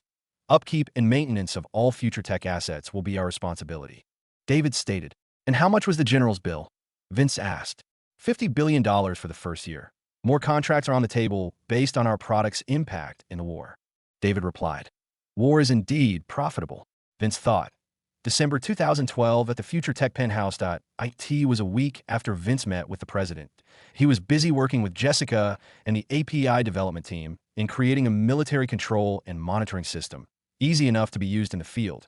Price was busy preparing future security, setting up the training ground and barracks outside Austin.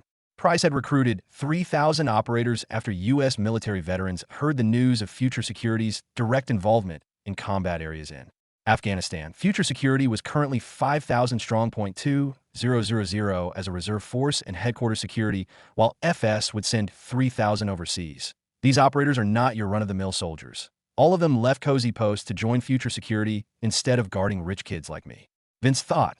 Vince was disturbed from his work by a phone ringing. Hudson, how's the weather in Afghanistan? Vince jokingly asked. It's dry.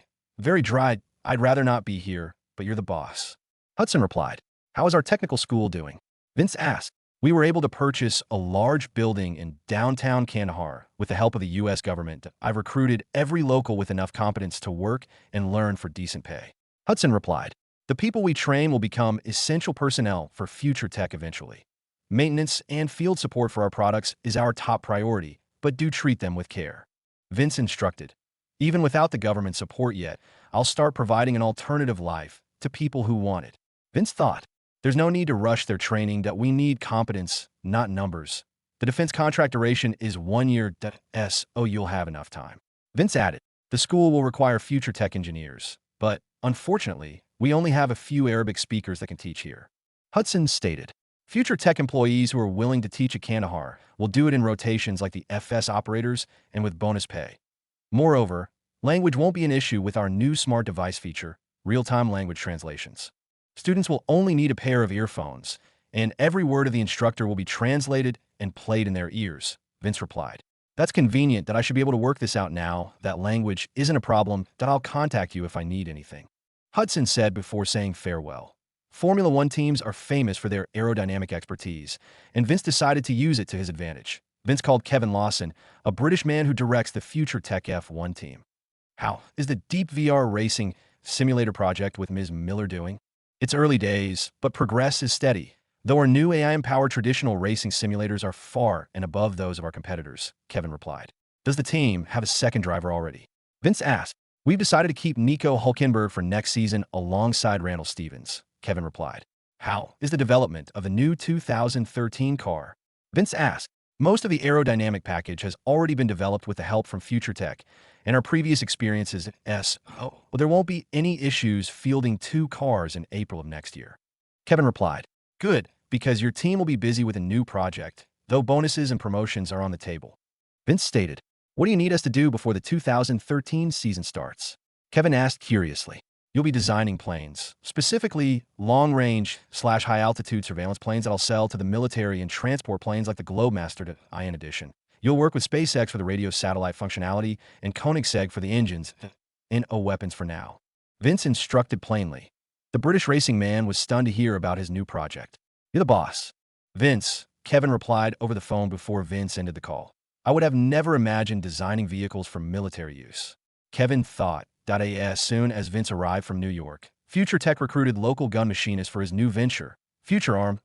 As a result, Machinists and designers from everywhere in Texas flocked to Austin for an opportunity to produce small arms that operators will actually use in live combat. Future Tech had been modifying weapons since Future Security was formed, but hadn't designed one from scratch yet. Vince decided to buy Alliant Tech Systems, the largest small arms and ammunition manufacturer in the United States. David negotiated the deal at $10 billion, which was more than fair. The headquarters in Arlington will serve as the Future Arms and Future Security branch headquarters close to D.C. The robotics division was busy designing and producing the IED sweeper bots, while Patel and the AI division upgraded the thousands of existing military drones. This is the perfect time to produce new products, as consumer sales always dip at the start of the year. That will ramp up AIM device manufacturing again after designing the smart devices and IoT gadgets. Vince thought the Arena Pro League Season 2 finals will be held in mid-December in South Korea at the Daegu Stadium. Continuous updates to the game have retained people's attention on War Online, and the broadcast ratings are still growing. Though Vince was exceptionally busy, he still decided to attend the event as an avid esports fan. The Arena Pro League finals won't be the same without me, Vince thought conceitedly. Vince called his friends to ask if they wanted to come and enjoy the city of Seoul with him. Jessica, are you free to join me at the APL finals in South Korea in a week? Vince asked. I can't, Vince. The API division is busy developing the military control unit for the new defense contract you signed a few weeks ago. Jessica replied grumpily. I understand. Don't overwork yourself. That I promise to treat you to a vacation or something nice when you're finished. Vince replied. All right, I'll be working now. Talk to you later. Jessica said before ending the call. Feels bad, man. Vince thought. He then called Kyle to ask the same thing. Kyle, do you want to watch the APL finals in South Korea? I'll be going a week. Vince asked. I'd love to watch it live at the Daegu Stadium, but I'm busy working with Future Tech F1 and Future Tech VR, developing deep sleep simulations. This project is far more interesting than watching the APL. Sorry, bro. Kyle replied. Okay. Thanks for your hard work, that you'll be the first to play the Deep Dive VR MMORPG when it eventually comes out. Vince stated. Cool. See you, Vince. Kyle replied before ending the call. Vince then called Rick and Sarah for the same purpose. Sarah, will you and your brother go with me to South Korea to watch the APL finals? Vince asked. We're busy designing the user interface for the military control unit. Our free time will only be during Christmas week. Sarah replied. I deserve this for signing that defense contract without much preparation. Vince thought dejectedly. All right, it's good to see you twins are busying yourselves instead of raiding bosses at the land center. Vince replied jokingly. We'd have killed the final boss of the expansion already if it weren't for this sudden new project, Sarah complained in reply before ending the call. None of my friends want to join me. I thought I was the only one addicted to work. Vince thought sadly. Vince called his mom to ask the same question. Hey, Mom, will you be busy next week? I'll be attending the APL finals in South Korea. Would you please accompany me? Vince asked. Of course, I'll go with you. I've always wanted to visit Seoul and shop for dresses in the Gangnam district. We should open a future couture store there too. Leah excitedly replied. I'm glad to have at least one person willing to join me in South Korea. How are the outreach programs doing? Vince asked. All the programs have been finalized and are already being executed in Kandahar. I have plenty of free time. Leah replied merrily. Vince continued working with Future Arms and Future Security to prepare them for their mission in February next year. Ralph projected that the defense contract and assignment at Daedati will cost $20 billion in the first year. Ralph walked into Vince's penthouse office to talk about Future Tech's finances. Good to see you. Ralph, what's up? Vince asked while he closed his laptop. Defense contracts is stable income, but you've been spending too much money on Future Arms and Future Security. The ASA result, our consumer electronics division won't have enough capacity to sell our most profitable products. Ralph replied. I'll stop expanding our security division until we receive our next sizable military contract. Happy? Vince replied, exasperated. Thank you. Our total annual expenses will be close to $50 billion next year. Please keep that in mind. Ralph added. All the technologies and companies I've bought will pay dividends, that I'm confident. Vince thought before going back to work. Mid-December 2012, Vince and Leah were preparing for their trip to Seoul at the headquarters penthouse. The security system alerted Vince regarding a visitor, a muscular and lean Caucasian man in his 30s wearing a combat uniform themed in blue and black, entered his office. Vince, I'd like to talk to you about something before you leave. Price stated. Is there something wrong with Future Security? Vince asked. The men's training is going well. Most of them have practiced utilizing Future Tech products like the new IED sweeper bots and recon drones. Price stated. Our military operations is a sensitive subject. Future Tech's current cyber warfare defense system I developed with Patel is top-notch. However, I'd still like to use the remaining $5 billion in Future Security's budget in forming a separate cybersecurity division within Future Security to develop defense and breach protocols continuously. Price added. I'm on board with your idea. Price. I approve of your use of the remaining budget. A cybersecurity division will make it so we won't have to rely on the CIA or the NSA to protect our military secrets. Vince said approvingly. Great. I already have a few military contacts from my SOCOM days ready to be recruited that will work with Jessica and the API team to integrate our new cyber warfare protocols within Future Tech when it's ready. Price replied excitedly. Price's idea is fantastic. I can already imagine an army of netrunners defending the BitCash network from corporate espionage. Indeed, we can't rely on AI defensive mechanisms forever. Vince thought. Leah arrived at the penthouse living room wearing a red-themed future couture dress. Her ashen hair and Caucasian figure were magnified by an exquisite shawl made of the same advanced fiber. I'm ready to leave, Vince. How about you? Leah asked. Price just left that I should be ready in a few minutes. Vince replied that a security detail of 5 operators would accompany Leah and Vince during their travels. Each operator was equipped with the new military personnel security drone, recently developed by Future Tech AI and the Robotics Division. These new security drones are much larger and more intimidating than the ones used at the headquarters. IT kind of looks similar to the Militech Griffin drones in Cyberpunk 2077. Vince thought, hey, Felix, that I've been busy with the military control systems these past 2 weeks. Could you please tell me about your new pet drones? Vince asked one of the operators assigned to guarding their CEO. It's called the Future Tech Dragonfly. The drone features physical and cyber threat protocols and can scan a wide area of a 100-meter radius. Felix replied, these 5 drones are different from the regular Dragonfly, though, because of the added integrated machine gun that shoots armor-piercing ammunition. Sir, Felix added, they look rather heavy. How long can it stay hovering around and patrolling? Vince asked. The new 2-stroke hybrid engine from Koenigsegg used in all the Dragonfly drones can patrol for 12 hours straight before having to go back to base for refueling. In addition, the Material Science Division is currently developing new fuel mixtures to optimize fuel efficiency. Sir, Felix replied. These guys are highly trained. Even Felix knows the ins and outs of this new drone. Vince thought, what's this new combat uniform you guys are wearing? Vince asked. Director Price issued Future Couture designed uniforms with the prototype plate armor woven into the fabric. It's lighter and stronger than any other body armor system in the market. Felix replied. Price have been very busy these past 2 weeks. Vince thought, I assume your team is prepared to protect my mother and me in soul. Vince asked. Director Price only sends the best for your protection. Sir, Felix replied like a soldier. Their entourage headed to the private hangar and boarded the heavily modified 787 Dreamliner. Kevin from Future Tech F1 recently upgraded its system to meet the new military standards. The 17 hours of flight was a pleasant wait. Leah, Felix, and the other operators enjoyed the luxurious amenities they'd never tried before in flight. Flying like this is the best. Compared to the cold seats on the Boeing Globemasters we slept on, this feels like heaven. Felix stated. Were you a paratrooper, Felix? Vince asked curiously. 82 ND Airborne Division, sir. Death from above, Felix said as he saluted proudly. Wow, it takes a lot of skill and cojones to jump off a moving plane into live combat. Vince replied in surprise. We train for months before our mission starts, and we don't usually drop in hot areas. Our landing zone is usually miles away from the action. Felix replied, what if your forces on the ground were in dire need of reinforcements? You'd have to run for miles before making a difference. Vince asked, parachuting into direct anti-air suppression fire is a death sentence for the troopers and the pilots. We were limited in that respect. Felix replied, embarrassed. Future Tech could develop a troop landing module using the Falcon 9 VTOL landing system and sell it to the airborne divisions. IT will have to be more reliable, though. Vince thought. They landed at the Incheon International Airport before the Dreamliner taxied into a private hangar. Delegates from the ROK government were waiting to welcome Vince Dalton and his entourage. Intelligence officers notified President Lee Myung-bak of Vince's visit to South Korea for the Arena Pro League Season 2 finals. He immediately readied delegates to represent the ROK and welcome the young CEO. As the youngest CEO in South Korea, I could smell a business opportunity. President Lee thought. The playoffs were already underway.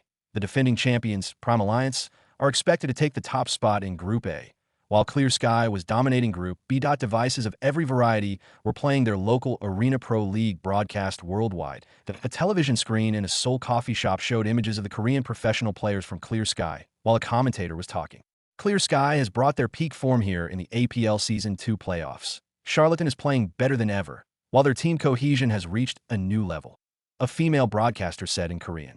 The close loss at the Season 1 finals really lit a fire under these players to perform at such a high level. A male broadcaster replied. The Russian players from Team Blizzard have been doing well in Group A and could potentially knock out Prime Alliance. The female broadcaster added. Group A is up in the air for now, and multiple teams in that group could potentially advance to the finals. Team Predator from the Philippines and Samurai from Japan are two notable teams who played well during the season. The male broadcaster replied. Don't forget to tune in this Sunday for the grand finals. Thank you for watching Korean Daily Esports. Follow our Instagram account for more news. The female broadcaster said to end the show. Vince's entourage and the ROK delegates arrived at the Signal Seoul to settle down for the day.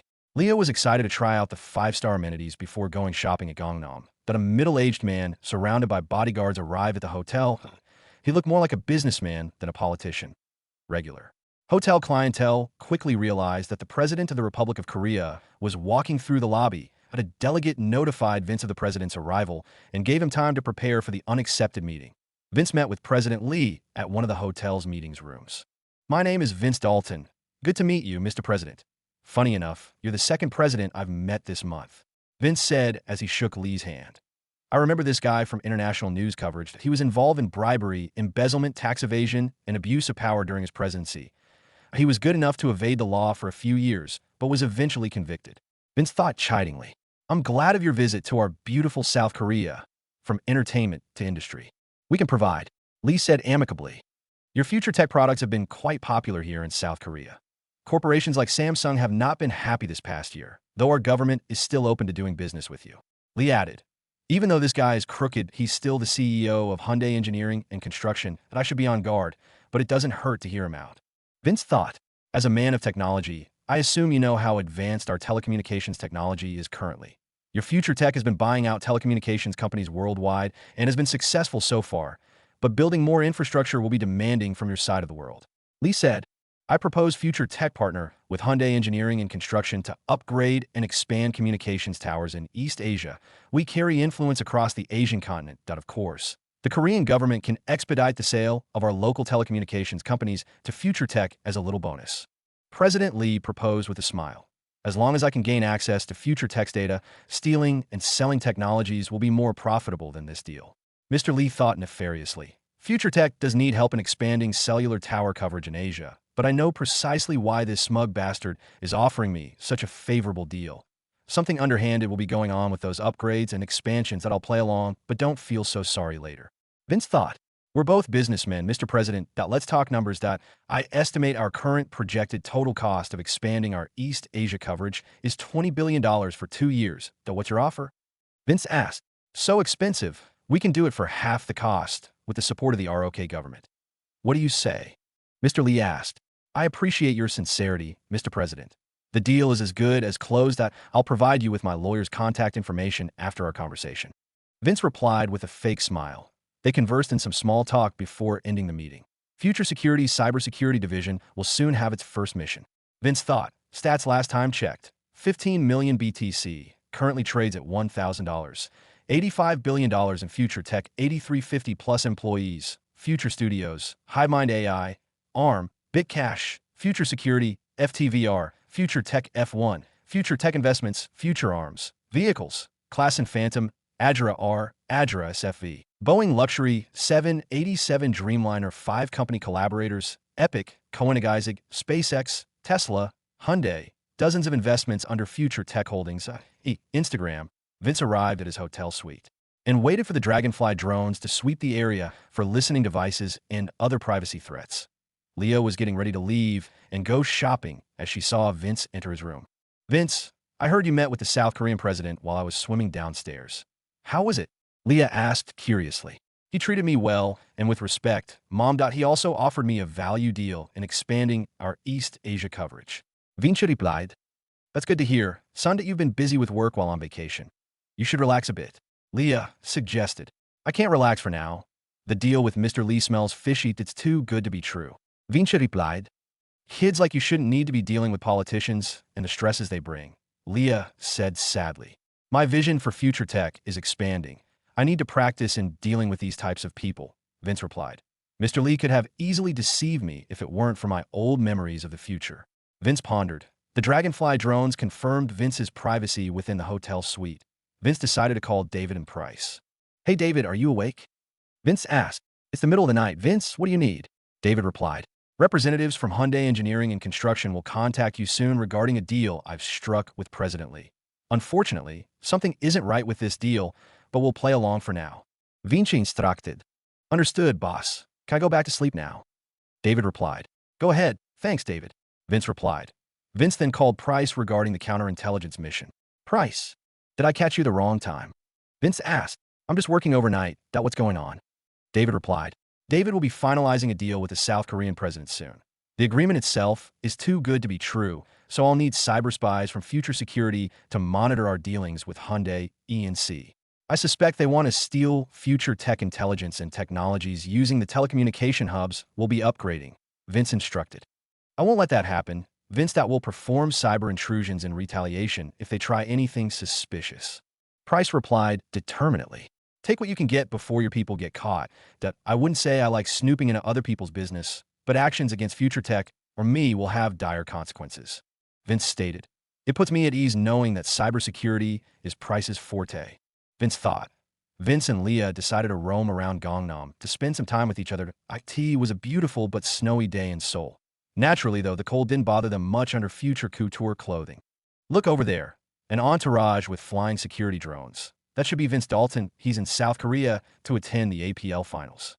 A Korean passerby said to his companion. You're right. He looks so dreamy even as a young man. The Korean girl companion replied. You wish. How are you going to compete with that hot lady he's following around? Her companion declared. Felix started carrying shopping bags while Vince and Leah explored the commercial district. Leah was more focused on the area than shopping itself. Oh, that one. Vince, I want our Future Couture South Korea branch to set up there, Leah declared. She pointed at a store in the middle of the busiest area in the commercial district. That's going to be expensive, but anything for you, Mom. Vince acquiesced. Future Tech will likely need a South Korea branch, too, with a new business partnership with Hyundai E&C around the corner. Vince pondered. The group went around the commercial district for a few hours before heading back to the hotel. Vince had time to work on the new agreement with David and Ralph from the hotel suite. Felix deployed a mobile telecommunication hub within the room to provide secure network access. The hub itself was the size of a full-tower desktop computer and was connected to a small satellite dish receiver posted outside the window. Felix, is this the new military communication system we'll be selling to DoD? Vince asked. Yes, it's called a data access node, or just the node. Price started developing the node when Future Security began. I still remember, because I was one of the first men you hired back then. Felix replied. I recall our meeting at Tom's gym. I was so paranoid from the failed assassination attempt. Vince stated embarrassingly. We heard about what happened. You defended yourself like a true warrior, and you're alive because of this warrior's will. Felix stated reassuringly. I got lucky, but I do agree. Thanks, Felix. Vince replied. Vince found his AM laptop before connecting to the node and started working. Future Tech is expanding rapidly across 4 nations now. Corporate security wasn't much of a problem as most of our business was in Austin that I'll have to restructure the company again to protect our billions of dollars worth of assets overseas. Vince pondered. Vince busied himself outlining the new corporate structure Future Tech will be complying with soon. An executive director will lead central departments in Future Tech like Future Security, ARMS, Studio, AI, VR, Holdings, Investments, and the HiveMind.ai in addition. They'll be responsible for their detachments in overseas foreign branches. Executive directors can appoint a limited amount of operations managers to oversee subdivisions within their departments. These operations managers would assign project or mission managers to monitor the performance of lower-level employees. Each Future Tech member can slowly climb the corporate ladder to access more advanced tech, resources, training, and privileges. If an employee trains enough, there will also be opportunities to transfer from departments or divisions as a promotion. This outline should be a decent starting point for Hudson to polish. Vince thought before sending the text document to Hudson via the secure node. There were still a few days before Leah and Vince had to fly to Daegu for the finals. Vince enjoyed the city during the day while working at night. It was the middle of the night in South Korea. Vince joined in the daily executive video conference meeting hosted in Austin. David was the first one to start discussing business. It's already so late there. Vince, you don't have to attend this meeting. David said, I want to be here. Future Tech has a lot on its plate right now, and I need to stay on top of things. Vince replied, all right, but a representative from Hyundai C and E contacted me earlier this morning to finalize the 2-year contract. IT seems like you lowballed our initial estimated expansion cost from $40 billion to $20 billion. David stated, I wanted to test Mr. Lee's sincerity that he failed, unfortunately. Vince replied, your little test ended up saving us $30 billion because they settled for only $10 billion to seal the deal. David declared, I told you it was too good to be true. We'll capitalize on this lucky windfall, though. Vince replied. Patel followed up after David in explaining the status of future tech AI and the hive mind. The AI department is heavily focused on contributing to our military contracts, though a quarter of the team is working with Morgan and the AIM department in developing our new products for 2013, Patel stated. I've set up the hive mind department the same way, primarily focusing on manufacturing defense contract orders from DoD, Patel added. Patel, you've done excellent work with our AI and its applications. Unfortunately, leading both the AI department and hive mind manufacturing is too much of a burden for one person that I give you the freedom to nominate an executive director for hive mind manufacturing. Vinci instructed. It's an honor, Vince. I want to nominate Andreas, the tech campus overseer, to be our newest executive director. He's been working for me since before Future Tech bought my small AI company, and I feel like he deserves the promotion. Patel replied, I've met Andreas, and he seems like a good fit to be a Future Tech executive. Vince replied in agreement. Ralph decided to chip in the conversation to discuss finances. It's been a highly profitable last quarter in 2012, though our total expenses exceeded our initial estimates, but were still acceptable at around $60 billion. Gross profit from AM consumer electronics, Bitcash transactions, war online microtransactions, high-mind manufacturing rentals, and military contracts came out around $150 billion, which leaves $90 billion as liquid cash, Ralph stated. Richard joined in the discussion about finances and updated Vince regarding future investments portfolio. Our portfolio hadn't changed much since your visit at our Wall Street offices. The total value of the portfolio is $30 billion, and we still have $10 billion in cash for further investments. Richard stated, Richard, how much do you guys think the entire Future Tech is currently worth, including all our businesses and assets? Vince asked, at least $300 billion, Richard replied. It's a low and rough estimate, but that seems about right. We'll be performing a finance review in January for a more accurate valuation. Ralph added, DMN, Future Tech is about to hit critical mass. It'll be in a too big to fail situation soon. On the other hand, though, I would never want to be in a position needing to be bailed out by the government. Vince thought. The executive directors were taking turns in updating their young CEO regarding their businesses that a British man in his 40s was keeping silent while others talked in the video conference meeting. I feel so out of place joining in such an important corporate meeting. Kevin Lawson thought apprehensively. Kevin, you haven't talked since we started the meeting. How is the Future Tech F1 team doing? Is your department on track to fulfill the assignment I gave you? Vince asked curiously. I'm sorry, Vince, that I'm just not used to attending meetings with such influential people that I'm just a racing team director. Kevin replied, if you feel like your position is too demanding, we can replace you, but you don't have to be a racing director forever. Show Future Tech your skills and talents, and we'll assign an appropriate position. Vince replied, reassuringly. I've never been paid as much as I earn now at SO. It's only natural I'll have more responsibilities. Future Tech F1 has assigned all the engineers to develop the recon drones besides those collaborating with Future Tech VR. The design should be ready for manufacturing in 2 months. Kevin replied confidently. That's good to hear. That we'll need to equip Price and Future Security with our new military tech to ensure their safety. Vince replied, which reminds me, where's Price? Vince asked. Price told me he'd be busy installing new security equipment at the headquarters, Tech Campus, FS training facility, and our other buildings within the United States, Hudson replied. It seems like Future Security Cyber Division is already upgrading Future Tech's defensive systems that I'll have to give Price a bonus for all his busy work. Vince thought, how has the company restructuring been going? Vince asked, your outline was detailed enough for me to start implementing this new organizational structure. I can already tell this new method will help us cope with further expansions in the future, especially abroad. Hudson replied, executive and management positions will enjoy Future Security's protection to avoid corporate espionage. Hudson added, well done, Hudson, that you've served me well since Kemp Jacobs recommended you as my staff manager. I'll promote you to Chief Operations Officer after the restructuring. Vince replied, AI processor and device development will be its own department now. Assign Morgan as the executive director for future tech micro devices. Vince added. Hudson was elated by the unexpected promotion and thanked Vince profusely before he ended the meeting. Vince and his entourage flew on the Dreamliner to Daegu the next day. Vince spent some time catching up on the Arena Pro League playoffs results by watching the daily esports broadcast in the private jet. Prime Alliance barely won their bracket. Though it was stacked with some of the best teams in the APL, they'll get a chance to defend their title tomorrow afternoon. A male daily esports broadcaster said. Clear Sky's performance is getting better. IT seems like they want to avenge their defeat last year in front of their home crowd. It's exciting just thinking about it, a female broadcaster replied. They'll have to put on a great show because the young CEO, Vince Dalton, will be gracing Daegu Stadium with his presence during the grand final. The female broadcaster added, there will be more than 60,000 people in attendance for the finals, so you better get there early or risk getting swamped by the huge crowd, the male broadcaster stated. 60,000 spectators in one place could get dangerous, but Price is sending a detachment of 1,000 FS operators equipped with our new military technology to keep the peace. Vince thought. Future Security rented 5 C-17 Globemasters to transport all their personnel and equipment.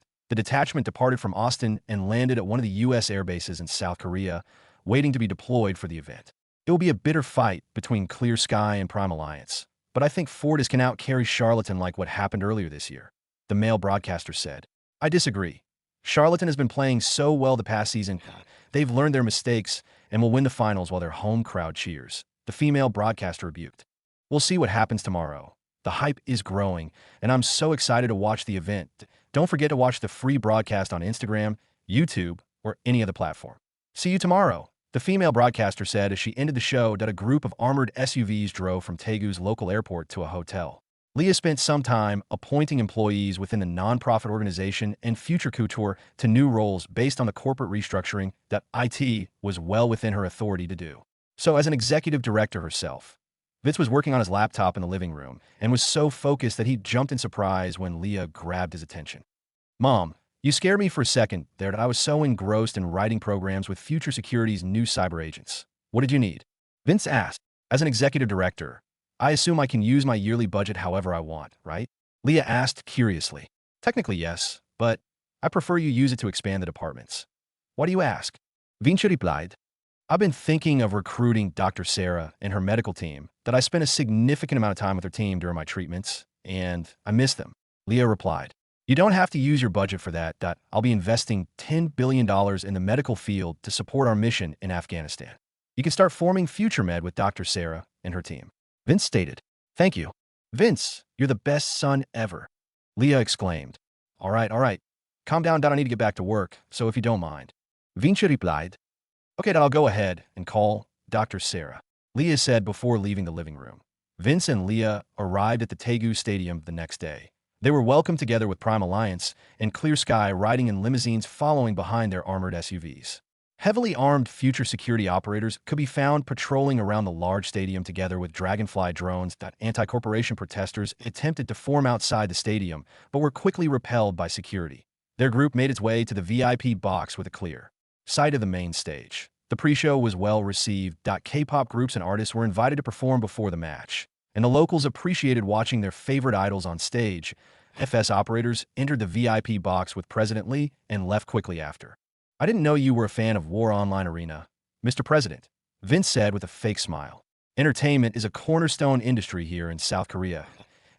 Oh, how can I miss the most prominent event held here since the Olympics? Mr. Lee declared. Vince introduced Leah to Mr. Lee before conversing with him with some small talk. Your security team seems like a cut above the rest. I heard Future Security would be fighting in Afghanistan soon. Are you interested in securing the DMZ in the north? Our defense budget is quite large. Mr. Lee proposed. Thank you for the offer, but we'll only be involved in Afghanistan for now. I'm open for it in the future, though. Vince replied, if you last that long. Vince thought chidingly.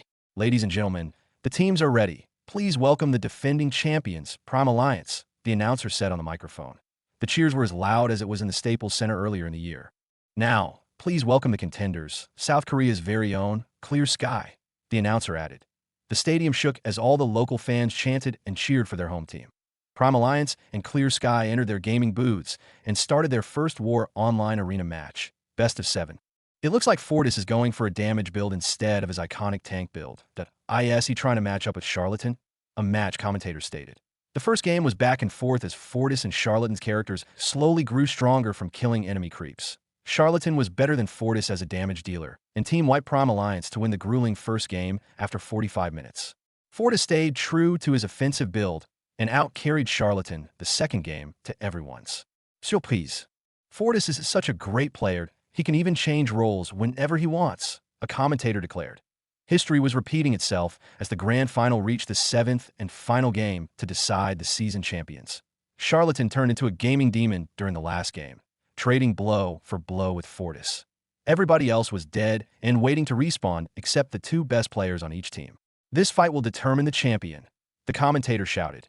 Charlatan received a heavy blow from Fortis, piercing throw, and retreated to the high ground with his skills. Fortis saw an opportunity to kill Charlatan and win the game that he used his only gap-closing skill, leaping thrust, to chase the low HP Charlatan in the fogged high ground.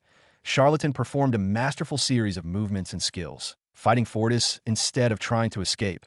Fortis quickly realized he had the disadvantage of fighting Charlatan head-on because he built his character for team fighting. During the split second, when Fortis committed the grave mistake, Charlatan turned the fight around, stunning Fortis with his ultimate skill Shadowbind. Fortis was killed before the stun effect wore off, and the crowd cheered even louder than earlier. South Korea is truly the mecca of esports. Vince thought with a wide smile on his face. The Arena Pro League Committee invited Vince to present Clear Sky the Season 2 championship trophy. Vince was escorted to the main stage and gave the trophy to Charlatan after congratulating their team. The crowd went wild in cheering after Charlatan raised the trophy above his head. Clear Sky, Clear Sky, Clear Sky, the crowd chanted. Vince walked up to a dejected Prime Alliance team outside their gaming booth in an attempt to console the loss. You did your best, guys, but a new season is just around the corner, and you'll have your revenge like what Clear Sky did to avenge their close loss last season. Vince said to Prime Alliance, I messed up. Charlatan played me like a kid's toy, and I ended up losing us the match. Fortis said with some tears flowing down his eyes. Charlatan played an insane series, but you were able to match his damage role like you were a top offensive player in APL, that you're the most flexible player in the league, and you should work on this with your team to win the next season. Vince said reassuringly. Thank you for the kind words, Mr. Dalton, that we won't let you down. Fortis declared after feeling a bit better. You can call me Vince, that I'll be expecting your rivalry with Charlatan not to end here. Vince said before leaving. $10 million in prize money is nothing to scoff at, but Prime Alliance will make hundreds of millions as a franchise team for merchandise, advertisements, and the APL itself. Prize money is just a bonus. Vince thought. Mr. Lee met with Vince to bid his farewells before leaving the stadium. Vince and Leah were escorted to the local airport in armored SUVs immediately after the event. Vince decided to spend the night in the Dreamliner while flying back to Austin instead of extending their stay in South Korea until the next day. It was almost Christmas time, and Vince had been too busy to buy Leah and his friends some gifts. The executives and managers will appreciate a Christmas bonus, but I don't know about the others, Vince thought. Vince knocked on the door of one of the private jet's rooms. Mom, are you busy? I want to know what you want for Christmas. We were so busy last year that we didn't have the chance to celebrate. Vince asked. You can come in. Vince, I don't need anything and would love any gift you'd give me, I promise. Leah replied. Okay, I believe you, but how about Kyle, Jessica, Rick, and Sarah? What do you suggest I give them? Vince asked. Material things won't be a good idea. All of them are making plenty of money from future tech already. How about some time off and vacation for their families? Leah replied. Mom, you're a genius. Thanks for the suggestion, that I'll be leaving now. Vince said before returning to his room in the Dreamliner. Vince ordered a new 787 Dreamliner that his friends and their families could use to travel worldwide on vacation. The new private jet will be made available to executive directors after the Christmas season. Boeing can't build the new jet in a few weeks. I'll lend them this Dreamliner to use in the meantime. Vince thought. Their group landed in Austin before heading back to the headquarters. Vince noticed hundreds of security personnel patrolling around the building and within the corridors. It was midday, and Vince decided to check on future tech robotics, a new department recently separated from the AI and hive mind departments. Vince walked through the futuristic offices and found the newly appointed executive director of robotics, Heidi. She had flowing orange hair and Caucasian features. Heidi had been working under Patel since the start of the hive mind project. The Hudson's department review determined that Heidi McGuire was the best candidate for the new position. She was in her 20s and had yet to reach her prime, but was already a brilliant robotics engineer. She's an essential asset for the growth of the robotics division. Vince thought before entering Heidi's office. Good to see, Heidi. Congratulations on your promotion. Vince declared. Thank you. Vince thought it's been a long time. Patel usually did the legwork and meeting with you regarding our projects. What can I do for you? Heidi asked. I forgot how hot Heidi was that I've been missing out. Vince thought pervertedly. I was just curious how the IED Sweeperbot project was going. Vince asked. The department is already pursuing other projects. The Sweeperbots were too easy to develop compared to the Dragonfly drones. Heidi replied proudly. I've been busy working with Price and Future Security the past few weeks. Could you please refresh my mind on what the robotics division is currently developing? Vince asked, embarrassed. No issue, Vince. The division is focusing on research and development in nanomachines. The hive mind manufacturing process had become precise enough to fabricate computer-embedded nanites at low costs. Heidi explained, what are the potential applications of nanites you've discovered? Vince asked. The bioengineers working at the VR division have been testing nanite biochips as a control system for deep sleep virtual reality. Though the trials with rats have been failures, Heidi replied.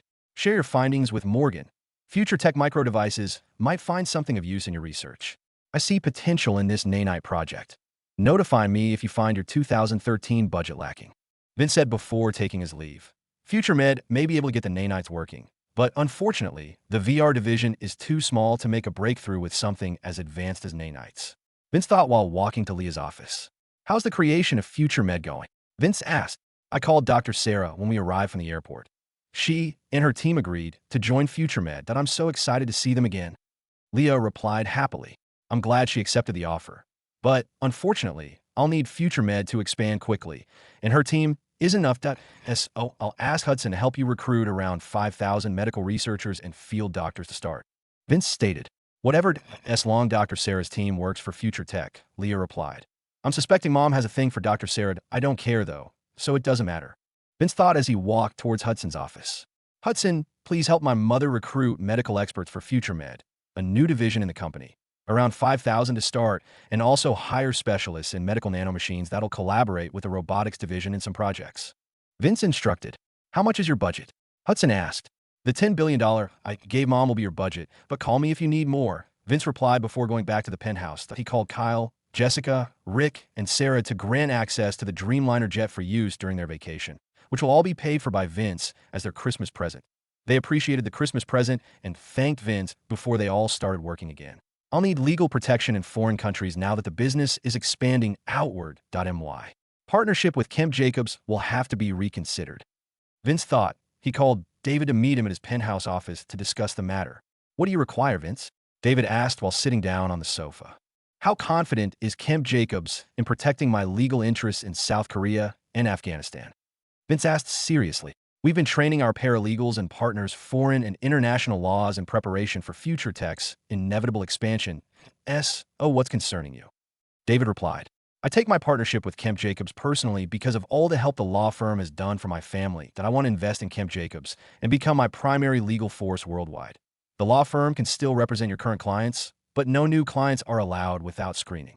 Vince offered.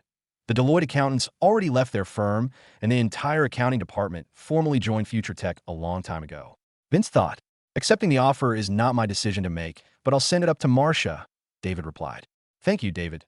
Tell her my initial offer is $5 billion. Vince said before David took his leave. Legal troubles will be a nightmare when I eventually go toe-to-toe with President Lee. I'll need Kemp Jacobs' full cooperation. Vince pondered. Sorry, the System on Nanite chapter was supposed to be after this chapter, but MY bad guys. It was Christmas Day, and most of the employees were taking the week off to spend time with their families. Vince got his mom a personal hive mind suite used to manufacture clothing. I love it, Vince. Thank you. Your gift will make my creative design process more streamlined and more effortless. Leah declared. Leah gave Vince a gift wrapped in a box. This is for you, son, Leah said as she handed him the box. Vince opened the large box and found a set of clothing neatly displayed. It's the new Future Couture business suit I designed, and I wanted to give you the first one, Leah said. The suit itself was made of the latest generation Future Couture fabric colored in blue and black. The design looked sleek and unique, incomparable to any other suit Vince had ever seen in both lives. I love the design. Thank you, Vince exclaimed. They enjoyed Christmas dinner before resigning for the night. I accompanied Vince to the headquarters the next day to continue working on the military systems needed the next month. During his off time, Vince started sketching a design concept for a troop transport vehicle FS operators can use to parachute into combat. Afghanistan is a large country, and all my security operators are precious lives. The troops will eventually divide in the field to secure the province that I need to make sure that reinforcements can arrive in the thick of battle to relieve their comrades. Vince thought. His 3D concept design implemented features based on Felix's advice. The vehicle was large and bulky. The main body was an elongated armored shell with heavy sliding doors on either side like a helicopter. Attached at each corner were 4 large swivel arms with jet engines that powered turbofans providing propulsion to whatever direction the arm points. It's quite rough, but I think FT Robotics and Future Arms can make it work. After that, I'll just buy the engines from Koenigsegg. Vince thought the future security operators were content in using modified M4A1 rifles, while Future Arms developed the new infantry rifles. Vince turned on his AIM gaming computer and played the alpha of the new game Future Studios is developing, that he wanted Future Studios to compete with the most profitable games in his previous life, that a single-player game Vince enjoyed the most was Grand Theft Auto 5. The prototype featured similar gameplay, like driving around the city in a car, and a deep story too. Experience. The primary difference is the visual quality and the modding features. Users can play online on modded servers to enjoy community-designed, custom minigames or gameplay scenarios like robbing a bank. The game will end up as a mixture between GTA 5 and Roblox, providing players unlimited replayability. Future Studios hired top celebrities like Robert Downey Jr. and Dwayne Johnson for voice acting the main storylines. The game is already playable, but it'll take another 6 months before it can be released. Vince thought while playing that a game editor will be bundled with the game to encourage people to create 3D assets and script events of their own making. Kandahar was more lively than usual. The local Future Tech branch provided work and training opportunities for people interested in changing their lives at the same time. The outreach programs recruited farmers to grow crops in the SpaceX hydroponic farming dome in exchange for good pay, fruits, and vegetables. Future security operators were deployed in the city to ensure the safety of Future Tech's assets. However, the Dragonfly drones did most of the work patrolling around the branch headquarters and farming dome. Farouk was an Afghan local who started working at the Future Tech training facility. All employees were allowed to use the land center to learn more skills and climb the ladder during their off time. Farouk was busy reading Dragonfly maintenance documentation and tutorial videos provided by Future Tech. I'm making good money right now, but the drone maintenance job will pay 5 times more than working as a janitor. I have to take this chance to give my family a more comfortable life. Farouk thought. The same situation was common once Hudson opened a Future Tech training facility. Locals could now contribute to fighting the insurgents from the backlands. Future Tech also recruits soldiers but requires an extensive screening process. Only trained and trusted allied Afghan soldiers were allowed to apply for combat roles. Kandahar's economy was visibly better than ever, and the U.S. Army was impressed by the positive difference Future Tech brought to the city. The U.S. soldiers were confident their new comrades in blue would succeed in their mission at Daydadi. Another group of people took notice of Kandahar's rebuilding efforts. The Taliban and al-Dashqaidat, in a dimly lit room inside a nondescript cave. Rugged men were meeting. Their new troops have these flying machines that can scan entire areas for concealed weapons and bomb jackets. One insurgent said, "The new soldiers don't look like newbies that I'm sure most of them have fought in the Middle East before." Another insurgent added, "We'll have to plan our assault carefully." My intelligence source provided some information about our new enemy, Future Security. Their presence in Afghanistan is their first military contract that we kill them, and they'll never come back. The insurgent leader, Ashkan, said, "Ashkan, how many men should we mobilize for the assault?" One of his men asked. 1,000 men should be enough that I'll take my time planning the attack while you train our soldiers. Then we'll hit them next month." Ashkan declared at mid-January 2013, Future Tech HQ, Vince met with Andreas, the executive director for HiveMind Manufacturing. "Andreas, how's the Aerodyne vehicle project going?" Vince asked. "The robotics and arms divisions were able to polish your design these past few weeks. Future Arms added features such as anti-missile chaff and an M3 20-30mm chain gun mounted at the front and rear." Andreas replied. "The FAV-1 can transport 2 gunners, 10 fully armed operators, and can reach top speeds of 100 miles per hour on flat ground. One unit costs $10 million to produce in-house." Andreas added, "When can we equip Future Security with FAV-1s?" Vince asked. HiveMind Manufacturing can produce 10 units before the Daydadi mission starts, without disrupting production of our other products, Andreas replied. "That's good to hear. Thanks for the update, Andreas. Vince said before leaving Andreas' office. Vince visited Heidi's office on a different floor. Heidi, I heard from Andreas you did quick work of designing the FAV1. Vince stated. Future Tech already had the necessary technologies to make it work, though Koenigsegg had to design a new jet engine. Christian was quite happy to create the turbofan engines. Heidi replied, we'll be renting troop transport planes for our first mission in Afghanistan.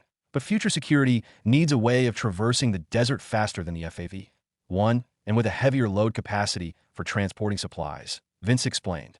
We can design a VTOL vehicle close to the size of a Chinook helicopter that IT can be less armored than the FAV-1, reducing weight, and utilize larger Koenigsegg turbofan engines for faster speed. Heidi suggested, that's a fantastic idea. I want a new vehicle able to carry a FAV-1 underneath like how Chinooks transport M1 Abrams tanks. You can ask help from Kevin if needed. Vinci instructed. That should be no problem. Designing vehicles like these don't require much aerodynamics like regular planes, so we don't even need to consult with future Tech F1 aero engineers for help in designing them. Heidi replied, confidently, I trust in your capabilities, but contact me if you need anything, Vince said before leaving Heidi's office. After the Christmas season, more veterans and private military operators started joining Future Security. The screening process took a few weeks, but another 5,000 operators joined the training camp at Austin.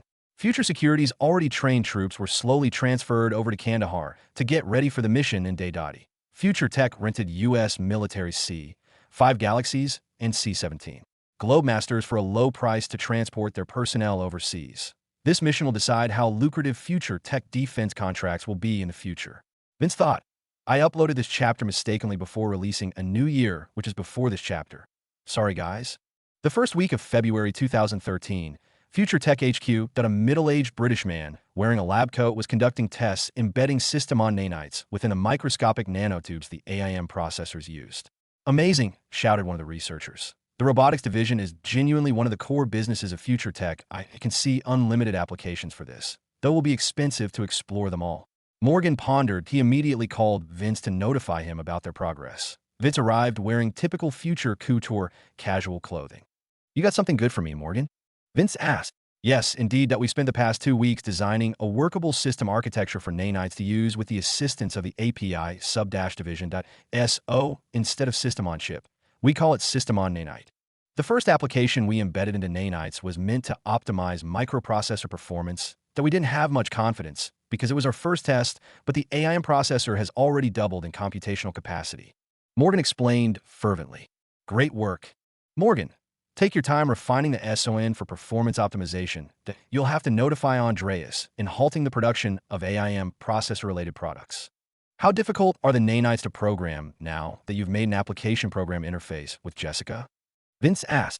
We've done most of the legwork in altering the physical structure of the nanites. Experienced programmers should find it intuitive enough, though testing and learning would be prohibitively expensive without hive mind fabrication. Morgan replied. Vince decided to share Morgan's research with all Future Tech executives to incorporate the new nanite technology into their division's projects. This breakthrough should help all the directors advance their technologies. Vince thought that an Israeli woman in her 30s wearing a lab coat received an executive notice regarding the nanite API. Dr. Sarah took a few minutes and read through the abstract. Nanites were too challenging to deal with before, but this new API Morgan developed will make things more manageable for Future Med. Dr. Sarah pondered. We'll be proceeding with our cancer elimination project. Give me one of the bioengineers, ASAP. Dr. Sarah said to her assistant. All the divisions in Future Tech started applying the sun in their new designs.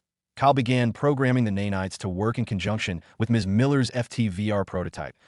the Kandahar Future Tech branch. Price was overseeing troop logistics with the U.S. Air Force. Then he received a notification on his smart glove about the nanite research. Price tasked Future Security's net hunters to employ nanites for cybersecurity applications. Heidi was in her office reading the shared research from Morgan. The materials science subdivision under Morgan is quite impressive to transform my nanites into 100-nanometer computer systems. Heidi contemplated. She left her office and walked to the robotics laboratory. We'll have our software engineers focus on nanite program development. This new research from FT Micro Devices should improve our robotics technology tenfold. Heidi instructed. Patel started an outline for nanite use in Future Tech AI. I can think of so many uses for AI nanites. The department had hit a roadblock, but this new research arrived just in time. Patel thought. Andreas immediately began upgrading the nanometer-precise hive mind manufacturing suites to provide ample supply to all of Future Tech's research teams. Vince ordered a new building constructed at the Austin Tech campus consisting of only clean rooms to prepare for mass production of nanites in the future. Everyone at the headquarters was working hard and well. In addition, the new compensation structure for 2013 introduced by Vince and Hudson gave more impetus to contribute to Future Tech's growth. Employees at the corporate level were given points or deductions based on performance.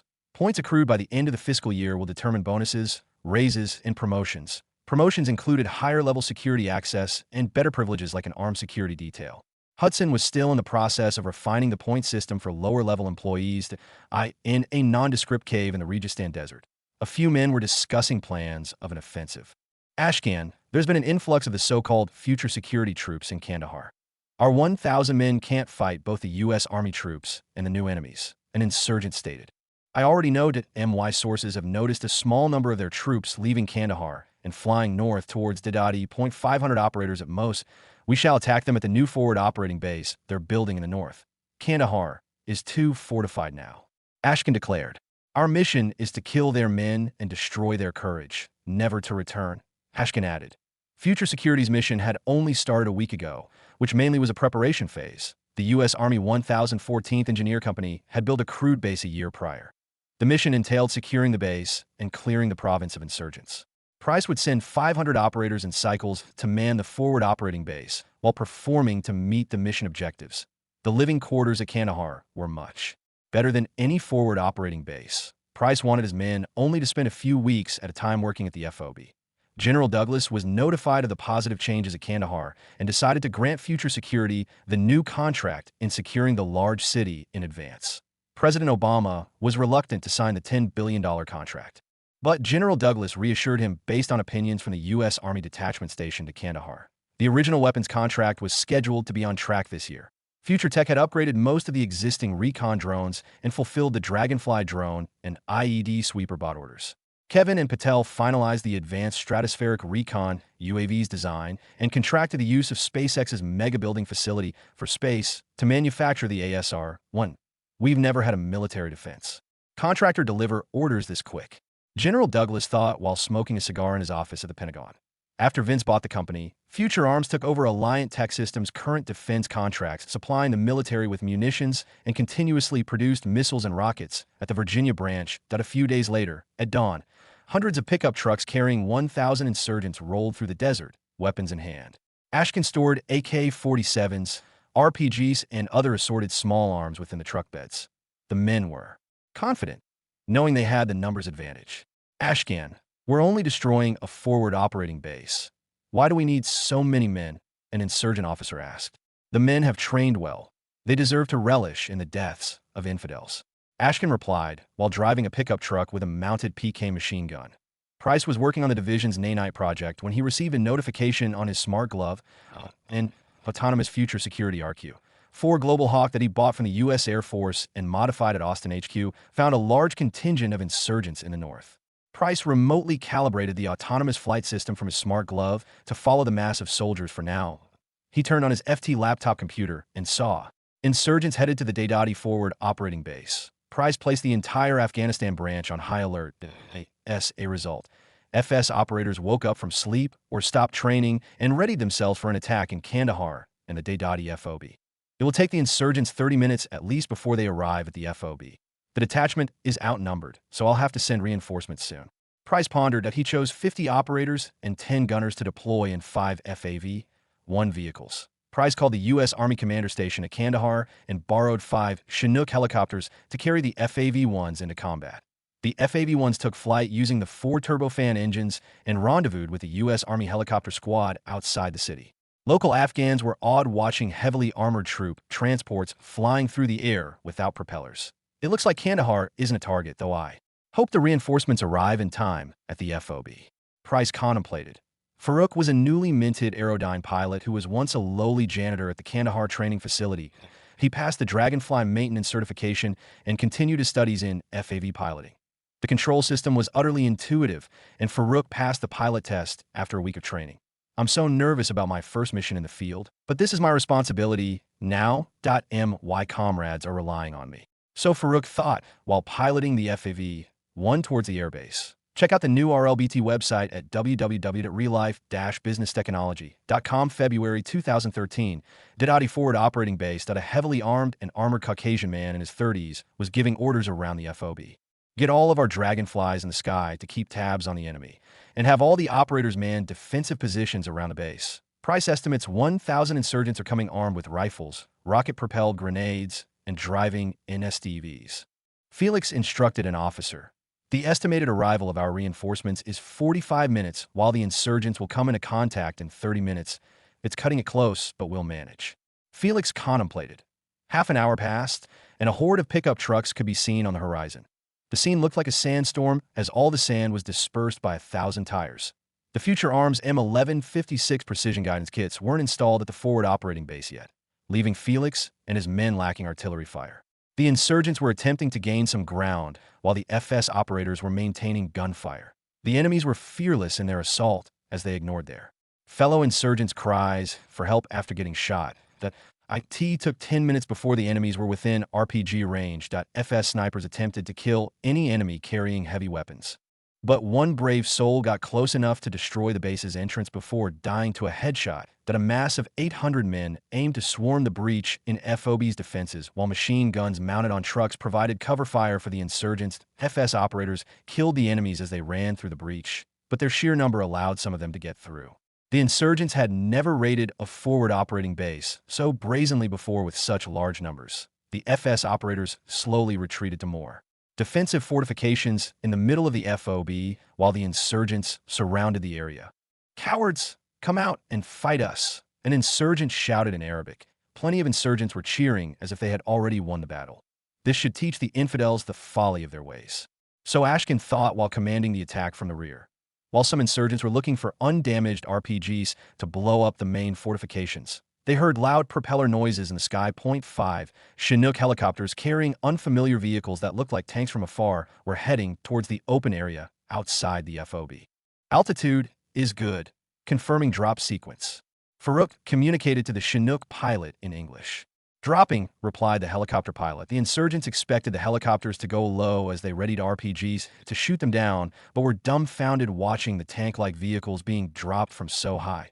Dumb Americans that they'll destroy their own equipment, just like that, Ashkin thought. Their expectations were completely off as the FAV-1 started hovering in the air while gaining speed. Farouk piloted his FAV-1 flawlessly, positioning the vehicle at just the right angle to provide a clear view for both his gunners. 3 FAV-1s were raining cover fire while the other two landed and dropped the troop reinforcements on the ground. The insurgents were receiving heavy fire from the air, flank, and central fortification in the FOB. The moment Ashkin watched the FAV-1s glide through the air effortlessly, he knew they had lost the battle. "Our flanks are compromised. There's no hope for this fight," Ashkin pondered as he drove away, far from the battle dejectedly. Future Security took no prisoners and slaughtered the entire enemy force. The men cheered after winning an outnumbered battle before thanking the reinforcements for their quick response. Felix performed a death and injury check and found 2 FS operators dead and 8 wounded. The FS operators mourned the death of the 2 brave comrades who didn't make it back to the central fortification in time while cleaning up the battlefield. The Chinook helicopters took their dead and wounded back to Kandahar with the FAV-1s in tow. "War is cruelty. There's no use trying to reform it. The crueler it is, the sooner it will be over." A quote by William Sherman, Felix thought while gathering the enemy's dead bodies. The Global Hawk recon drone continued to follow a fleeing pickup truck in the sky, unbeknownst to Ashkin. "Where do you think you're going?" Price thought while using his computer. Price ordered the remaining 5 FAV-1s to be ready for deployment before contacting the U.S. military commander. "Our forces at Deidati were able to repel the 1,000-man-strong assault. The MY recon drone is following an escapee. I was wondering if the Army would like to join us in our retaliation." Price offered to the colonel. "Good work in eliminating those bastards. That we've been trying to find their local base for years now, and they rarely come out and play in such high numbers." The colonel replied, "The reinforcements saved the day. Thank you for lending us your Chinook squad." Price said sincerely, "That's no problem. Let me know if you find anything interesting by following the escapee. The Marines are telling me how bored they were with peacekeeping." The colonel replied before bidding farewell. Price then called Vince to notify his boss about what happened. Vince picked up his phone, and Price started explaining the situation in detail. "We'll start a fund for our dead's families. They don't deserve to live a life without a husband or a father. Vince said solemnly. They knew the risks of war, Vince. Nevertheless, they fought bravely and won an outnumbered battle. Price replied reassuringly. I'm glad most of you guys are safe. Transfer the injured to Future Med Hospital here at Austin that will do whatever we can to treat them. Vince instructed. They're already en route that I want to request for Future Security to join an offensive mission outside of our military contract scope. Price replied, revenge is not always the way. Price. Yet in this case, it is .so do what you will, but don't get the men killed for no good reason. Vince instructed. You said it yourself. Vince, we'll win this war ourselves if we have to. Thank you for caring about the men. They'll be touched to hear about your new fund for our inevitable casualties. Price replied before Vince ended the call. The Global Hawk Recon drone sent a video of Ashkin driving into an almost invisible cave entrance in the Registan Desert a few hours after the battle to Price. Price studied the footage and sent it to the station colonel. He deployed the 5 reserve FAV-1s to scout the area of interest with dragonflies. The cave complex showed signs of daily use, but was now almost entirely empty. Instead, FS operators found Ashkin gathering all his valuable belongings, planning to escape the region. Ashkan attempted to flee as soon as he saw a dragonfly at the end of the cave corridor. He tried to shoot it down when the dragonfly got closer, but was shot with a tranquilizer dart before hitting it. FS operators arrived and apprehended the unconscious insurgent leader before investigating the cave complex. Computers and documents in Arabic were scattered around the area. NFS squad leader carried a data access node from FFE-1 into the cave's server room. Director, we found some interesting things down here, including a rebel leader that I've installed a node in one of the server rooms for your net hunters to use. The squad leader said over his communicator. Good work, I'll be sending reinforcement from the colonel to relieve your team in a few hours. Stay on high alert before they get there. Price replied before contacting his net hunter team. An Asian-American man in his late 20s received a call from Price. Anthony, I have a mission for the net hunters. First, find out anything you can from the newly raided cave complex that FS installed a node already that I'll grant you access now. Price instructed. Anthony was a young SOCOM operator when Price met him. Price mentored him for years while serving in the Special Forces and eventually found a job in the NSA after his 3 tours in the Middle East. He specialized in cybersecurity, specifically intrusion and espionage. Price granted him a squad leader role within Future Security after the expansion.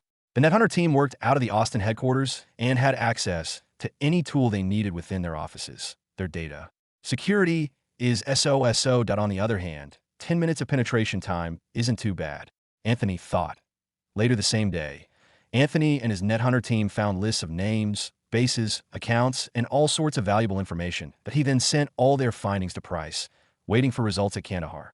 I can work with this, Price thought before contacting General Douglas in his office at the Pentagon. Price, I've just heard of what happened from the colonel. Future Security did very well in a tough situation. General Douglas declared. Thank you for your kind words. General, I want to speak to you about the information we've uncovered from the insurgents' base. Price stated. How valuable is the information? General Douglas asked that he understood that Future Security was a business and wouldn't share profitable information without compensation. I believe it's enough information to turn the tide of the entire war. Price stated confidently. The DoD has already paid a total of $46 billion in contracts, thus FAR.S. Oh, how much are you trying to sell this information? General Douglas asked, a bit annoyed. For $10 billion, Future Security will share all the new intelligence and assist for the entire retaliatory mission's duration. Price offered. Fine, I'll talk to the president that we have a vast military budget, but you guys are earning all of it too quickly. General Douglas stated before Price bade farewell. The colonel stationed at Kandahar received the new intelligence from Price. Where have Future Security been all this time? They've been doing fantastic work here so far. So the colonel thought while reading the report. Detachments from various U.S. military branches were getting ready for the retaliation mission. Target locations provided by the new intelligence were being observed by autonomous recon drones far in the sky. FS operators boarded FAV-1s and Chinooks to be transported to their mission locations together with U.S. Marine soldiers. The U.S. Army started deploying mechanized infantry units towards the designated areas. While Price oversaw the battle from Kandahar, General Douglas granted Price command of the mission based on Future Security's performance so far. Thousands of U.S. military dragonflies swarmed key locations and sent their vital information back to command. Thousands of insurgents training and hiding around Afghanistan were unaware of the oncoming danger they were about to face. Special Forces and Navy SEALs units were briefed regarding the new intelligence's high-value targets and last known locations. Revenge could be sweet at times. Price pondered while overseeing the upcoming battle. Price would deploy a combined offensive consisting of 2,000 FS operators and 10,000 U.S. military troops the same evening that a few hours later, most of the units arrived at their mission locations and commenced Operation Quicksand. Marine infantry assaulted cave complexes while Army infantry raided suspected insurgent buildings across Afghanistan. The surprise battle caught all the local insurgents off guard, and most of them fought, thinking rebel. Reinforcements would arrive to help. That was not the case at all, as most bases were being raided at the same time. Navy SEALs and Special Forces performed halo jumps in the dead of night at multiple areas in Afghanistan, hunting their high-value targets like rebel leaders and bomb makers. The U.S. military's pure might is unstoppable when they fight head-on against an enemy. There was no guerrilla warfare to defend against in their surprise attacks. The following day, the troops counted no deaths and few casualties among allies, while thousands of insurgents were either dead or captured. Operation Quicksand was a huge success. Thanks to Future Security's intelligence and fast response after the Battle of Deodati, SOCOM killed most of the high-value targets, and all the information left was gathered. Price congratulated the FS operators and staff and gave them a mission bonus before contacting General Douglas regarding the operation. General, Operation Quicksand has concluded. The mission was a total success. Price stated proudly, "I didn't expect such a flawlessly coordinated assault. The money was well spent that I'll contact the president for further instruction." "Thank you, Price." The general replied in surprise. From Deodati to Operation Quicksand, the troops fought the entire battle in a little over 24 hours. In the Oval Office, D.C. General Douglas, "What do you have for me today?" President Obama asked. "Mr. President, the tides of war in Afghanistan have shifted. The recent Operation Quicksand decimated the local insurgent presence, with only a few stragglers escaping to different countries around Afghanistan." General Douglas explained. "Is this boon related to our new deal with Future Security?" The president asked. "Yes, that I granted Director Price command of the operation as Future Security provided the intelligence. As a result, none of our 10,000 troops were killed or injured as we caught the insurgents off guard. In addition, the operation resulted in 5,000 insurgents in custody and 15,000 dead rebels and high-value targets," General Douglas replied. "That's more than half of the active insurgents in the area. Future Security did well. We'll have to celebrate this victory as a turning point in the war." President Obama declared excitedly that a civilian living in Chicago was watching the daily news while eating breakfast. He was so busy with work that geopolitical issues like foreign wars were of no interest to him. The show was stopped abruptly while in the middle of the segment. Breaking news: U.S. military forces have culled 20,000 of the 30,000 active insurgents in Afghanistan. President Obama stated during a press conference that Operation Quicksand had increased chances of U.S. victory within a few years tenfold. It has been reported that Future Security, a subsidiary of Future Technologies, provided vital intelligence and military support, including the complete command for the entire operation. Video footage recorded by Dragonfly drones was released to the public as a glimpse into the war effort. The reporter explained how the operation started, from the miraculous Battle of Deodati to the night operation consisting of 12,000 Allied troops. Outlets broadcasted the same news on all the major U.S. channels and online platforms. Users upvoted Reddit posts in r/military to the front page, and everyone was commenting about the operation. "Why would a teenager involve himself in a war?" one user commented. "Does it even matter? We won, and that is what's important," another user replied. The news spread from U.S. news outlets to international news corporations like the BBC, and News Corporation foreigners were intrigued by the idea of a private corporation in helping win a war. Price contacted Vince for an update on the offensive. "You've outdone yourself this time, Price. I believe you can grow Future Security into a formidable force soon. You can keep the $10 billion as capital for Future Security." Vinci instructed. "Thanks, Vince. I'll use the funds wisely," Price stated before ending the call. Price ordered 100 more FAV-1s from Highmind Manufacturing for $1 billion due to the effectiveness of the first 10 FAV-1s Future Security used during the operation. While ordering the FAV-1s, Price noticed a new vehicle in the Hive-Mind availability list at IT was a VTOL transport craft as big as a Chinook that could tow 10 tons of cargo like a FAV-1 or carry 55 troops called the Stingray. The Stingray cost $25 million each, and Price decided to order 104. A total of $2.50 billion. Price had $6.5 billion cash left from the latest defense contract and opted to save the money for further troop expansion. Vince walked into Leah's office at the Austin headquarters to discuss a new fund for the dead operators' families. Hey, Mom, have you seen the news recently? Vince asked. I've heard about what happened in Afghanistan. Price had done a great job working with the U.S. military. Leah replied. 2 of our future security operators died, defending the Daydadi FOB. That I was hoping you could start a fund for their families and our inevitable casualties in the future. Vince stated, yes, of course, I'll prepare the fund as soon as possible. Leah replied, thanks, I'll talk to Dr. Sarah about our injured soldiers. See you later, Mom. Vince said before leaving her office. Vince took his ADRA SFV and security detail to Future Med Hospital down the street. The building was large and shared the futuristic aesthetic with the headquarters and tech campus. The young receptionist saw Vince and his security enter the main lobby. His bodyguards entered first to secure the area before allowing the young CEO to follow. Mr. Dalton, what can Future Med do for you today? The cute lady receptionist asked. I'd like to see Dr. Sarah and injured FS operators, Vince stated. The receptionist manipulated her keyboard and received a reply notification a few seconds later. She says you can meet her at the director's office. The receptionist stated. Vince thanked the receptionist as his entourage took the elevator. Dr. Sarah, I'm glad to see you. How are the injured doing? Vince asked in concern.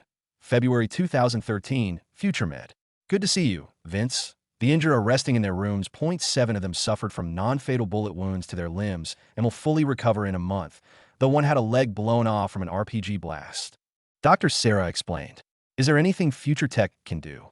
Vince asked, concerned. Heidi and I have begun a joint project between Future Med and Future Robotics that we're developing cybernetic limb and organ replacement methods. The smart nanites will act as a control mechanism within the blood, allowing users to manipulate the implant or metal alloy limb. Dr. Sarah explained. The concept sounds promising. Make sure to contact David to work out FDA testing that you'll end up helping plenty of people if this works, that I'm willing to provide as much funding as I can with projects like these. Vinci instructed. All right, while we're on topic. Smart nanites have changed my view of the medical industry. For example, our cancer treatment project is progressing at an astonishing rate. In the worst cases, we can technically remove the organ hosting the tumor and replace it with a synthetic one. We can also design smart nanites to fight cancer cells at earlier cancer stages. Body function performance-enhancing nanites are just around the corner, Vince. Dr. Sarah explained zealously. Cancer. How much funding do you need? $10 billion or $50 billion? Vince excitedly asked. Curing cancer? That's amazing. Vince thought. An additional $5 billion to our 2013 budget would suffice for now. Dr. Sarah replied. Granted. When you succeed, you'll be a legend in the medical industry, Dr. Sarah. Vince declared. Thanks for the confidence, Vince, that will pass the FDA trials and deliver a profitable product for Future Tech soon. Dr. Sarah replied. T. Kandahar. Price went shopping and bought Andrews International and all its assets for $2 billion. Including 10,000 active personnel and combat training facilities across the United States. We'll have to start guarding more key telecommunications hubs Future Tech had bought around the world soon. Price thought while browsing the company equipment stored at the executive level. Staff can order most of the available Future Tech equipment. Lower-level employees can only order company consumer products with a few exceptions. Price places orders for new vehicles, weapons, and armor for future security.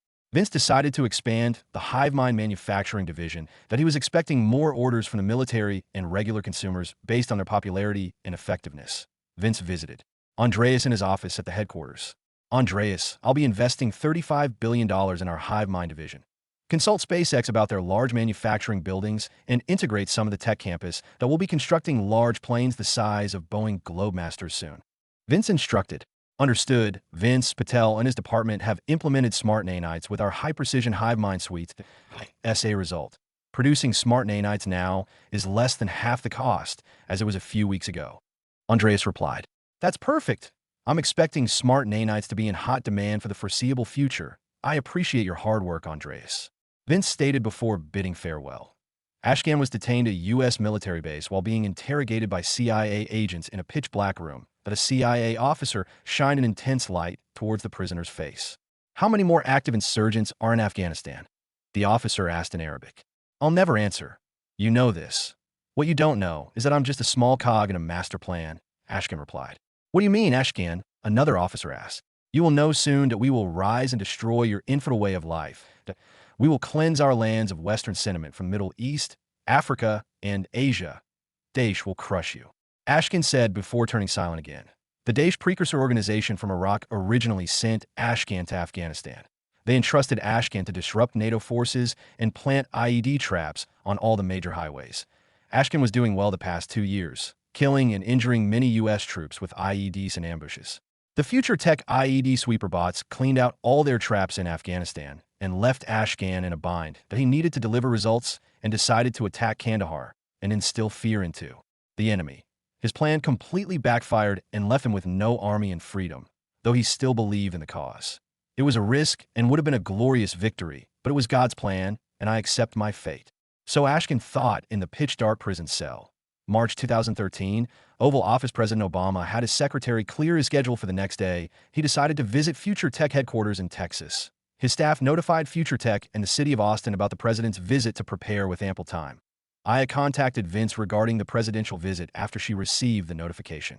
I'll have the penthouse and offices ready to welcome President Obama and his entourage.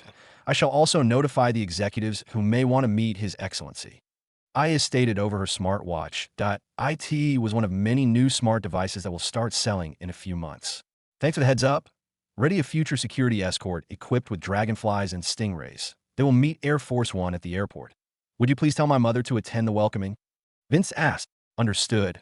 Aya replied before closing the comlink channel. It's the perfect occasion to wear the new suit Mom gave me for Christmas. Vince thought that a contingent of FS operators boarded 3 stingrays at the headquarters helipad. They arrived at the private hangar and secured the perimeter with dragonflies. Air Force One landed half an hour later. A security escort. How thoughtful. President Obama thought that he walked off the plane surrounded by Secret Service agents and was welcomed by a peculiar-looking human. Aya curtsied with respect before speaking to the president. Welcome to Austin. Our President. My name is Aya. Vince's butler bot. I invite you to board one of our stingrays prepared to fly us to the headquarters. Aya stated. The Secret Service agents were skeptical about the request, but President Obama didn't mind as he boarded the flying vehicle immediately. The Stingray is beautiful. The IT looks and works like a V-22 Osprey, but with turbofans instead of traditional propellers.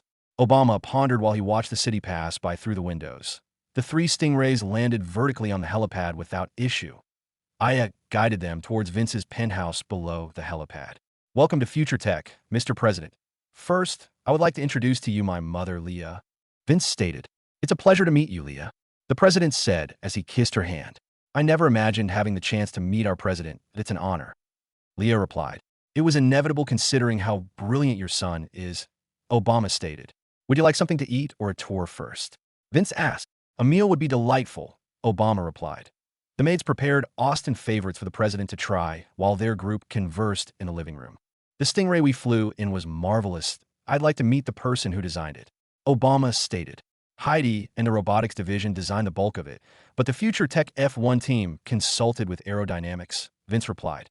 Has Future Tech designed other aircraft? Obama asked curiously. We have a turbofan armored troop transport, a long-haul cargo plane, and an advanced stratospheric recon UAV in production, Vince replied. Kyle, Jessica, Rick, and Sarah made their way to the penthouse living room to meet the president. Vince introduced each of them as co-founders of Future Studios and good friends. They conversed in small talk for a few minutes before the president decided to start the tour. Vince showed Obama around the building, avoiding the most secure areas, and introduced him to Dollar, Heidi, Patel, Andreas, Morgan, and Ms. Taylor Miller. Vince explained the many projects Future Tech was researching at a surface level which intrigued the president more and more. I can't believe your company is using nanocomputers in such a sophisticated way. Your products are genuinely futuristic, just like your company's name. Obama declared excitedly. That's not really why I named the company Future Technologies, but close enough. Vince thought. Wait until you see what's going on in FutureMed, that it's down the street. We'll get there faster on FAV1. Vince offered while they left the headquarters that a Future Tech security squad was waiting for them in front of the building. Vince and Obama entered the FAV. One parked next to the security squad. The president entered the vehicle out of curiosity and was surprised when the FAV-1 started levitating over the street. Is it even legal to drive this thing in the city? Obama asked out of concern. Don't worry. The Austin Police Department wanted to use one so severely that the city changed street laws to accommodate Aerodyne vehicles. Vince stated, I can clearly see why it's relatively quick for being heavily armored and can fly over traffic. Obama replied, we've been working on police patrol emergency, and personal vehicle variants of the FAV-1. They'll be cheaper, but still outrageously more expensive than regular vehicles. Vince stated. How expensive are we talking? Obama asked curiously. Each would cost at least $5 million without options that a medical suite and life support system, for example, would cost an additional $2 million. Vince replied, $7 million for an ambulance does sound expensive. However, more affluent cities in the United States will undoubtedly order some. Obama stated, Koenigsegg has spent months refining the free-valve turbofan engine to conform with current helicopter aviation and emission laws that I hope your administration will take significant consideration when a bill about aerodyne vehicles comes to pass. Vince said sincerely, it would be a waste if I couldn't sell my vehicles to the civilian market because of some random laws. Vince pondered. And of course, I'll provide the White House a set of future tech AVs to use at your leisure, Vince added. The Secret Service would be pleased trying out cutting-edge vehicles. Even I want to take one out for a spin. Obama pondered. You're too good at playing the politics game for such a young man that I'll have the Democratic Party back your bill when the time comes. But I get to keep one after my term. Obama replied honestly. A custom AV can be arranged. I'll show you our catalog after visiting Future Med Hospital. Vince stated. The FAV-1 landed vertically on a reserved AV parking space outside Future Med. The Secret Service details secured the area before the president was allowed to enter the building. I never knew I was getting the Secret Service treatment for my FS security detail. So Vince thought while watching the agents surround their boss. The hospital was prepared for the president's visit, and the receptionist immediately led the guests to Dr. Sarah's office. Vince introduced them to each other before taking a tour around the facilities. This area is our patient ward. 7 future security operators are recovering from wounds taken during the Battle of Deidati. Dr. Sarah explained. The FS operators did excellent work out in the field. I'll meet them later after our tour. The president declared. They walked around the hospital and reached the bioengineering laboratory. The young man in his 20s was seen jogging at an unbelievable pace. That man jogging is Marco. He lost one of his legs in an explosion. We've replaced it with a cybernetic metal alloy leg seamlessly integrated onto his torso that he uses smart nanites in his bloodstream to control the cybernetic limb, just like the old one, though he runs a bit faster now. Dr. Sarah explained. I can see that, Obama replied plainly. Future Tech is advancing technology in so many fields in a place like Austin. This company has to be the most diverse in the world. Obama pondered in shock. We have one last major project that I can't share right now. IT hasn't been approved by the FDA yet. Dr. Sarah stated honestly.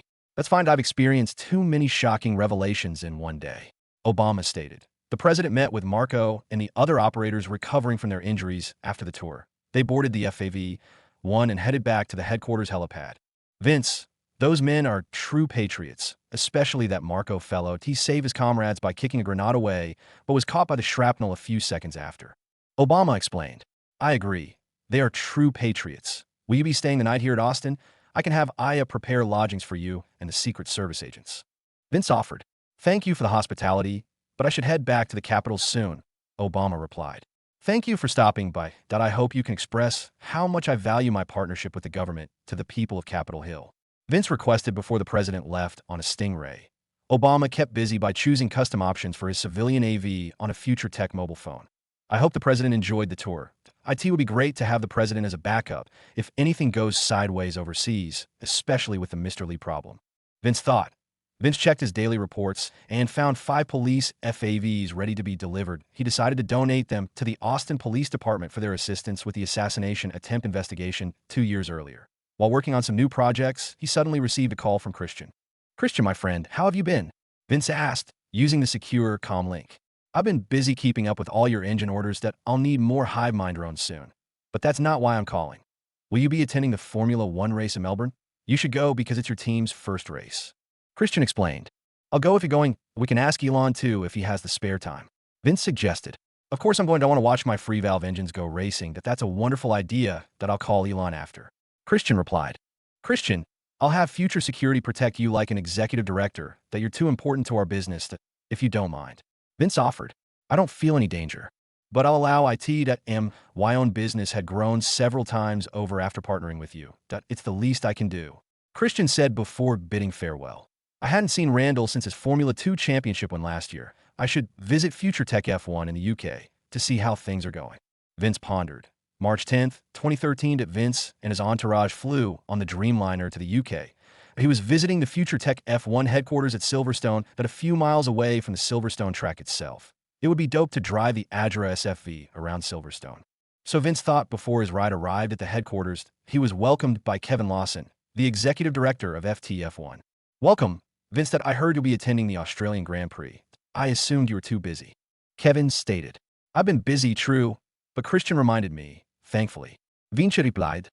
His engines are pieces of art that we've always been a small team in F1, but I believe Mr. Koenigsegg's engines can win us the Constructors' Championship this year. Kevin replied reverently. You should try racing an Aerodyne vehicle, though I think it's hazardous. Vince suggested jokingly. I've seen the company research and demo footage that, I might do that someday. Let me show you our car package for 2013, Kevin stated. Kevin brought Vince into the main laboratory, where the cars were on display. The F1 cars looked similar to 2013 season cars in Vince's past life, but employed more sophisticated aerodynamic details like fins and ridges. The color theme they chose was the Future Tech blue, black, white. The cars look stunning, Kevin. But does the team have enough parts for the season? Vince asked. With the budget you gave us, we can develop and maintain the cars without problems. It's our first time having such a large budget, but we'll make the best out of the funds. Kevin explained. I trust in your decisions, Kevin. How are the drivers doing? Vince asked. They're in the simulation room practicing for next week's race. The Future Tech AIM simulator has been the envy of our racing rivals the past winter break. The drivers say it's like driving for real. Kevin explained proudly. I leave them be for now. I don't want to disturb our drivers' practice time. Vince said. They walked around the Silverstone headquarters as Kevin introduced Vince to notable members of the team. Kevin and Vince met with both drivers for dinner later that night. It's good to see you, Randall. We're glad to have you as one of our drivers, Vince said while shaking Randall's hand. Thank you for the opportunity. The car is quick, and I'm confident in my chances this season. The Austinian replied. Vince, this is Nico Hulkenberg, our other driver. He's been with us since 2011 and signed new deal. Kevin stated. It's good to meet you, Nico. I hope to watch some great racing next week. Vince declared. I'll strive to put on a show for you, Mr. Dalton. Nico replied nervously. Call me Vince. That we'll be giving out cash bonuses for championship points scored and consistency. Do your best out there. Vince declared before starting to eat. He flew back to Austin the same night and planned to fly to Melbourne on Thursday of the following week. The race might be more exciting than the APL finals now that I have a horse in the race. So Vince thought while lying on his bed in the Dreamliner. March 12th, 2013, the Capitol building. Inside the historical building, many people were discussing a newly proposed bill that a middle-aged Caucasian politician stood tall behind the podium. House Speaker John Boehner. He was a House representative from Ohio and a Republican. Boehner was a powerful man considering his leadership position within the Republican Party. John Boehner was involved in plenty of U.S. committees, including the Permanent Select Committee on Intelligence. Boehner had his disagreements with President Obama due to party oppositions and has clashed in politics many a time as a conservative. Boehner was against gay marriage, and his party approved. But he would also support initiatives like Planned Parenthood that destroyed his relationship with the Republican Party in the future. Thank you all for coming. The President has convened this congressional session using Article 2, Section 3 of the U.S. Constitution. Mr. Boehner declared with a loud voice. President Obama walked up to the central podium and started speaking. Senators and representatives, I have gathered you here today to discuss the United States' future. As you all know by now, Future Technologies has made significant contributions to our war in Afghanistan, and the domestic economy, 2 years' worth of its federal taxes, is $100 billion. I visited young Dalton's headquarters in Austin a few days ago to observe how Future Tech operated. They are innovators in almost every field and industry. Medicine, semiconductors, AI, robotics, material science, micro, and heavy manufacturing. All of these technologies seamlessly integrate themselves to produce products we enjoy and use every day. Who here still owns an iPhone? The Democratic Party has drafted a bill to allow significant consideration in enacting laws in technological advancements. The first few pages outline federal guidelines allowing Aerodyne vehicles across the United States, with varying limitations based on location. The bill also includes changes with how the U.S. Food and Drug Administration can prioritize testing and trials based on the research's impact on our nation. Each of you should receive a copy of the draft shortly, Obama stated with a regal aura. The president stepped away from the podium, and John Boehner took his place. President Obama has already persuaded the U.S. senators with some old-fashioned politics to expedite the bill's processing. Senate Majority Leader Harry Reid has agreed to a motion to proceed, and Senate President Joe Biden is enacting cloture rule that we will be convening in 2 days to vote for or against the bill. John Boehner declared. The senators and representatives were dismissed and slowly vacated the meeting hall. John Boehner was curious how President Obama convinced the entire Senate to enact cloture rule, rare and risky. Mr. President, what makes you so confident in passing this new bill? Boehner asked. This bill is the easiest one yet. I just showed the senators FDA trial results from FutureMed, and they all agreed. Obama replied honestly. What's so important that persuaded all 100 senators to utilize cloture rule? Boehner asked curiously. Future medicine is close to perfecting technology to cure all types of cancer. Obama replied with a grin. You're joking, but that's impossible. Boehner replied in shock. The trials and tests tell no lie. Future technologies will help the U.S. maintain market competitiveness, and this bill makes sure that happens. I know you're against my national security policy, but things will change soon. Finally, you'll get the compromise you've been looking for regarding a post-9/11 society. Future tech will help us win the wars in the Middle East and maintain Western ideologies while we allocate more resources to East Asia and Eastern Europe. Obama explained. Even if we win the war, national security will still be at risk from the few remaining radicals. However, it seems like Mr. President is confident in his plans that I'll hear him out sometime. Boehner pondered. Thank you for the explanation, Mr. President, Boehner replied before Obama left the hall. 2 days later, at Capitol Hill, the Protection for Domestic Innovation bill was approved by a Senate majority vote. Almost all senators voted yes, and the bill was enacted immediately after President Obama signed the document. Government departments from the county to the federal level started changing and adding laws based on the new bill. Local news outlets caught wind of the new bill's passing and immediately shared the news with the masses that on a random television in California home, a family was watching the CNN evening news. A new bill has been voted on in Congress earlier today. The Protection for Domestic Innovation bill was enacted to allow local companies to implement society-changing technologies. The CNN sources found several technologies now available to civilians like cybernetic limb replacements and aerodyne vehicles. However, you would need an aviation license to pilot one. The newscaster explained while showing marketing images provided by Future Tech. Dad, look at the cool flying car. When are we getting one? The child asked. I prefer to drive on the road, son. You can get one when you're older, the father replied. Vince was watching the news after I had notified him about the bill's passing. That was quick. I didn't think the president would take me so seriously. But, of course, the FDA trials helped a lot. Vince pondered that he called Andreas to discuss HiveMind heavy manufacturing. Andreas, how has the HiveMind expansion going? Vince asked. All of the newly ordered manufacturing drones have been produced. We'll complete the tech campus expansion in a week with the gracious help of our friends at SpaceX. Andreas replied. I don't know if you've heard the news, but our AVs are federally legal now. So expect plenty of orders from the military and civilian sectors. Vinci instructed. Don't worry, Vince. Future Tech should be the largest manufacturer in the United States now, other than the large oil companies that in addition, Hudson employed another 10,000 people for maintenance and quality assurance at the tech campus. Andreas replied confidently. That's a lot of people. How are we training them? Vince asked. The Future Tech Education Subdivision in Afghanistan has completely refined our training process. Hudson is already thinking about a training service business to profit from FT education. Andreas explained. I'll talk to Hudson about his idea. Training potential employees will make it easier for us to expand in the future. Good work, Andreas. Vince replied before ending the call.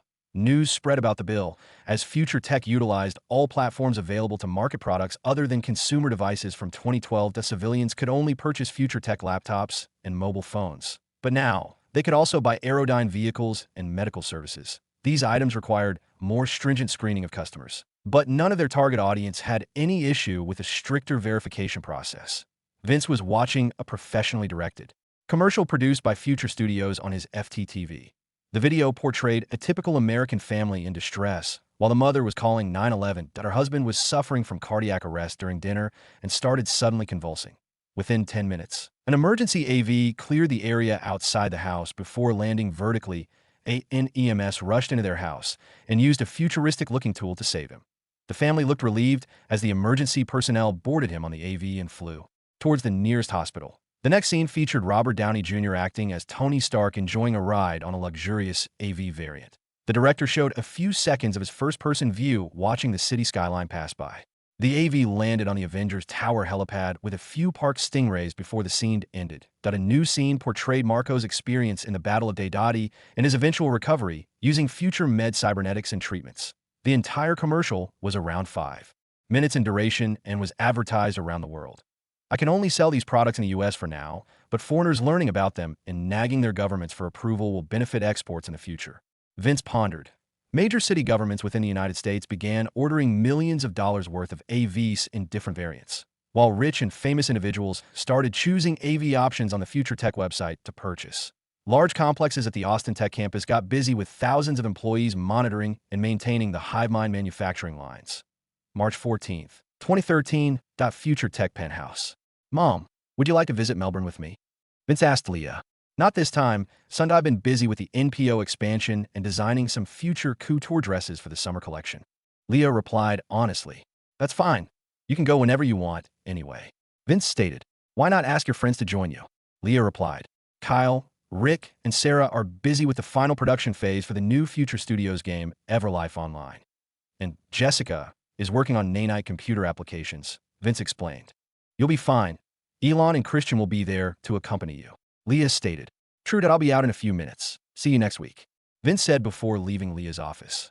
Aya arrived in the living room carrying her luggage and Vince's. They were both escorted to the helipad and took off on a Stingray. The entourage arrived at the private hangar with 3 parked modified Dreamliners. They boarded Vince's personal Dreamliner and flew towards Australia. It was a long 21-hour flight. Yet Vince and his security detail felt like just leaving a hotel. Vince met up with Christian and Elon. They were also staying at the Crown Towers. His entourage entered one of the restaurants at the hotel and immediately caught the attention of most of the customers. Look, it's those soldiers from the Afghanistan war videos, an Australian customer said to his companion. There aren't any wars going on around here. It's probably a Future Tech executive and their security detail. Most likely Vince Dalton himself. The F1 race is this weekend, and he owns a team, the companion replied. Thanks for the reassurance. I got scared there for a bit, the Australian man replied. I've seen the Future Tech commercials. I'll buy an AV as soon as Australia makes it legal to own, the companion stated swaggeringly. Bystanders shared similar whispers around the restaurant as Vince sat down at a corner table. Elon and Christian arrived a few minutes later. It's good to see you both. How has Melbourne been treating you? Vince said as he stood up and shook hands. The FIA technical director is keeping me busy with questions and inquiries about the engines. But so far, it's been good, Christian replied as he sat down. I was invited to the track and raced around Teslas with Randall Stevens. Good kid, that one. Elon explained. I agree. Randall from Austin, just like me, and he's a quick driver, Vince replied. Vince, you better expedite my AV order. I want to fly around Palo Alto and enjoy the city sights as Tony Stark did in the commercial. Elon declared. You'll get it soon. Elon, you're luckier than Christian. His company builds the engines, but he can't even legally own one yet. Vince said jokingly. Sweden will legalize Future Tech products soon. So I don't have to worry about not owning an AV for longer. Christian replied. They ordered food, and it arrived a few minutes later. Vince, the Biosphere project in Afghanistan is progressing at a rapid pace. The dome itself currently produces more than half of the fresh produce sold in Kandahar. I think it's ready for Mars. Elon exclaimed. Vince almost choked on his drink before laughing. Come on, Elon. Surely you would test the dome on the moon first. Vince replied seriously. That's what everyone says. That I understand why testing it on the moon is for the best. But Mars, Vince, Mars. Elon declared with some craziness in his eyes. This guy's mental for thinking it would be sunshine and rainbows on Mars. Vince thought, Future Tech will contribute to projects involving transit between Earth and the moon. But Mars will have to wait. Vince stated honestly. The current valuation of SpaceX is around $5 billion based on Future Tech's estimates. I'll invest $10 billion for just half of your company. We'll explore outer space faster than any of your competitors, I can assure you. Vince added, It's a good deal, Elon. Christian interjected. I accept the offer. I never plan to sell parts of my company, but I'll make an exception for Future Tech. SpaceX excels in space rockets, but not much else, and I understand that. Elon replied calmly. Count me in on the space exploration project. Koenigsegg will help produce the most powerful jet engines ever created. Christian replied excitedly. They talked about expanding the Biosphere project in Kandahar to build more biospheres and further testing and initial steps for the space exploration venture. Formula One Friday practice wasn't captivating enough for the group to watch, and they decided to attend Free Practice 3, qualifying in the race only on Saturday. A fleet of armored SUVs and Dragonflies arrived at the Albert Park circuit paddock. Vince, Aya, Elon, Christian, and FS operators walked towards the entrance gate. The Albert Park manager saw the dozen people approaching and didn't know what to do. Are we being attacked? What's going on? The lady manager thought. An older man hollered from within the paddock and welcomed the highly esteemed guests of the event. Gene, it's great to see you in good health, Christian said as he shook Gene Toad's hand. Likewise, Christian, I can guide you gentlemen towards the Future Tech F1 motorhome. Come with me, Gene stated. All three decided to explore the Future Tech F1 garages and watch the team operate during Free Practice 3. The group met with Kevin Lawson below the motorhome. Vince, I thought you were busy and couldn't come, Kevin said in his British accent. I overate sushi yesterday and had to sleep it off. Oh, how's the car's performance looking? Vince asked while the other two were listening. The car is faster than any other car in a straight line, thanks primarily to our Koenigsegg engine, of course. Koenigsegg customer teams like Marussia and Caterham have the same engine, but our car is quicker overall. Kevin explained. Nico Hulkenberg and Randall Stevens arrived at the garages wearing the future tech-themed racing suits and helmets. They greeted the guests and quickly got into the cars as Free Practice 3 had already started. The Future Tech F1 cars' liveries prominently featured the Future Tech logo and had smaller ones like Epic, SpaceX, Koenigsegg, and Bitcash. Martin Brundle and David Croft were discussing the Free Practice 3 session live on satellite TV in the commentary box. Martin, this season already looks completely different from last. Three minor teams have improved performance significantly, and the F1 food chain is now uncertain, David said in his British accent to a microphone. Straight line speed isn't everything, Crofty, but it sure does help, Martin replied in jest. We'll be seeing the cars drive out of the pit lane soon. Which one of the teams are you most excited about? David asked. Surely it's the Future Tech car. That's a hot topic right now that I would expect nothing less from a company as technologically advanced as Future Tech. Martin replied honestly. Speaking of, am I seeing this right? Vince Dalton, Elon Musk, and Christian von Koenigsegg are in the Future Tech garage right now. Camera guys, work your magic, David said in surprise. The broadcast showed a live feed of Vince talking to Kevin while the other two were exploring the garages. The net worth in those garages far exceed even some medium-sized countries' yearly GDP, Martin said jokingly. It's always great to see innovators enter our sport. They provide fans with more exciting racing because of their contributions, David stated. Formula One fans around the world watched the broadcast with great interest. It was rare to see so many titans of industry in such a small place like a garage. Are you buying one of those AVs when it's legal? David asked. Those things look like a death trap. I'd rather drive a manual car on the road. But you know I'm old school, David. Martin replied. I know that's why I asked you, David stated jokingly. Free Practice 3 was eventful, with some cars having to take the runoff areas. Future Tech F1 and Red Bull Racing set the top times after the session was over. Qualifying occurred a few hours later. Vince's entourage went upstairs and sat at the private viewing area in the motorhome. Would you bet qualifying in pole position? Elon asked. I think Nico will take pole. Our car is the fastest, and he's a more experienced driver than Randall in F1. Vince replied. I bet it'll be Randall.